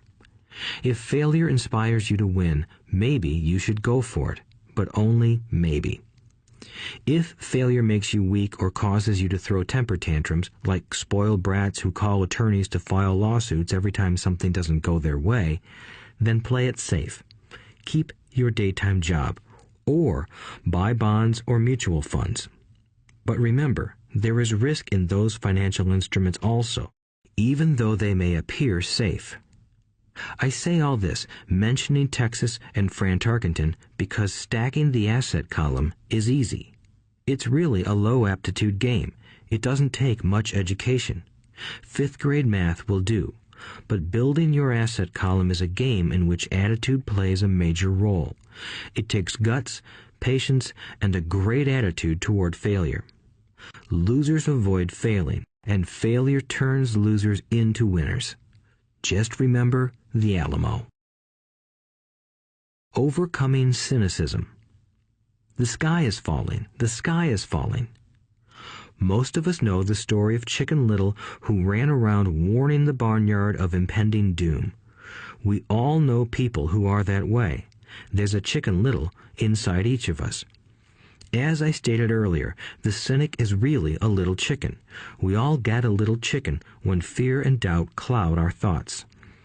All of us have doubts. I'm not smart. I'm not good enough. So-and-so is better than me. Our doubts often paralyze us. We play the what-if game. What if the economy crashes right after I invest? What if I lose control and I can't pay the money back? What if things don't go as I planned?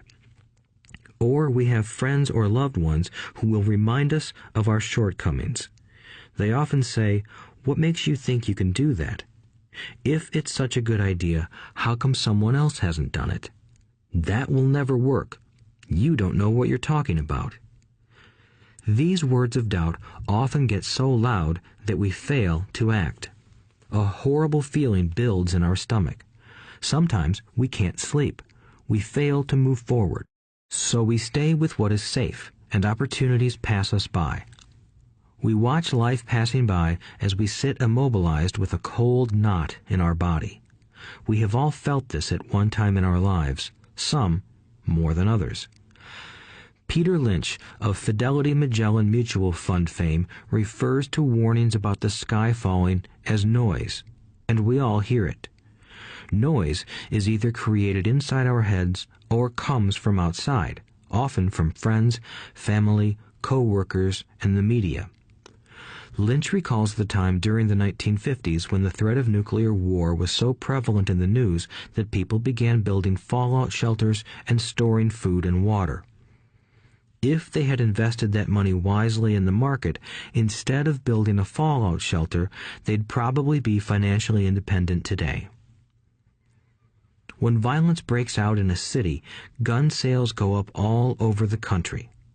A person dies from rare hamburger meat in the state of Washington, and the Arizona Health Department orders restaurants to have all beef cooked well done.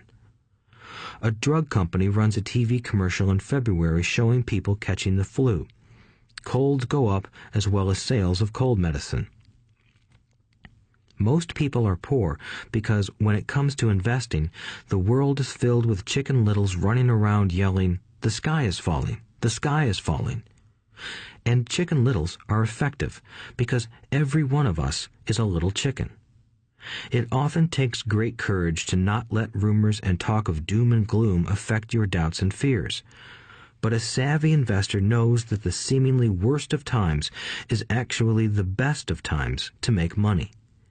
When everyone else is too afraid to act, they pull the trigger and are rewarded. Some time ago, a friend named Richard came from Boston to visit Kim and me in Phoenix. He was impressed with what we had done through stocks and real estate. The Phoenix real estate prices were depressed. We spent 2 days showing him what we thought were excellent opportunities for cash flow and capital appreciation. Kim and I are not real estate agents. We are strictly investors. After identifying a unit in a resort community, we called an agent who sold it to him that afternoon. The price was a mere $42,000 for a 2-bedroom townhome. Similar units were going for $65,000. He had found a bargain. Excited, he bought it and returned to Boston. 2 weeks later, the agent called to say that our friend had backed out. I called immediately to find out why. All he said was that he talked to his neighbor, and his neighbor told him it was a bad deal. He was paying too much. I asked Richard if his neighbor was an investor. Richard said he was not. When I asked why he listened to him, Richard got defensive and simply said he wanted to keep looking. The real estate market in Phoenix turned, and a few years later, that little unit was renting for $1,000 a month, $2,500 in the peak winter months. The unit was worth $95,000. All Richard had to put down was $5,000, and he would have had a start at getting out of the rat race. Today, he still has done nothing. Richard's backing out did not surprise me. It's called buyer's remorse, and it affects all of us. The little chicken won, and a chance at freedom was lost. In another example, I hold a small portion of my assets in tax lien certificates instead of CDs. I earn 16% per year on my money, which certainly beats the interest rates banks offer on CDs. The certificates are secured by real estate and enforced by state law, which is also better than most banks. The formula they're bought on makes them safe. They just lack liquidity. So I look at them as 2 to 7 year CDs. Almost every time I tell someone that I hold my money this way, especially if they have money in CDs, they will tell me it's risky. They tell me why I should not do it. When I ask them where they get their information, they say from a friend or an investment magazine. They've never done it, and they're telling someone who's doing it why they shouldn't. The lowest yield I look for is 16%, but people who are filled with doubt are willing to accept a far lower return. Doubt is expensive. My point is that it's those doubts and cynicism that keep most people poor and playing it safe. The real world is simply waiting for you to get rich. Only a person's doubts keep them poor. As I said, getting out of the rat race is technically easy. It doesn't take much education, but those doubts are cripplers for most people. Cynics never win, said Rich Dad. Unchecked doubt and fear creates a cynic. Cynics criticize and winners analyze was another of his favorite sayings. Rich Dad explained that criticism blinded while analysis opened eyes. Analysis allowed winners to see that critics were blind and to see opportunities that everyone else missed. And finding what people miss is key to any success. Real estate is a powerful investment tool for anyone seeking financial independence or freedom. It is a unique investment tool. Yet every time I mention real estate as a vehicle, I often hear, "I don't want to fix toilets." That's what Peter Lynch calls noise. That's what my rich dad would say is the cynic talking, someone who criticizes and does not analyze, someone who lets their doubts and fears close their mind instead of open their eyes. So when someone says, "I don't want to fix toilets, I want to fire back," what makes you think I want to? They're saying a toilet is more important than what they want. I talk about freedom from the rat race, and they focus on toilets. That is the thought pattern that keeps most people poor. They criticize instead of analyze. I don't once hold the key to your success, Rich Dad would say, because I too do not want to fix toilets. I shop hard for a property manager who does fix toilets. And by finding a great property manager who runs houses or apartments, well, my cash flow goes up. But more importantly, a great property manager allows me to buy a lot more real estate since I don't have to fix toilets. A great property manager is key to success in real estate. Finding a good manager is more important to me than the real estate. A great property manager often hears of great deals before real estate agents do, which makes them even more valuable. That is what Rich Dad meant by, I don't once hold the key to your success. Because I do not want to fix toilets either, I figured out how to buy more real estate and expedite my getting out of the rat race. The people who continue to say, I don't want to fix toilets, often deny themselves the use of this powerful investment vehicle. Toilets are more important than their freedom. In the stock market, I often hear people say, I don't want to lose money. Well, what makes them think I or anyone else likes losing money? They don't make money because they choose to not lose money. Instead of analyzing, they close their minds to another powerful investment vehicle, the stock market. I was riding with a friend past our neighborhood gas station.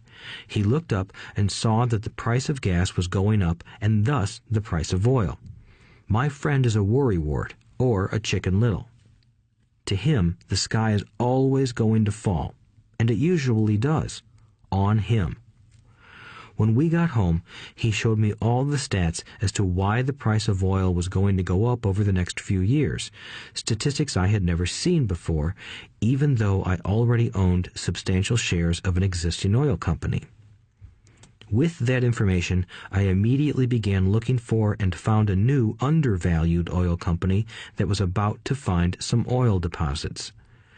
My broker was excited about this new company, and I bought 15,000 shares for 65 cents per share. 3 months later, this same friend and I drove by the same gas station, and sure enough, the price per gallon had gone up nearly 15%. Again, the Chicken Little worried and complained. I smiled, because a month earlier, that little oil company hit oil, and those 15,000 shares went up to more than $3 per share since he had first given me the tip. And the price of gas will continue to go up if what my friend says is true. If most people understood how a stop worked in stock market investing, there would be more people investing to win instead of investing not to lose. A stop is simply a computer command that sells your stock automatically if the price begins to drop, helping to minimize your losses and maximize some gains. It's a great tool for those who are terrified of losing. So whenever I hear people focusing on their I don't wants rather than what they do want, I know the noise in their head must be loud. Chicken Little has taken over their brain and is yelling, the sky is falling and toilets are breaking.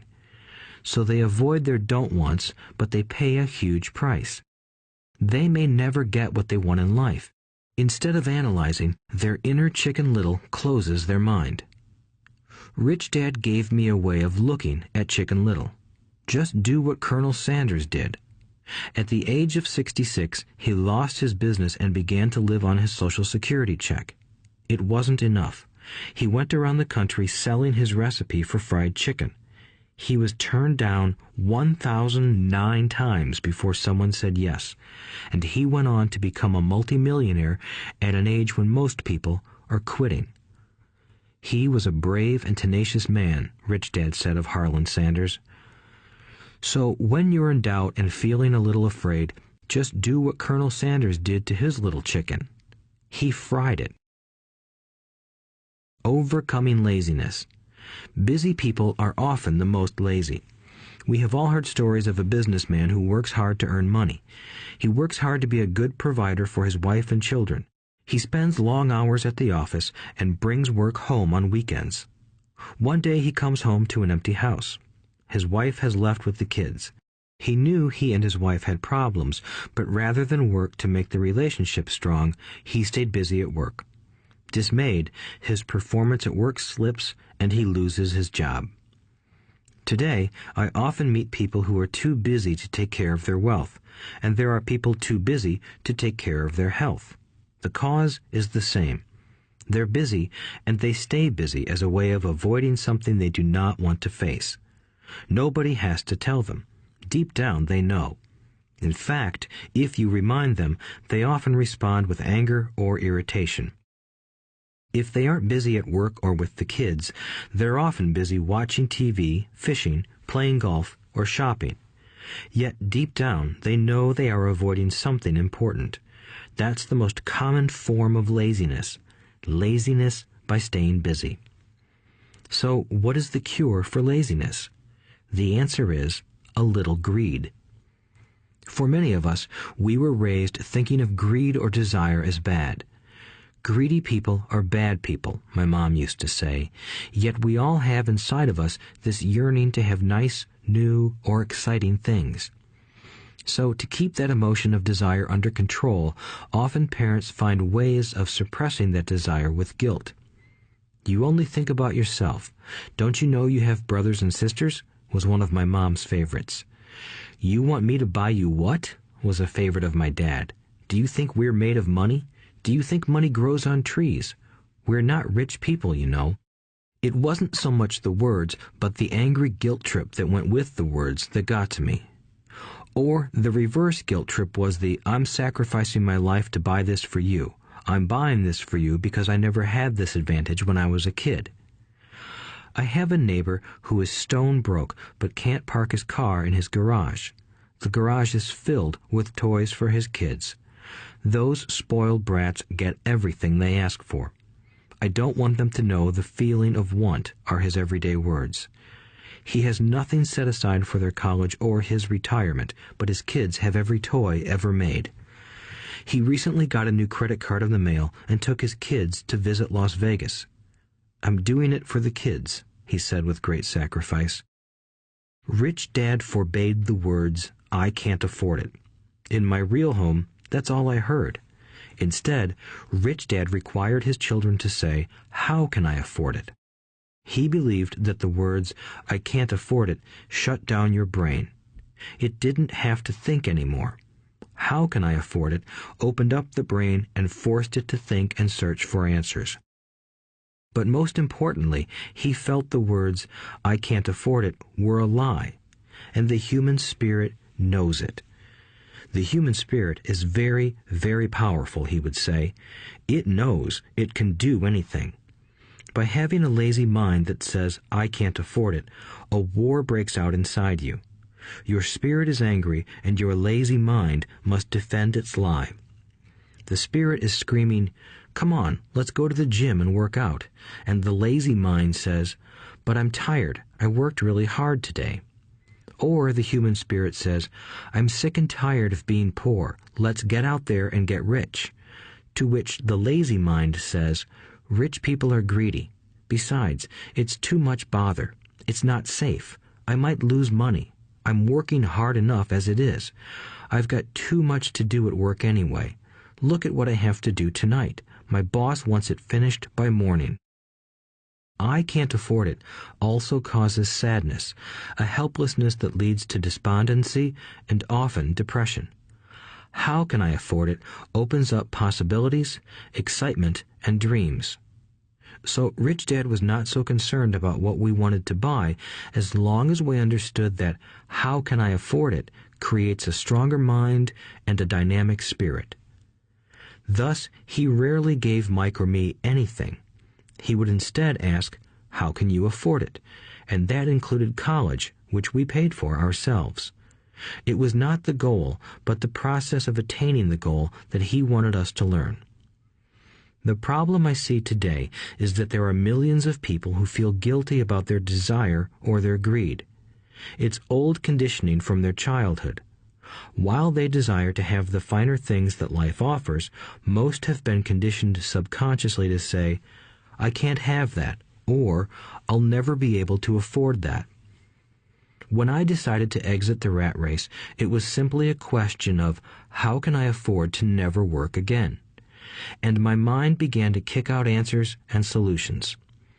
The hardest part was fighting my real parents' dogma. We can't afford that. Stop thinking only about yourself. Why don't you think about others? And other similar sentiments designed to instill guilt to suppress my greed. So, how do you beat laziness? Once again, the answer is a little greed. It's that radio station WIIFM, which stands for What's in it for me? A person needs to sit down and ask, what would my life be like if I never had to work again? What would I do if I had all the money I needed? Without that little greed, the desire to have something better, progress is not made. Our world progresses because we all desire a better life. New inventions are made because we desire something better. We go to school and study hard because we want something better. So whenever you find yourself avoiding something you know you should be doing, then the only thing to ask yourself is, what's in it for me? Be a little greedy. It's the best cure for laziness. Too much greed, however, as anything in excess can be, is not good. But just remember what Michael Douglas said in the movie Wall Street. Greed is good. Rich Dad said it differently. Guilt is worse than greed, for guilt robs the body of its soul. I think Eleanor Roosevelt said it best. Do what you feel in your heart to be right, for you'll be criticized anyway. You'll be damned if you do, and damned if you don't. Overcoming bad habits. Our lives are a reflection of our habits more than our education. After seeing the movie Conan the Barbarian, starring Arnold Schwarzenegger, a friend said, "I'd love to have a body like Schwarzenegger." Most of the guys nodded in agreement. "I even heard he was really puny and skinny at one time," another friend added. "Yeah, I heard that too," another one said. "I heard he has a habit of working out almost every day in the gym." "Yeah, I'll bet he has to." "Nah," said the group's cynic. "I'll bet he was born that way. Besides, let's stop talking about Arnold and get some beers." This is an example of habits controlling behavior. I remember asking my rich dad about the habits of the rich. Instead of answering me outright, he wanted me to learn through example, as usual. "When does your dad pay his bills?" Rich Dad asked. "The first of the month," I said. "Does he have anything left over?" he asked. "Very little," I said. "That's the main reason he struggles," said Rich Dad. "He has bad habits. Your dad pays everyone else first. He pays himself last, but only if he has anything left over." "Which he usually doesn't," I said. "But he has to pay his bills, doesn't he? You're saying he shouldn't pay his bills?" "Of course not," said Rich Dad. "I firmly believe in paying my bills on time. I just pay myself first, before I pay even the government." "But what happens if you don't have enough money?" I asked. "What do you do then?" "The same," said Rich Dad. "I still pay myself first, even if I'm short of money. My asset column is far more important to me than the government." "But," I said, "don't they come after you?" "Yes, if you don't pay," said Rich Dad. "Look, I did not say not to pay. I just said I pay myself first, even if I'm short of money." "But," I replied, "how do you do that?" "It's not how. The question is why," Rich Dad said. "Okay, why?" "Motivation," said Rich Dad. "Who do you think will complain louder if I don't pay them? Me or my creditors?" "Your creditors will definitely scream louder than you," I said, responding to the obvious. "You wouldn't say anything if you didn't pay yourself." So you see, after paying myself, the pressure to pay my taxes and the other creditors is so great that it forces me to seek other forms of income. The pressure to pay becomes my motivation. I've worked extra jobs, started other companies, traded in the stock market, anything just to make sure those guys don't start yelling at me. That pressure made me work harder, forced me to think, and all in all, made me smarter and more active when it comes to money. If I had paid myself last, I would have felt no pressure, but I'd be broke. So it is the fear of the government or other people you owe money to that motivates you? That's right, said Rich Dad. You see, government bill collectors are big bullies. So are bill collectors in general. Most people give in to those bullies. They pay them and never pay themselves. You know the story of the 98-pound weakling who gets sand kicked in his face? I nodded. I see that ad for weightlifting and bodybuilding lessons in the comic books all the time. Well, most people let the bullies kick sand in their faces. I decided to use the fear of the bully to make me stronger. Others got weaker. Forcing myself to think about how to make extra money is like going to the gym and working out with weights. The more I work my mental money muscles out, the stronger I get. Now I'm not afraid of those bullies. I liked what Rich Dad was saying, so if I pay myself first, I get financially stronger mentally and fiscally. Rich Dad nodded. And if I pay myself last, or not at all, I get weaker. So people like bosses, managers, tax collectors, bill collectors, and landlords push me around all my life just because I don't have good money habits. Rich Dad nodded, just like the 98-pound weakling. Overcoming arrogance. What I know makes me money. What I don't know loses me money. Every time I have been arrogant, I have lost money. Because when I'm arrogant, I truly believe that what I don't know is not important, Rich Dad would often tell me. I have found that many people use arrogance to try to hide their own ignorance. It often happens when I am discussing financial statements with accountants or even other investors. They try to bluster their way through the discussion. It is clear to me that they don't know what they're talking about. They're not lying, but they are not telling the truth. There are many people in the world of money, finances, and investments who have absolutely no idea what they're talking about. Most people in the money industry are just spouting off sales pitches like used car salesmen. When you know you are ignorant in a subject, start educating yourself by finding an expert in the field or a book on the subject. Chapter 8. Getting Started. There is gold everywhere. Most people are not trained to see it. I wish I could say acquiring wealth was easy for me, but it wasn't. So in response to the question, how do I start, I offer the thought process I go through on a day-to-day basis. It really is easy to find great deals. I promise you that. It's just like riding a bike. After a little wobbling, it's a piece of cake. But when it comes to money, it takes determination to get through the wobbling. That's a personal thing. To find million-dollar deals of a lifetime requires us to call on our financial genius. I believe that each of us has a financial genius within us. The problem is that our financial genius lies asleep, waiting to be called upon. It lies asleep because our culture has educated us into believing that the love of money is the root of all evil. It has encouraged us to learn a profession so we can work for money, but failed to teach us how to have money work for us. It taught us not to worry about our financial future because our company or the government would take care of us when our working days are over. However, it is our children, educated in the same school system, who will end up paying for this absence of financial education. The message is still to work hard, earn money, and spend it. And when we run short, we can always borrow more. Unfortunately, 90% of the Western world subscribes to the above dogma, simply because it's easier to find a job and work for money. If you are not one of the masses, I offer you the following 10 steps to awaken your financial genius. I simply offer you the steps I have personally followed. If you want to follow some of them, great. If you don't, make up your own. Your financial genius is smart enough to develop its own list.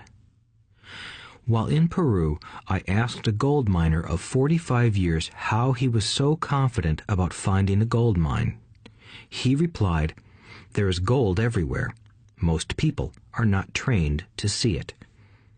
And I would say that is true. In real estate, I can go out and in a day come up with 4 or 5 great potential deals.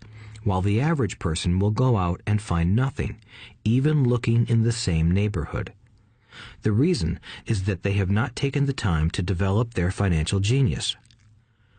I offer you the following 10 steps as a process to develop your God-given powers, powers over which only you have control. 1. Find a reason greater than reality, the power of spirit.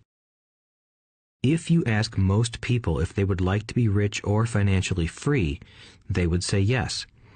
But then reality sets in. The road seems too long with too many hills to climb. It's easier to just work for money and hand the excess over to your broker.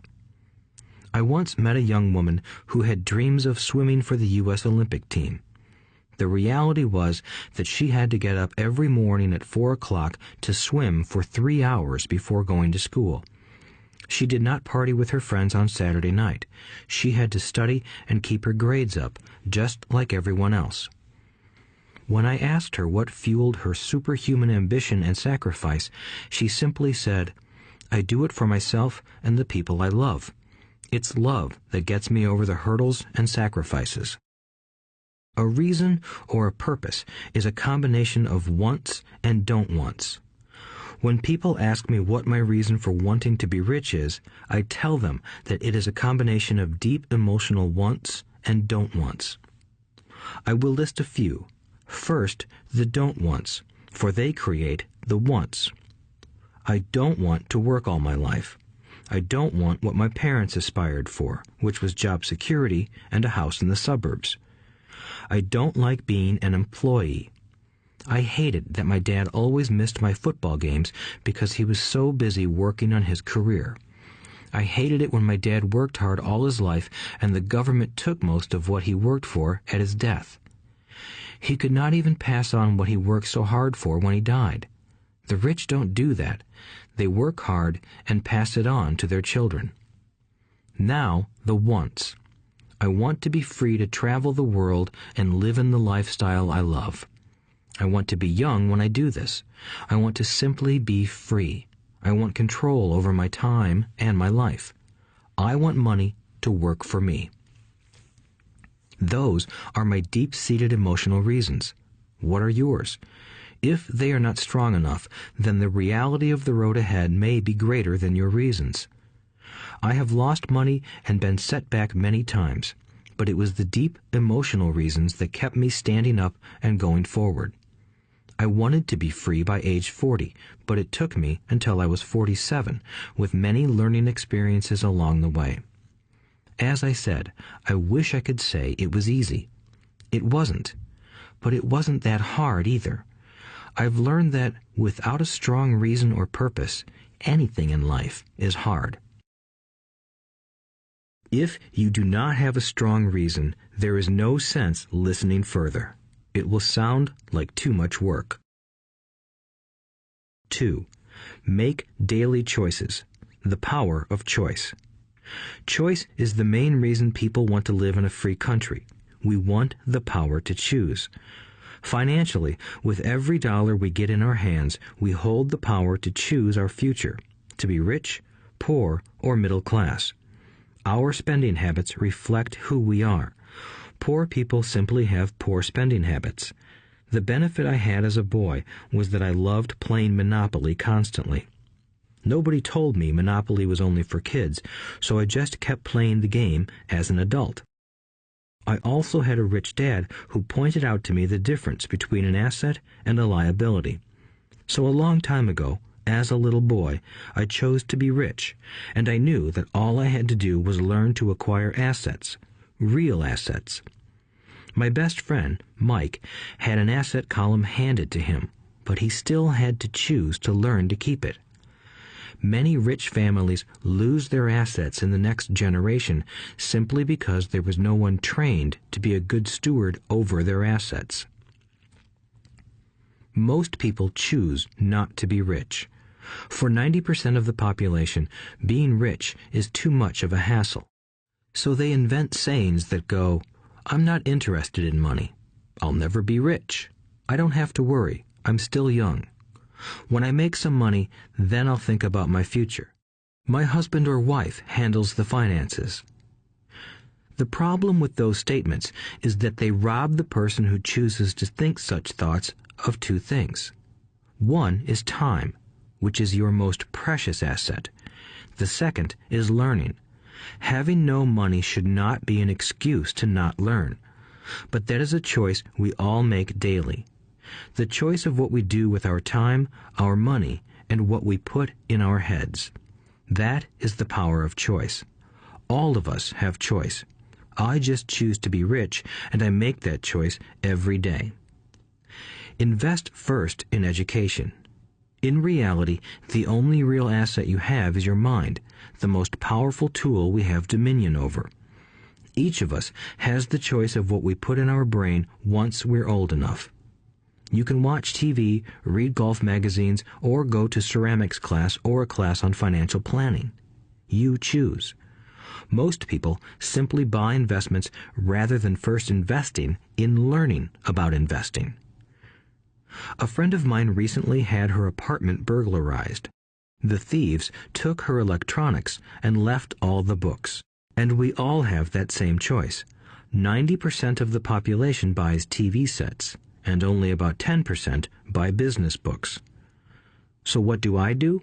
I go to seminars. I like it when they are at least 2 days long because I like to immerse myself in a subject. In 1973, I was watching this guy on TV who was advertising a 3-day seminar on how to buy real estate for nothing down. I spent $385, and that course has made me at least $2 million, if not more. But more importantly, it bought me life. I don't have to work for the rest of my life because of that one course. I go to at least 2 such courses every year. I love CDs and audiobooks. The reason? I can easily review what I just heard. I was listening to an investor say something I completely disagreed with. Instead of becoming arrogant and critical, I simply listened to that 5-minute stretch at least 20 times, maybe more. But suddenly, by keeping my mind open, I understood why he said what he said. It was like magic. I felt like I had a window into the mind of one of the greatest investors of our time. I gained tremendous insight into the vast resources of his education and experience. The net result? I still have the old way I used to think, and I now have a new way of looking at the same problem or situation. I have 2 ways to analyze a problem or trend, and that is priceless. Today, I often say, how would Donald Trump do this, or Warren Buffett, or George Soros? The only way I can access their vast mental power is to be humble enough to read or listen to what they have to say. Arrogant or critical people are often people with low self-esteem who are afraid of taking risks. That's because if you learn something new, you are then required to make mistakes in order to fully understand what you have learned. If you have listened this far, arrogance is not one of your problems. Arrogant people rarely read or listen to experts. Why should they? They are the center of the universe. There are so many intelligent people who argue or defend when a new idea clashes with the way they think. In this case, their so-called intelligence combined with arrogance equals ignorance. Each of us knows people who are highly educated or believe they are smart, but their balance sheet paints a different picture. A truly intelligent person welcomes new ideas, for new ideas can add to the synergy of other accumulated ideas. Listening is more important than talking. If that were not true, God would not have given us 2 ears and only 1 mouth.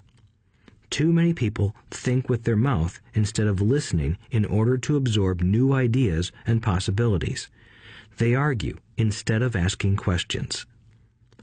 I take a long view on my wealth. I do not subscribe to the get-rich-quick mentality most lottery players or casino gamblers have. I may go in and out of stocks, but I am long on education.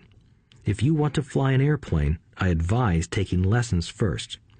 I am always shocked at people who buy stocks or real estate but never invest in their greatest asset, their mind. Just because you bought a house or two does not make you an expert at real estate. 3. Choose friends carefully. The power of association. First of all, I do not choose my friends by their financial statements. I have friends who have actually taken a vow of poverty, as well as friends who earn millions every year. The point is that I learn from all of them. Now, I will admit that there are people I have actually sought out because they had money. But I was not after their money. I was seeking their knowledge. In some cases, these people who had money have become dear friends. I've noticed that my friends with money talk about money. They don't do it to brag. They're interested in the subject. So I learn from them, and they learn from me. My friends who are in dire financial straits do not like talking about money, business, or investing. They often think it rude or unintellectual. So I also learn from my friends who struggle financially. I find out what not to do. I have several friends who have generated over $1 billion in their short lifetimes. The 3 of them report the same phenomenon. Their friends who have no money have never come to them to ask them how they did it, but they do come asking for one of 2 things, or both, a loan or a job. Warning: don't listen to poor or frightened people. I have such friends, and while I love them dearly, they are the Chicken Littles of life. To them, when it comes to money, especially investments, it's always, the sky is falling, the sky is falling. They can always tell you why something won't work. The problem is that people listen to them. But people who blindly accept doom and gloom information are also Chicken Littles. As that old saying goes, birds of a feather flock together. If you watch business channels on TV, they often have a panel of so-called experts. One expert will say the market is going to crash, and the other will say it's going to boom. If you're smart, you listen to both. Keep your mind open, because both have valid points.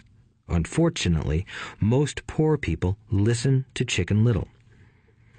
I have had many close friends try to talk me out of a deal or an investment. Not long ago, a friend told me he was excited because he found a 6% certificate of deposit. I told him I earned 16% from the state government. The next day, he sent me an article about why my investment was dangerous. I have received 16% for years now, and he still receives 6%.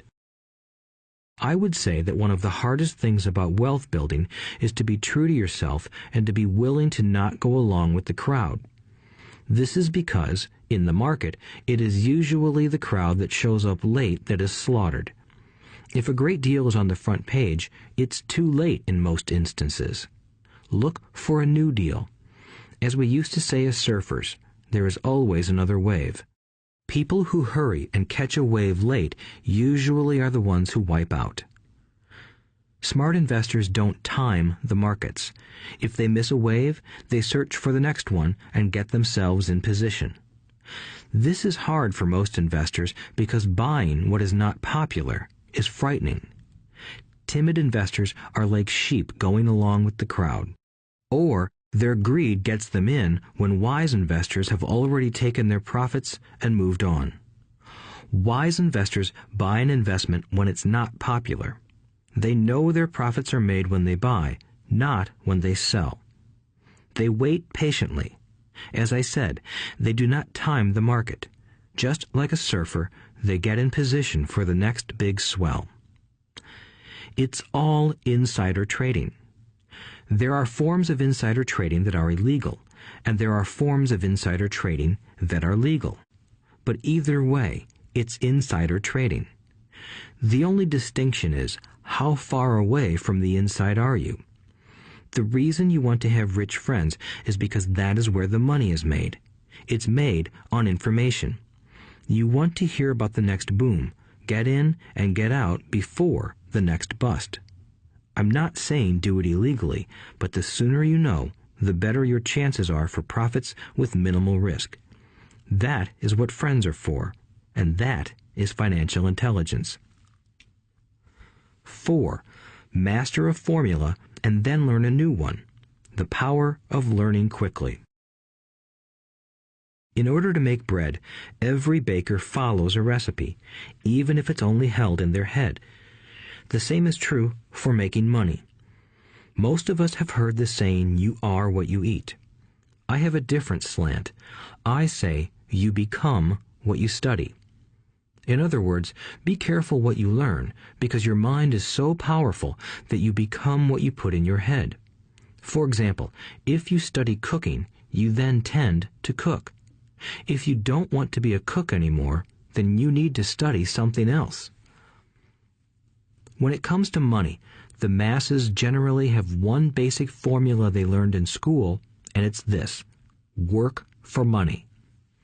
The predominant formula I see in the world is that every day millions of people get up, go to work, earn money, pay bills, balance checkbooks, buy some mutual funds, and go back to work. That is the basic formula, or recipe. If you're tired of what you're doing, or you're not making enough, it's simply a case of changing the formula via which you make money. Years ago, when I was 26, I took a weekend class called How to Buy Real Estate Foreclosures. I learned a formula. The next trick was to have the discipline to actually put into action what I had learned. That is where most people stop. For 3 years, while working for Xerox, I spent my spare time learning to master the art of buying foreclosures. I've made several $million using that formula. So, after I mastered that formula, I went in search of other formulas. For many of the classes, I did not directly use the information I learned, but I always learned something new. I have attended classes designed for derivative traders, commodity option traders, and chaologists. I was way out of my league, being in a room full of people with doctorates in nuclear physics and space science. Yet, I learned a lot that made my stock and real estate investing more meaningful and lucrative. Most junior colleges and community colleges have classes on financial planning and buying traditional investments. They are good places to start, but I always search for a faster formula.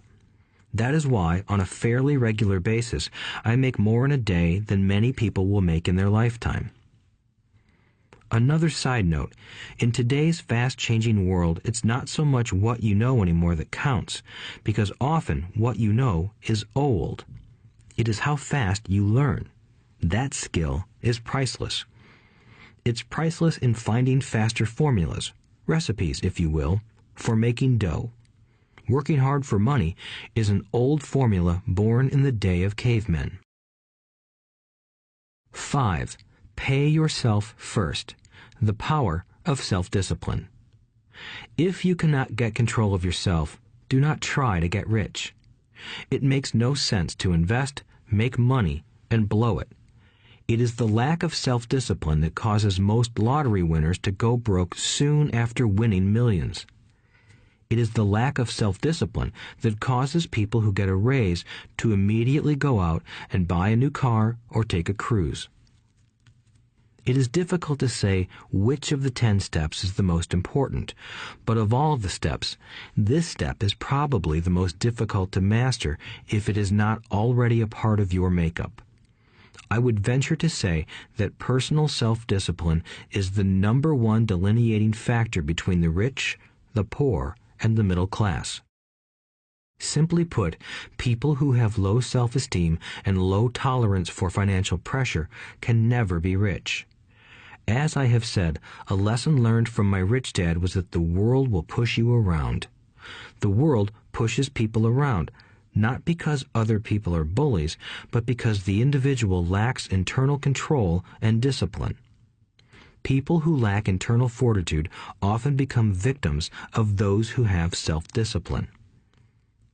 In the entrepreneur classes I teach, I constantly remind people to not focus on their product, service, or widget, but to focus on developing management skills. The 3 most important management skills necessary to start your own business are management of 1. Cash flow, 2. People, 3. Personal time. I would say the skills to manage these three apply to anything, not just entrepreneurs. The three matter in the way you live your life as an individual or as part of a family, a business, a charitable organization, a city, or a nation. Each of these skills is enhanced by the mastery of self-discipline. I do not take the saying, "pay yourself first," lightly.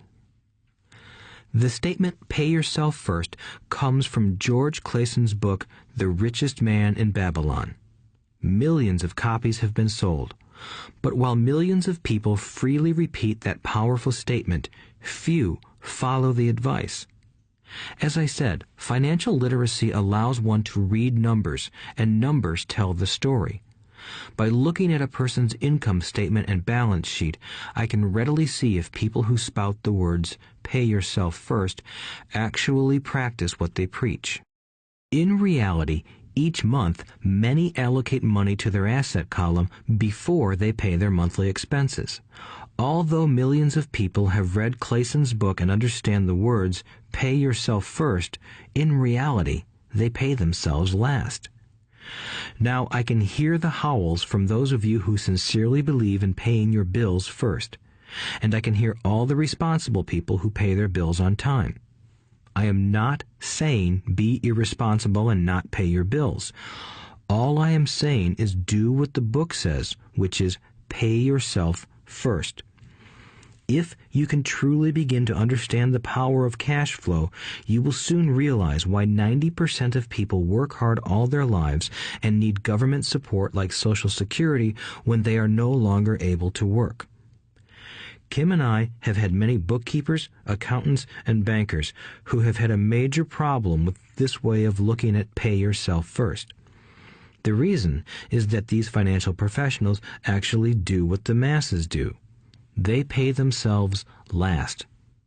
There have been times in my life when, for whatever reason, cash flow was far less than my bills. I still paid myself first. My accountant and bookkeeper screamed in panic. "They're going to come after you. The IRS is going to put you in jail. You're going to ruin your credit rating. They'll cut off the electricity." I still paid myself first. Why, you ask? Because that's what the story, The Richest Man in Babylon, was all about. The power of self-discipline and the power of internal fortitude. As my rich dad taught me the first month I worked for him, most people allow the world to push them around. A bill collector calls and you pay or else. A sales clerk says, "Oh, just put it on your charge card." Your real estate agent tells you, "Go ahead. The government allows you a tax deduction on your home." That is what the book is really about.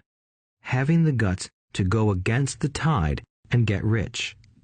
You may not be weak, but when it comes to money, many people get wimpy. I am not saying be irresponsible. The reason I don't have high credit card debt and doodad debt is because I pay myself first. The reason I minimize my income is because I don't want to pay it to the government. That is why my income comes from my asset column through a Nevada corporation. If I work for money, the government takes it. Although I pay my bills last, I am financially astute enough to not get into a tough financial situation. I don't like consumer debt. I actually have liabilities that are higher than 99% of the population, but I don't pay for them. Other people pay for my liabilities. They're called tenants. So rule number 1 in paying yourself first is don't get into debt in the first place. Although I pay my bills last, I set it up to have only small, unimportant bills that are due. When I occasionally come up short, I still pay myself first. I let the creditors and even the government scream. I like it when they get tough. Why? Because those guys do me a favor. They inspire me to go out and create more money. So I pay myself first, invest the money, and let the creditors yell. I generally pay them right away anyway. Kim and I have excellent credit. We just don't cave into pressure and spend our savings or liquidate stocks to pay for consumer debt. That is not too financially intelligent. To successfully pay yourself first, keep the following in mind. 1. Don't get into large debt positions that you have to pay for. Keep your expenses low. Build up assets first. Then buy the big house or nice car. Being stuck in the rat race is not intelligent. 2. When you come up short, let the pressure build and don't dip into your savings or investments. Use the pressure to inspire your financial genius to come up with new ways of making more money and then pay your bills. You will have increased your ability to make more money as well as your financial intelligence. So many times I have gotten into financial hot water and used my brain to create more income while staunchly defending the assets in my asset column. My bookkeeper has screamed and dived for cover, but I was like a good soldier defending the fort. Fort assets. Poor people have poor habits. A common bad habit is innocently called dipping into savings. The rich know that savings are only used to create more money, not to pay bills. I know that sounds tough, but as I said, if you're not tough inside, the world will always push you around anyway. If you do not like financial pressure, then find a formula that works for you. A good one is to cut expenses, put your money in the bank, pay more than your fair share of income tax, buy safe mutual funds, and take the vow of the average. But this violates the pay yourself first rule. This rule does not encourage self-sacrifice or financial abstinence. It doesn't mean pay yourself first and starve. Life was meant to be enjoyed. If you call on your financial genius, you can have all the goodies of life, get rich, and pay bills. And that is financial intelligence. 6. Pay your brokers well. The power of good advice. Sometimes I see people posting a sign in front of their house that says, "For sale by owner," or I see people on TV claiming to be discount brokers. My rich dad taught me to take the opposite approach. He believed in paying professionals well, and I have adopted that policy also. Today, I have expensive attorneys, accountants, real estate brokers, and stockbrokers. Why?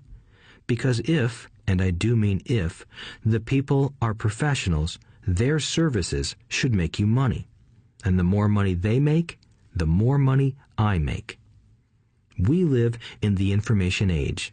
Information is priceless.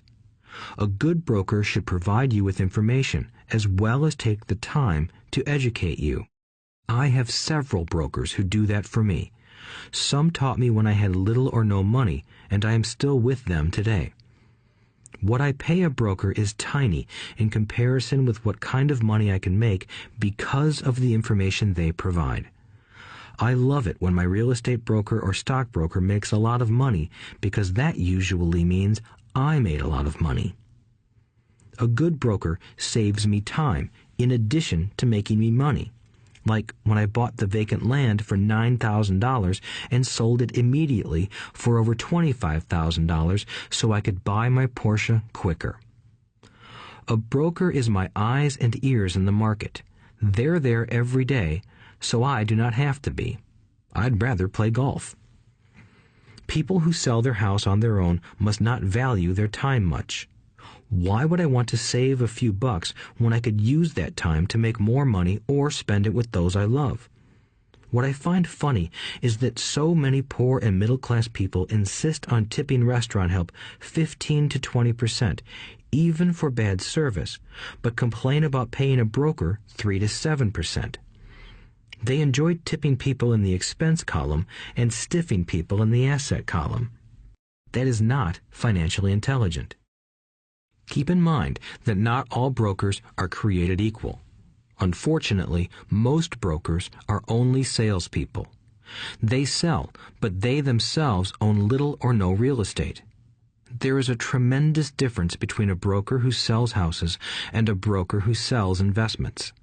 The same is true for stock, bond, mutual fund, and insurance, brokers who call themselves financial planners. When I interview any paid professional, I first find out how much property or stocks they personally own and what percentage they pay in taxes. And that applies to my tax attorney as well as my accountant. I have an accountant who minds his own business. His profession is accounting, but his business is real estate. I used to have an accountant who was a small business accountant, but he had no real estate. I switched because we did not love the same business. Find a broker who has your best interests at heart. Many brokers will spend the time educating you, and they could be the best asset you find. Just be fair, and most of them will be fair to you. If all you can think about is cutting their commissions, then why should they want to help you? It's just simple logic. As I said earlier, one of the management skills is the management of people. Many people only manage people they feel smarter than and they have power over. Many middle managers remain middle managers, failing to get promoted because they know how to work with people below them, but not with people above them. The real skill is to manage and reward the people who are smarter than you in some technical area. That is why companies have a board of directors. You should have one too. That is financial intelligence. 7. Be an Indian giver. The power of getting something for nothing.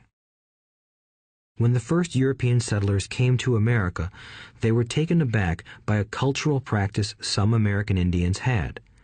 For example, if a settler was cold, the Indian would give the person a blanket. Mistaking it for a gift, the settler was often offended when the Indian asked for it back. The Indians also got upset when they realized that settlers did not want to give it back. That is where the term Indian giver came from, a simple cultural misunderstanding. In the world of the asset column, being an Indian giver is vital to wealth. The sophisticated investor's first question is, how fast do I get my money back? They also want to know what they get for free, also called a piece of the action. That is why the ROI, or return on investment, is so important. For example, I found a small condominium that was in foreclosure a few blocks from where I lived. The bank wanted $60,000 and I submitted a bid for $50,000, which they took simply because, along with my bid, was a cashier's check for $50,000. They realized I was serious. Most investors would say, "Aren't you tying up a lot of cash? Would it not be better to get a loan on it?" The answer is, not in this case. My investment company uses this condominium as a vacation rental in the winter months when the snowbirds come to Arizona. It rents for $2,500 a month for 4 months out of the year. For rental during the off-season, it rents for only $1,000 a month. I had my money back in about 3 years. Now I own this asset, which pumps money out for me, month in and month out. The same is done with stocks. Frequently, my broker calls and recommends I move a sizable amount of money into the stock of a company that he feels is just about to make a move that will add value to the stock, like announcing a new product.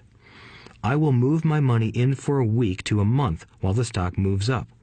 Then I pull my initial dollar amount out and stop worrying about the fluctuations of the market because my initial money is back and ready to work on another asset. So my money goes in, and then it comes out, and I own an asset that was technically free. True, I have lost money on many occasions, but I only play with money I can afford to lose.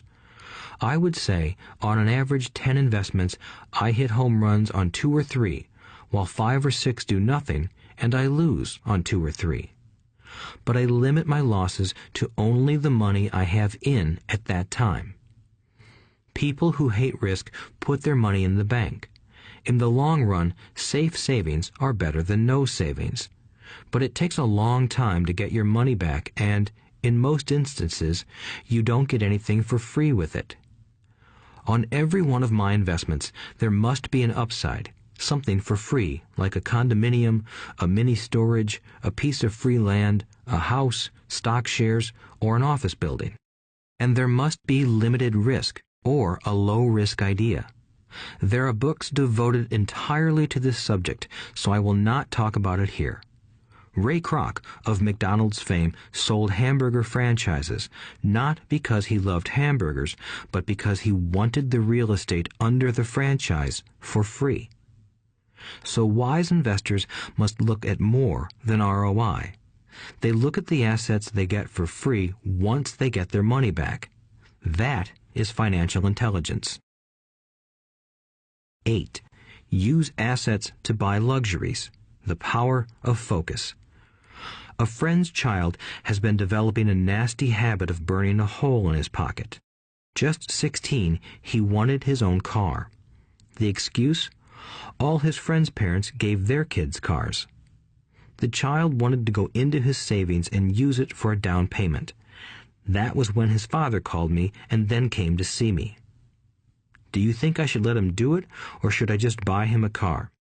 I answered, it might relieve the pressure in the short term, but what have you taught him in the long term? Can you use this desire to own a car and inspire your son to learn something? Suddenly, the lights went on, and he hurried home. 2 months later, I ran into my friend again. Does your son have his new car? I asked. No, he doesn't, but I gave him $3,000 for the car. I told him to use my money instead of his college money. Well, that's generous of you, I said. Not really. The money came with a hitch. So what was the hitch? I asked. Well, first we played your cash flow game. We then had a long discussion about the wise use of money. After that, I gave him a subscription to the Wall Street Journal and a few books on the stock market. Then what? I asked. What was the catch? I told him that $3,000 was his, but he could not directly buy a car with it. He could use it to find a stockbroker and buy and sell stocks. Once he had made $6,000 with the $3,000, the money would be his for the car, and the $3,000 would go into his college fund. And what are the results? I asked. Well, he got lucky early in his trading, but lost everything a few days later. Then he really got interested. Today, I would say he is down $2,000, but his interest is up. He has read all the books I bought him, and he's gone to the library to get more. He reads the Wall Street Journal voraciously, watching for indicators. He's only got $1,000 left, but his interest and learning are sky high. He knows that if he loses that money, he walks for 2 more years. But he does not seem to care. He even seems uninterested in getting a car because he's found a game that is more fun. What happens if he loses all the money? I asked. We'll cross that bridge when we get to it. I'd rather have him lose everything now than wait till he's our age to risk losing everything. And besides, that is the best $3,000 I've ever spent on his education. What he is learning will serve him for life, and he seems to have gained a new respect for the power of money. As I said earlier, if a person cannot master the power of self-discipline, it is best not to try to get rich. I say this because although the process of developing cash flow from an asset column is easy in theory, what's hard is the mental fortitude to direct money to the correct use.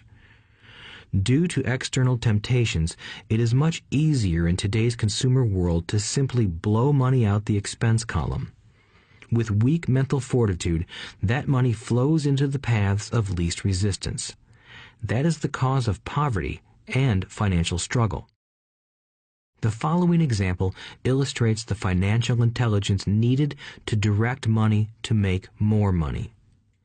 If we give 100 people $10,000 at the start of the year, I believe that at the end of the year, 80 would have nothing left.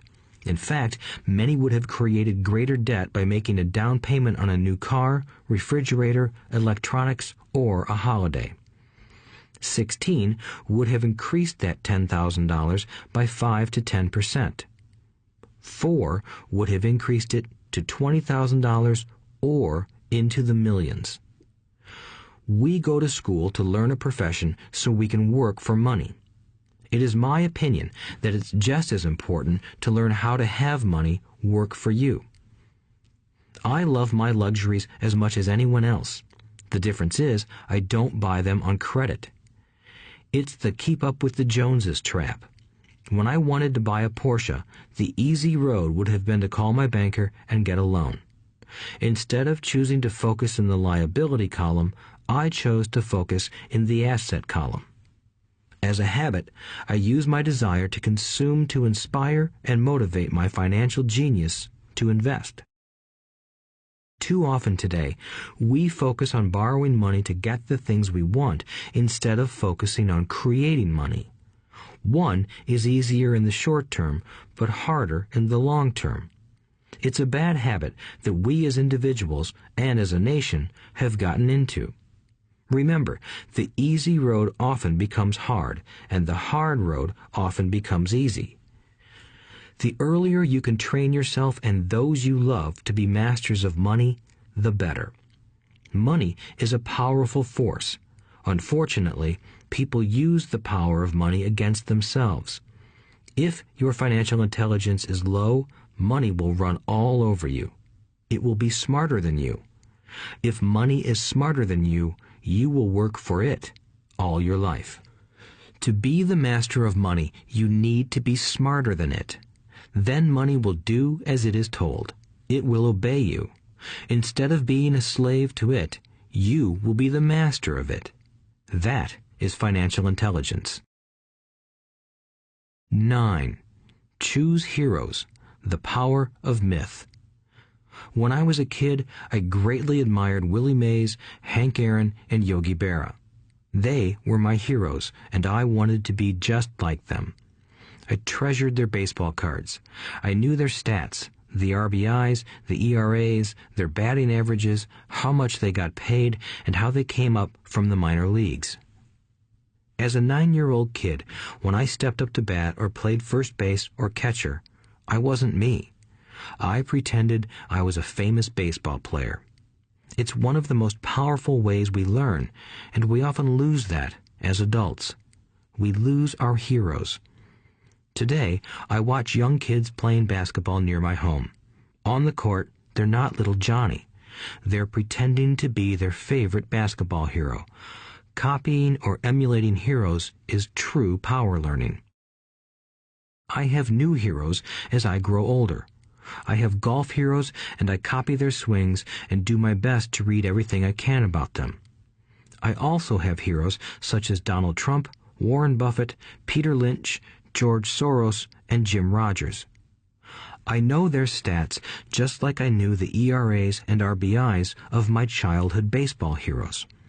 I follow what Warren Buffett invests in, and I read anything I can about his point of view on the market and how he chooses stocks. And I read about Donald Trump, trying to find out how he negotiates and puts deals together.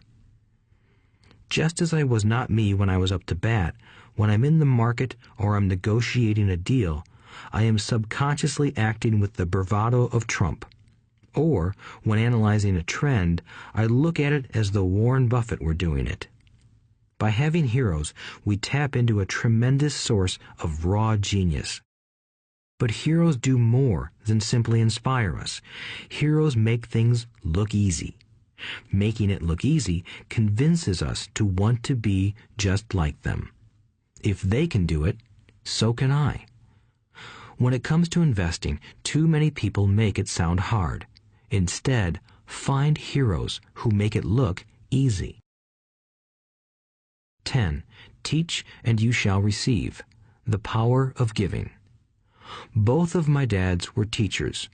My rich dad taught me a lesson I have carried all my life, the necessity of being charitable or giving. My educated dad gave a lot of his time and knowledge, but almost never gave away money.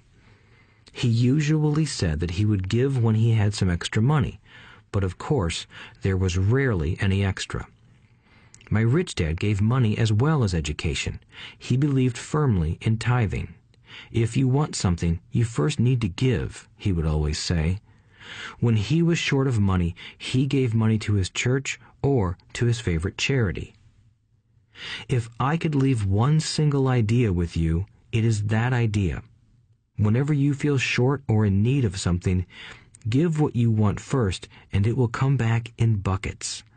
That is true for money, a smile, love, or friendship. I know it is often the last thing a person may want to do, but it has always worked for me. I trust that the principle of reciprocity is true, and I give what I want. I want money, so I give money, and it comes back in multiples. I want sales, so I help someone else sell something, and sales come to me.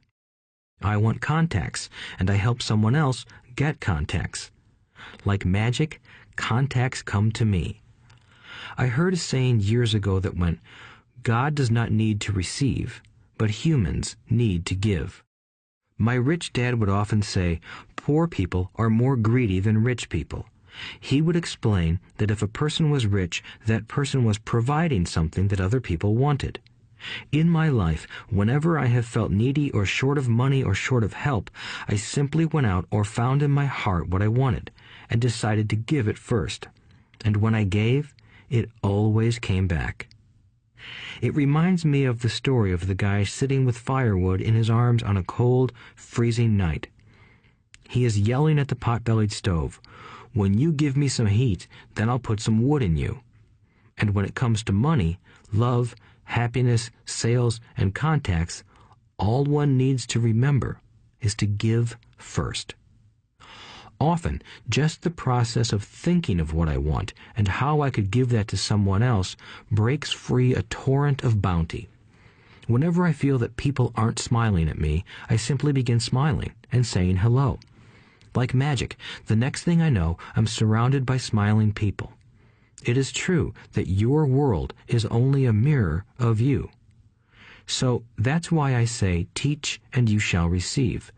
I have found that the more I teach those who want to learn, the more I learn. If you want to learn about money, teach it to someone else. A torrent of new ideas and finer distinctions will come in. There are times when I have given and nothing has come back, or what I have received is not what I wanted.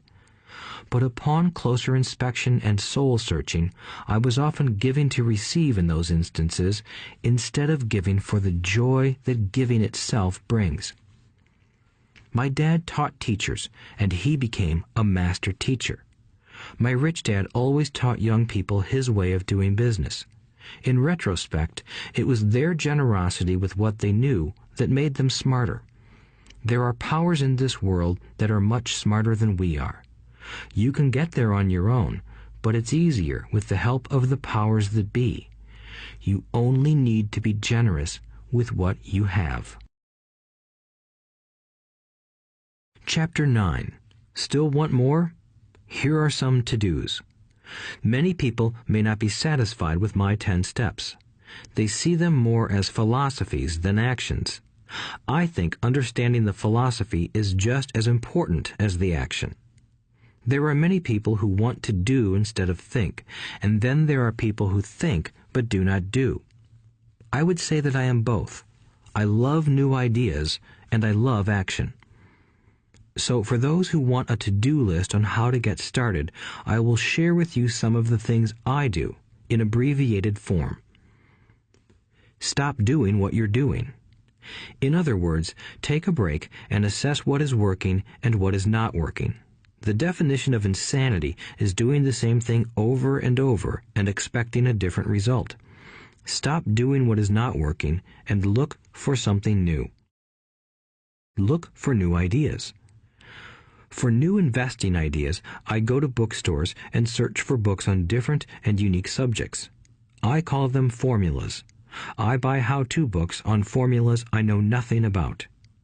For example, in the bookstore I found the book The 16% Solution by Joel Moskowitz. I bought the book and read it, and the next Thursday I did exactly as the book said. Most people do not take action, or they let someone talk them out of whatever new formula they are studying. My neighbor told me why 16% would not work. I did not listen to him because he's never done it. Find someone who has done what you want to do. take them to lunch, and ask them for tips and tricks of the trade. As for 16% tax lien certificates, I went to the county tax office and found the government employee who worked in that office. I found out that she, too, invested in the tax liens. Immediately, I invited her to lunch. She was thrilled to tell me everything she knew and how to do it. After lunch, she spent all afternoon showing me everything. By the next day, I found 2 great properties with her help that have been accruing interest at 16% ever since. It took a day to read the book, a day to take action, an hour for lunch, and a day to acquire 2 great deals. Take classes, read, and attend seminars. I search newspapers and the Internet for new and interesting classes, many of which are free or inexpensive. I also attend and pay for expensive seminars on what I want to learn. I am wealthy and free from needing a job simply because of the courses I took. I have friends who did not take those classes who told me I was wasting my money, and yet they're still at the same job. Make lots of offers. When I want a piece of real estate, I look at many properties and generally write an offer. If you don't know what the right offer is, neither do I. That is the job of the real estate agent. They make the offers. I do as little work as possible. A friend wanted me to show her how to buy apartment houses. So one Saturday, she, her agent, and I went and looked at 6 apartment houses. 4 were dogs, but 2 were good. I said to write offers on all 6, offering half of what the owners asked for. She and the agent nearly had heart attacks. They thought it was rude and would offend the sellers, but I really don't think the agent wanted to work that hard. So they did nothing and went on looking for a better deal. No offers were ever made, and that person is still looking for the right deal at the right price. Well, you don't know what the right price is until you have a second party who wants to deal. Most sellers ask too much. It is rare that a seller asks a price that is less than something is worth. Moral of the story: make offers. People who are not investors have no idea what it feels like to try to sell something. I have had a piece of real estate that I wanted to sell for months. I would have welcomed any offer. They could have offered me 10 pigs and I would have been happy. Not at the offer, but just because someone was interested. I would have countered, maybe for a pig farm in exchange. But that's how the game works. The game of buying and selling is fun. Keep that in mind. It's fun and only a game. Make offers. Someone might say yes. I always make offers with escape clauses. In real estate, I make an offer with language that details subject to contingencies, such as the approval of a business partner. Never specify who the business partner is. Most people don't know that my partner is my cat. If they accept the offer, and I don't want the deal, I call home and speak to my cat. I make this ridiculous statement to illustrate how absurdly easy and simple the game is. So many people make things too difficult and take it too seriously. Finding a good deal, the right business, the right people, the right investors, or whatever is just like dating. You must go to the market and talk to a lot of people, make a lot of offers, counter-offers, negotiate, reject, and accept. I know single people who sit at home and wait for the phone to ring, but it's better to go to the market, even if it's only the supermarket. Search, offer, reject, negotiate, and accept are all parts of the process of almost everything in life. Jog, walk, or drive a certain area once a month for 10 minutes. I have found some of my best real estate investments doing this. I will jog a certain neighborhood for a year and look for change. For there to be profit in a deal, there must be 2 elements, a bargain and change. There are lots of bargains, but it's change that turns a bargain into a profitable opportunity. So when I jog a neighborhood I might like to invest in. It is the repetition that causes me to notice slight differences. I notice real estate signs that are up for a long time. That means the seller might be more agreeable to deal. I watch for moving trucks going in or out. I stop and talk to the drivers. I talk to the postal carriers. It's amazing how much information they acquire about an area. I find a bad area, especially an area that the news has scared everyone away from. I drive it for sometimes a year, waiting for signs of something changing for the better. I talk to retailers, especially new ones, and find out why they're moving in. It takes only a few minutes a month, and I do it while doing something else, like exercising or going to and from the store. Shop for bargains in all markets. Consumers will always be poor. When the supermarket has a sale, say on toilet paper, the consumer runs in and stocks up. But when the housing or stock market has a sale, most often called a crash or correction, the same consumer often runs away from it. When the supermarket raises its prices, the consumer shops somewhere else. But when housing or the stock market raises their prices, the same consumer often rushes in and starts buying. Always remember, profits are made in the buying, not in the selling. Look in the right places. A neighbor bought a condominium for $100,000. I bought the identical condo next door for $50,000. He told me he's waiting for the price to go up. I told him that profit is made when you buy, not when you sell. He shopped with a real estate broker who owns no property of her own. I shopped at the foreclosure auction. I paid $500 for a class on how to do this. My neighbor thought that the $500 for a real estate investment class was too expensive. He said he could not afford the money or the time. So he waits for the prices to go up. Look for people who want to buy first, then look for someone who wants to sell. A friend was looking for a certain piece of land. He had the money, but did not have the time. I found a large piece of land, larger than what my friend wanted to buy, tied it up with an option, called my friend, and he said he wanted a piece of it. So I sold the piece to him and then bought the land. I kept the remaining land as mine for free. Moral of the story: buy the pie and cut it in pieces. Most people look for what they can afford, so they look too small. They buy only a piece of the pie, so they end up paying more for less. Small thinkers don't get the big breaks.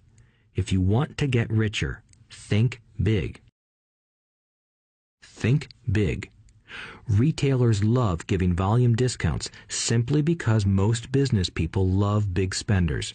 So even if you're small, you can always think big. When my company was in the market for computers, I called several friends and asked them if they were ready to buy also. We then went to different dealers and negotiated a great deal because we wanted to buy so many. I have done the same with stocks. Small people remain small because they think small, act alone, or don't act at all. Learn from history. All the big companies on the stock exchange started out as small companies. Colonel Sanders did not get rich until after he lost everything in his 60s. Bill Gates was one of the richest men in the world before he was 30. Action always beats inaction. These are just a few of the things I have done and continue to do to recognize opportunities. The important words are have done and do. As repeated many times throughout this audiobook, you must take action before you can receive the financial rewards. Act now. Final thoughts. I would like to share some final thoughts with you. The main reason I wrote this book, and the reason it has remained a bestseller since 2000, was to share insights into how increased financial intelligence can be used to solve many of life's common problems. Without financial training, we all too often use the standard formulas to get through life. Work hard, save, borrow, and pay excessive taxes. Today, more than ever, we need better information. I use the following story as an example of a financial problem that confronts many young families today. How do you afford a good education for your children and provide for your own retirement? It requires using financial intelligence instead of hard work. A friend of mine was griping one day about how hard it was to save money for his 4 children's college educations. He was putting $300 away in a college fund each month and had so far accumulated only about $12,000. He had about 12 more years to save for college since his oldest child was then 6 years old. At the time, the real estate market in Phoenix was terrible. People were giving houses away. I suggested to my friend that he buy a house with some of the money in his college fund. The idea intrigued him, and we began to discuss the possibility. His primary concern was that he did not have credit with the bank to buy another house since he was so overextended. I assured him that there were other ways to finance a property rather than through the bank. We looked for a house for 2 weeks, a house that would fit all our criteria. There were plenty to choose from, so shopping was fun. Finally, we found a 3-bedroom, 2-bath home in a prime neighborhood. The owner had been downsized and needed to sell that day because he and his family were moving to California where another job waited. The owner wanted $102,000, but we offered only $79,000. He took it immediately and agreed to carry back the loan with a 10% down payment. All my friend had to come up with was $7,900. As soon as the owner moved, my friend put the house up for rent. After all expenses were paid, including the mortgage, he put $125 in his pocket each month.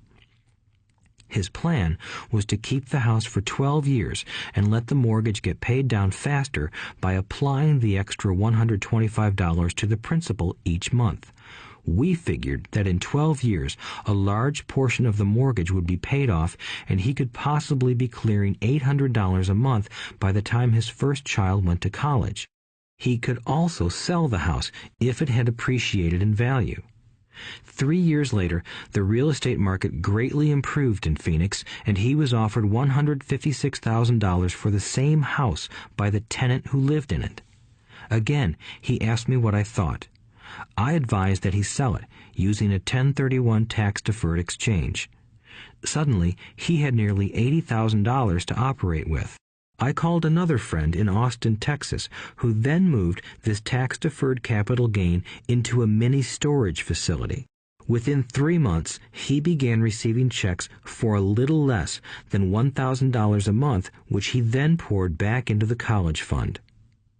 A couple of years later, the mini warehouse sold, and he received a check for nearly $330,000 as proceeds from the sale. He rolled those funds into a new project that would now generate over $3,000 a month in income, again going into the college fund. He is now very confident that his goal will be met easily. It only took $7,900 to start and a little financial intelligence. His children will be able to afford the education they want, and he will then use the underlying asset, wrapped in his legal entity, to pay for his retirement. As a result of this successful investment strategy, he will be able to retire early. Thank you for listening to this audiobook. I hope it has provided some insights into utilizing the power of money to work for you. Today, we need greater financial intelligence to simply survive. The idea that it takes money to make money is the thinking of financially unsophisticated people. It does not mean that they're not intelligent. They have simply not learned the science of money making money. Money is only an idea. If you want more money, simply change your thinking. Every self-made person started small with an idea and then turned it into something big. The same applies to investing. It takes only a few dollars to start and grow it into something big. I meet so many people who spend their lives chasing the big deal or trying to amass a lot of money to get into a big deal. But to me, that is foolish. Too often, I have seen unsophisticated investors put their large nest egg into one deal and lose most of it rapidly. They may have been good workers, but they were not good investors. Education and wisdom about money are important. Start early. Buy a book. Go to a seminar. Practice. Start small. I turned $5,000 cash into a $1 million asset, producing $5,000 a month cash flow in less than 6 years. But I started learning as a kid. I encourage you to learn because it's not that hard. In fact, it's pretty easy once you get the hang of it. I think I have made my message clear. It's what is in your head that determines what is in your hands. Money is only an idea. There is a great book called Think and Grow Rich. The title is not Work Hard and Grow Rich. Learn to have money work hard for you, and your life will be easier and happier. Today, don't play it safe. Play it smart. The 3 incomes. In the world of accounting, there are 3 different types of income. 1. Ordinary earned. 2. Portfolio. 3.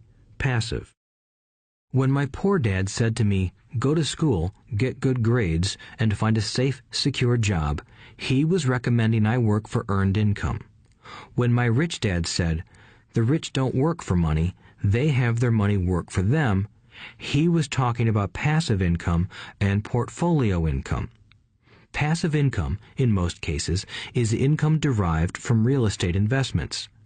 Portfolio income is income derived from paper assets such as stocks and bonds. Portfolio income is the income that makes Bill Gates the richest man in the world, not earned income. Rich Dad used to say, the key to becoming wealthy is the ability to convert earned income into passive income or portfolio income as quickly as possible. He would say, taxes are highest on earned income. The least taxed income is passive income.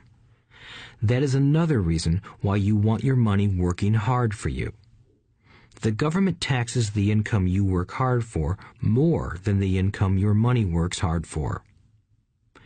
In my second book, Rich Dad's Cash Flow Quadrant, I explain the 4 different types of people who make up the world of business. They are E, employee, S, self-employed, B, business owner, and I, investor. Most people go to school to learn to be an E or an S. The cash flow quadrant is written about the core differences of these 4 types and how people can change their quadrant.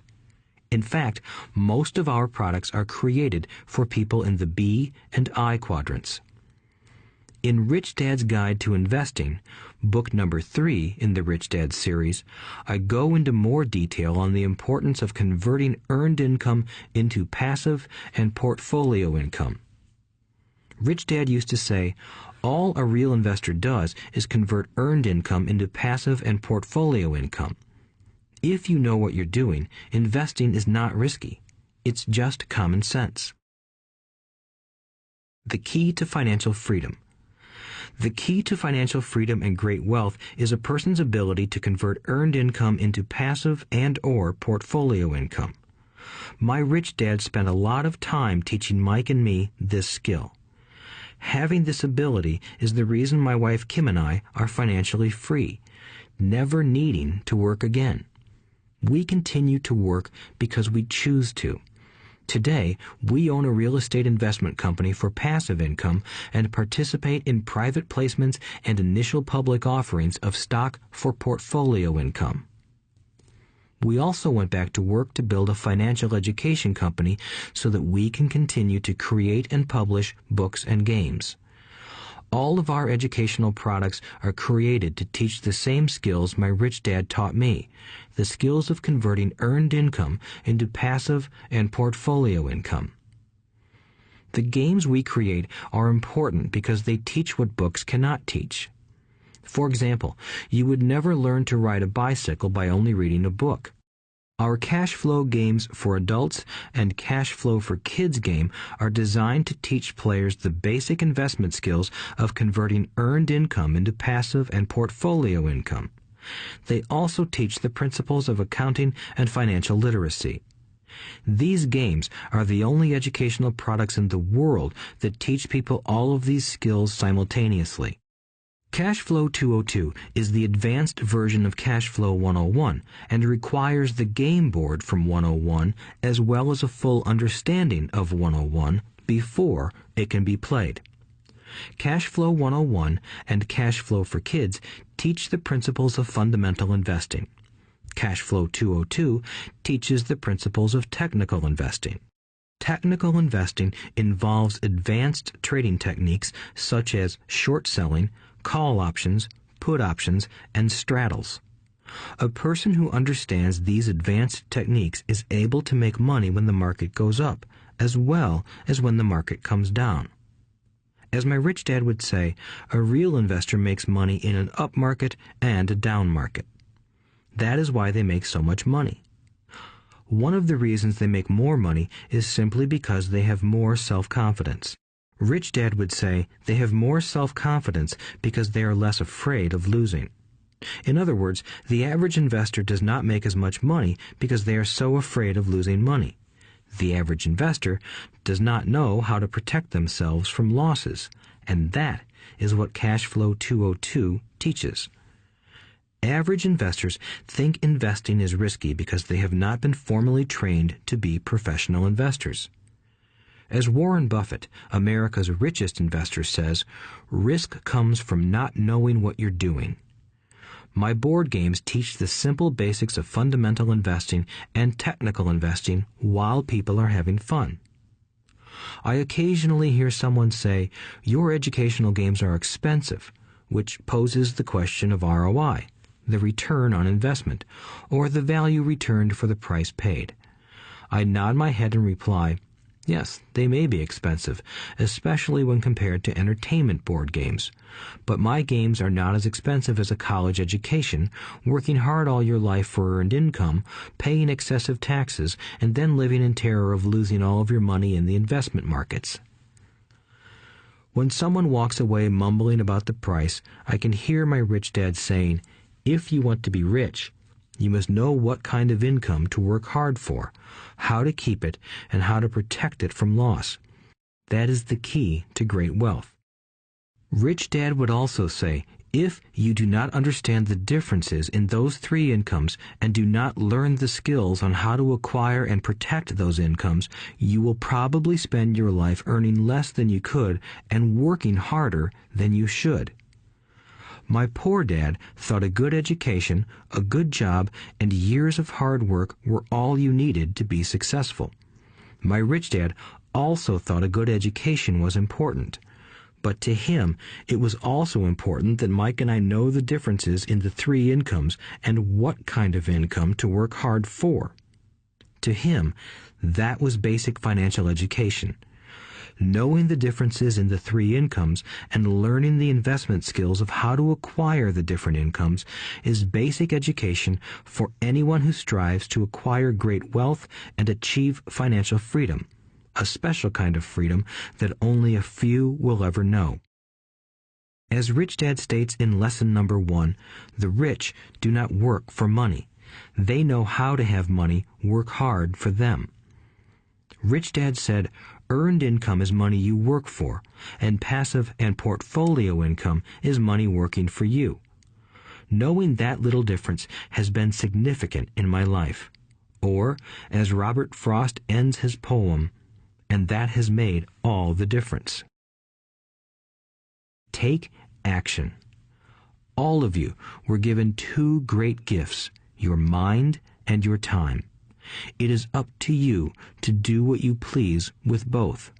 With each dollar bill that enters your hand, you and only you have the power to determine your destiny. Spend it foolishly, and you choose to be poor. Spend it on liabilities, and you join the middle class. Invest it in your mind and learn how to acquire assets, and you will be choosing wealth as your goal and your future. The choice is yours, and only yours. Every day, with every dollar, you decide to be rich, poor, or middle class. Choose to share this knowledge with your children, and you choose to prepare them for the world that awaits.